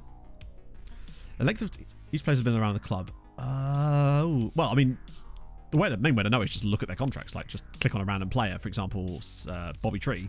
You can see here that he was joined us in 2030. So you can use that as an example. But it is a little bit pernickety, I must say. Particularly as we seem to have to wait 11 years on some of our players to get testimonials for them. And that was a while ago, too. That was Jarju and Pereira, wasn't it? Ooh. Heiner Royer and Dennis Saiz both have that 4-star. Don't mind if I do, particularly this is their first team as well. Not even the under 19 squad. Oh, that's all the America Decali guys. I thought it was worth a punt. Apparently it wasn't. Oh no, not the strong success guy. I'm more interested in. And looking a bit closer, Kamalo. Why is he still on the shortlist? He wasn't very good, and neither was he. Wait, hang on. How the? Oh, that's a different guy, isn't it?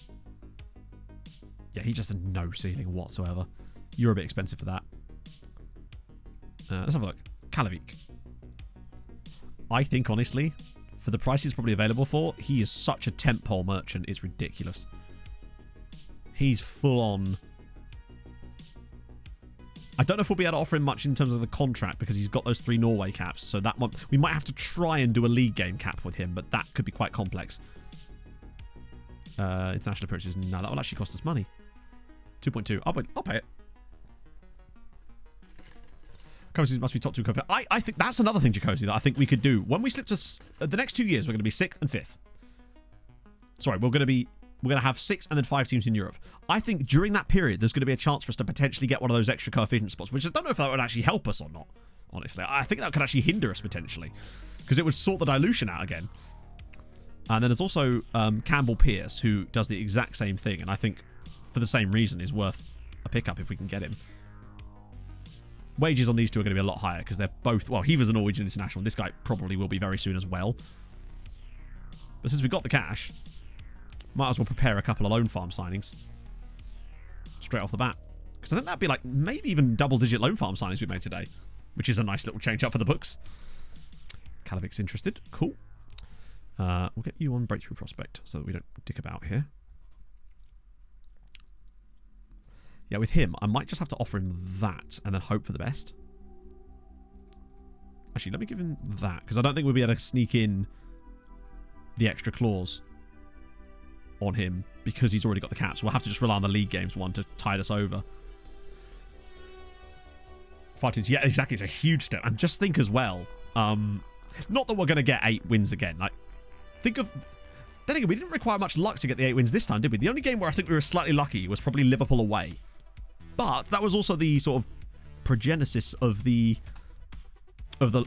Fortress, which, let's point out just how bad the Fortress was in that Barcelona game. And I think the reason for that, quite simply, was that we were behind. And they really had no desire to come at us properly, really. And I think using that system when we're behind in a game or in a tie is just utterly pointless. And doesn't really help us out much. But we've learned that now. It's data. We now have that data under our belt, so we now know in the future that Use it for away games if it's the first leg, for sure. And if it's the second leg and we're also in front. Yes, Mel, yeah. We started at MTK and we're still here. It's only a 6-year contract for Campbell, but that's fine. He'll have to deal with that. Felipe Novak. We actually showed Felipe Novak, ironically, at the start of the stream. I think he's still at Antwerp, isn't he? Yep.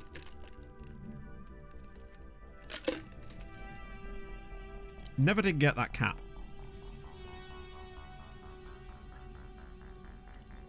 Like 3 years on loan at Ferencváros. Returned to Belgium. Actually got relegated with Zulte Waregem. But then came back and actually killed it. First season up in the top flight again. Then, I guess, just got himself a look at these last few seasons, though. Bloody hell. Bro has been killing it at Antwerp. 12 goals and 12 assists in the league for them. That's a bloody good little... Look at that season at 7.59 is outrageous. Data is pretty good. No, I'm one of those people that if something goes wrong, I do see it as like data. Particularly when it comes to things like, when say I publish a video and it does shit, I'm like, okay, what can I learn from this, right? Because otherwise you'll be wasted.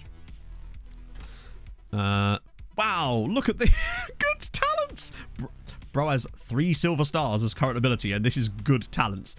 Jochen, I know this isn't your fault, but do not piss in my chips and tell me that it's like curry sauce. But I'm a glass half full type of dude. You know me. Pablo Palacio. Oh, God, I'll tell you what. Caldas have been really good with some of the players they've brought out. Or at least there's certainly players that are noteworthy in it, right? Should be dropped by Serbia. He's got 19 caps now. Bloody hell, he's good as well. And now he's up to 3.5. This is what I mean about how I feel like maybe moving Bobby on at some point soon. Getting loads of cash. And just moving Milovanovic up the pecking order. Because we still have Blaz Jurin out on loan. There's a lot of talent here. And even they had sort of someone there. The glasses are full of piss. Could be. Could be. If you're thirsty enough. Of course, yeah. I'll just get my own glass, you know? Gotta be done. Gotta keep the boys from being too thirsty, Millie.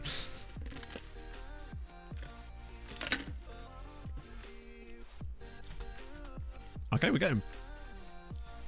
Speaking of videos, tonight we have a video. Would you believe it? It's Career Resurrection, Part 5. This one is a very fun one. Mainly because it's more of a battle. Particularly as you're getting double your money. You're getting 2 Career Resurrection videos today. And only one of them is on my channel. So it's even spread about. Yeah, it's praises. Assist Lama. Oh, really? Damn. He might get that. I wouldn't be surprised if he gets that. God, he had like 21. It sucks that they took away his Club World Cup assists because he'd be there. Milivojevic considers Miho to be overrated. All I've done is praise Milojevic's managerial work at Kijvara, and he's calling man overrated. Sorry, Milos, I can't hear you over all the league titles and Champions Leagues we've won. What have you done, buddy? I'm no longer friends with him. I've decided. So Anders Kalavic's going to come as well. Lovely. Oh, Independiente. Oh, it's yeah. It's a different one. And now Milovanovic is putting in 10 out of 10s in training as well. Oh, shit. I should have, if we're going to be playing... Oh, shit. I hope it hasn't overdone it. Let me load... I should be able to reload it in anyway. What would I even call it? Ah, yeah. Windmill of Success. Yeah, so that's the thing. I reckon that little change is actually more important than we think it is. Unfollowed. Yeah, he's getting blocked on FM Twitter. Yeah, he only has a team because I gave him one. I allow him to exist. What's going on there? Man's getting a bit big for his britches. I will not... Oh, Sarapote... Just one of these days, I want the next Fernando Avila. Particularly as the current one is a little sus. Did Fernando Avila actually ever score a goal for us when we brought him in? I've genuinely forgotten. So Ingram is definitely... No, I don't want Tex-Mex out wide. Actually, he did okay there, didn't he? It was... No, but... Castillo out wide. Sem through the middle.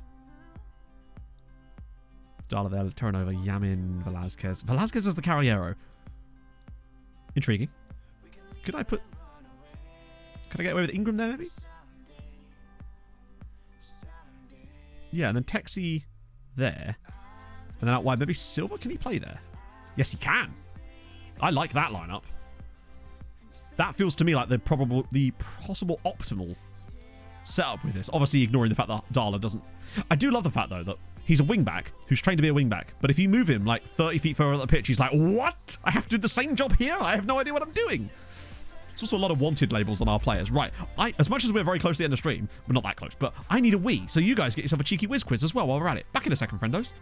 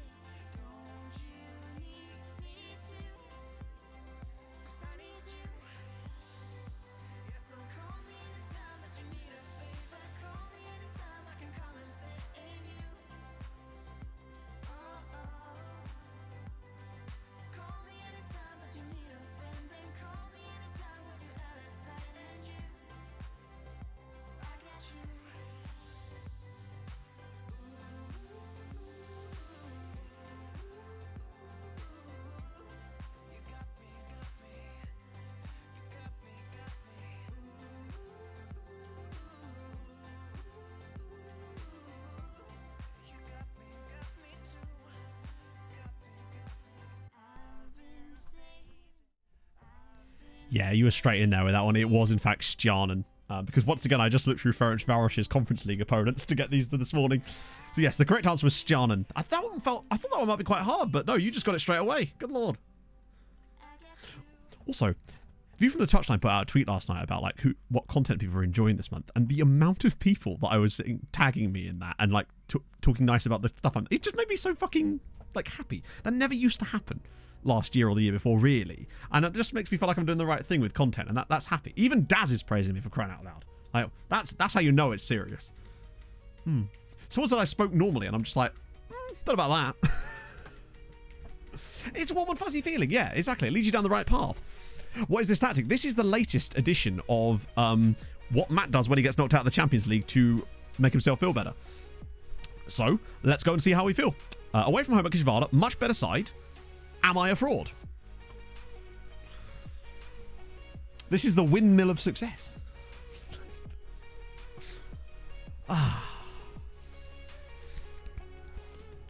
Get back quick. You could actually, yeah. Who was the quiz? The quiz was Stjarnan.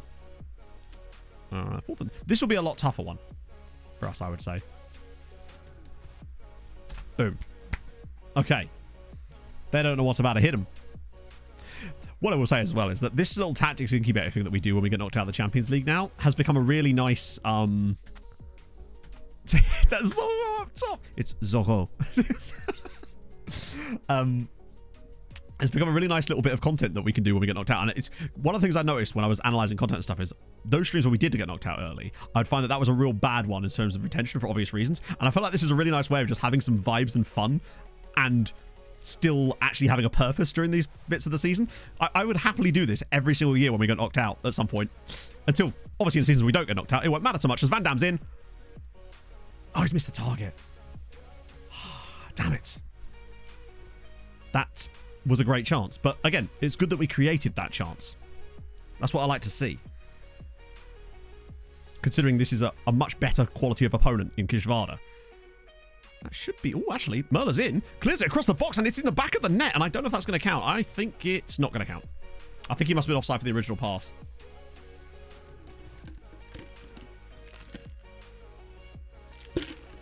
Plus, honestly, I have fun just naming formations. I get so much joy just out of that alone. That was a good chance for them there, though. Backup CBs. I don't know because I don't know what save you're doing. I don't know what year you're in. I don't know what club you're at. There's so many different factors in that. Have you considered Have you considered Miggy Montiel? How did the ball get that far away from him? And we're away from home here too, so they're expected to actually do something, right? Nikolai Pettersson, thank you for the follow. 2 blocks from here. Oh shit. Okay, we're good. Yeah, I do love how the halfback actually does slot in nicely, but then when we get forward a little bit, he's actually able to provide a bit more of an option for us. That's a great pass again. Sven Van Dam's through this time, and again he's missed it. Budapest are winning. Good. That's important. That actually is important. Right, we need a big header here, which we get, but now he's going to be out of position for the rebound. Although Ingram could get a touch in there, but he doesn't. Oh, nice. Here we go. Right, Brandon Silva. He's got runners. Here they come. Tex-Mex. Van Dam's through again. Oh my God, this time it is in. Okay, good. He was starting to look a little bit dodgy there. Roma bench. I don't know. I really just don't know. I have so little knowledge on stuff like that. And honestly, it's not an area of my knowledge I care to improve, honestly. Good goal for Brentford second season. Again, I have no clue. Chat might have a better idea, though. It's just not an area of the game I care that much about. Because I think partly what it is I think if I gain too much knowledge there, I think it would make my saves boring to me. Because I'd end up gaining too much knowledge, and then I just kind of know everything already. That's why I prefer regens, generally speaking. Oh, look at this football. Here we go. Dala. There's bodies. He has to pick the right pass, though. Can he find somebody? There's so many people in the box here. Pulls it across. It's found Castillo, who I think is going to be offside there. No, he's not. That's counting. That is bloody counting. It's 2.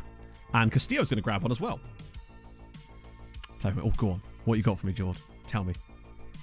Tell me all your players. It did look off, yeah.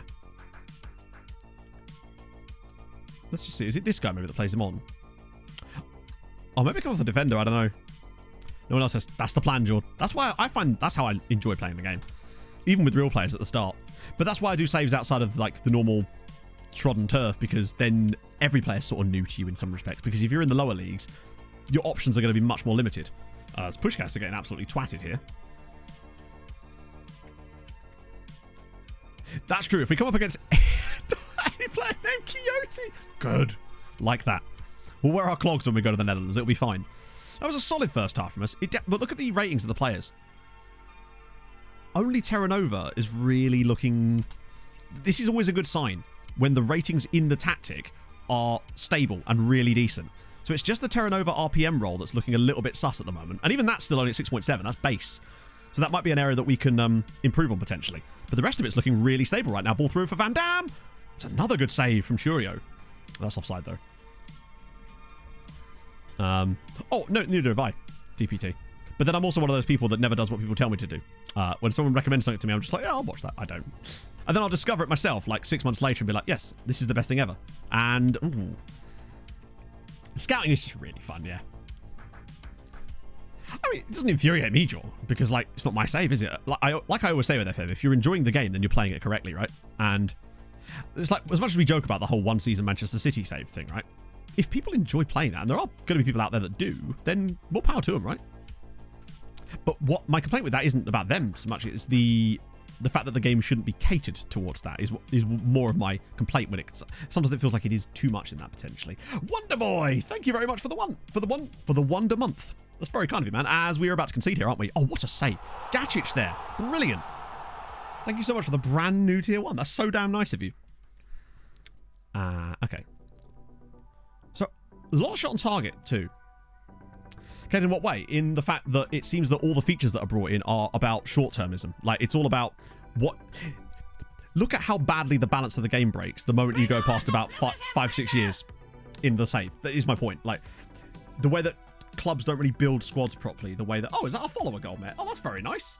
Ems, thank you very much for being the 19,000th follower. That's very kind of you. Whatever it could be. Our Champions League is going so well that we got knocked out, sadly. Lactor, thank you for the follow. And what the fuck is going on?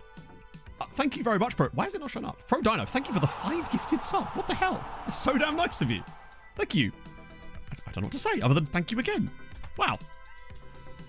What about Squad Planner? Yeah, indeed. Yeah, what about Squad Planner? Indeed. I know. Won't somebody think of the Squad Planner? Oh, Oh, this isn't where I parked my Wait, what the hell happened there? Real Caldigham as well with the Prime. Thank you very much, friend. And NVTS, thank you so much for the follow as well. That's very, very nice of you. What about the manager timeline? Barcelona knocked us out of the Champions League. We battered them in the first leg, lost 1-0 to their only highlight of the match. Second leg, we weren't as good, but we still were the better side. Drew 1-0, went out. You know, standard sort of FM playing the greatest hits kind of nonsense. When will the next Building a Nation save be out? I don't know. Wait, I do Building a Nation saves? Huh. Let's support the hype train. Thank you very much, friend. That's very kind of you for the level 3 hype train. Nice. That's a bit of an open goal here for Fruta, and it's he's got some balls on him. Hey, Super Bloom. The timeline to me just doesn't add anything that it has improved my experience in the game in 0 ways. It is the way I look at it. Like, does this change the way I play the game? Does this have any effect on the way I play the game? And at least it didn't have a negative effect, I suppose. You know? I feel like there's a lot of things that could have been done with it that sort of just weren't. Okay, we've actually got a bit worse in this game. I feel like Terra Nova is definitely the weak link. But not so much him so much as the position he's playing. I guess we'll put Luis there? That might be something to look into. We've only got 30 minutes left in this game, so I might have to try that. For the first time, it's not so much the best team. There isn't really best teams for it. It's more about the league you're going to pick, right? So you need to pick the right nation. I say the right nation. I've now come to the idea that, honestly, just edit the database to make the nation you want to manage in the right nation. How did we not score there? 5 clear-cut chances. Yeah, but clear-cut chances is just a meaningless attribute. It doesn't mean anything. They really need to remove that from the game, since half the time clear-cut chances are just a successful header from a corner. Sarcastic fan. Oh, it's my usual sort of guilty pleasure when we go out of the Champions League to try and is like Norway. Norway's fun, yeah, but there is a lot of restrictions on the squad and stuff. How has that not gone in either? For things like the registration rules in Norway are a pain. I mean, I did a full Building a Nation save in Norway. We did it. Poland is really good. Norway, Poland, although Norway's got like those. Norway's not great for it because of the registration rules. Poland is kind of blank. Hungary's great. Ireland's great. So is overpriced Belgian strikers. I've never actually managed in Belgium ever. Never used the editor before. Oh, there's so many things you could do. Like, the only thing that we did in this save to prepare for this was to make it so that Hungary was considered a developed nation. And you might think, why wasn't it considered? FM's weird. But we felt that that could actually have a massive effect on it. Now, one of the things we would have potentially changed would have been the transfer preferences as well. But luckily, Hungary has none, and as a result, it was unnecessary. We played quite well in that game. I feel like, once again, it was a case of chances being missed. You can tinker pretty much anything you like, yeah. 20 league appearances. Oh, wow. You know what? He deserves the extra bump. He's been absolutely lovely this season. He's still only started 24 games, and he's got 23 goals and 15 assists. Yeah, there's so many things you can do. Like, in the fact, some of the shit that Hadrian came up with that obviously I used for the altitude video where we made the team play on Everest. I had a little look. I was trying to see if I could make a player 10-foot tall using the same method, but the game is quite strict about that. It wouldn't let me import an XML file that I edited externally to implement that, sadly. Same with the other fact. I was trying to see what other parts of the game I could break, but they're pretty good on not letting most of it break. Any worthy young prospects? Not from Hungary, no. Our youth intake this year was half star, which is outrageous. Standard living in the country. Exactly, yeah. Stuff like that was just mad. So that's why I think I would always take that step, no matter which nation we went to next, be it Malta or Estonia or whatever, because I think they'd have the same problem. Like, FM sort of treats them as if they are like countries involved in like the middle of a civil war or something, you know? Yeah, Poland's rules are great because there aren't any, and Hungary's the same. Just little stuff like that. It's foreigners gain nationality immediately. I actually looked at that, Inferno, as an option of making every single league have 0 naturalization, like, or really short naturalization. Because as far as I know, doesn't the game do it in days? So you could set it to like 1 day.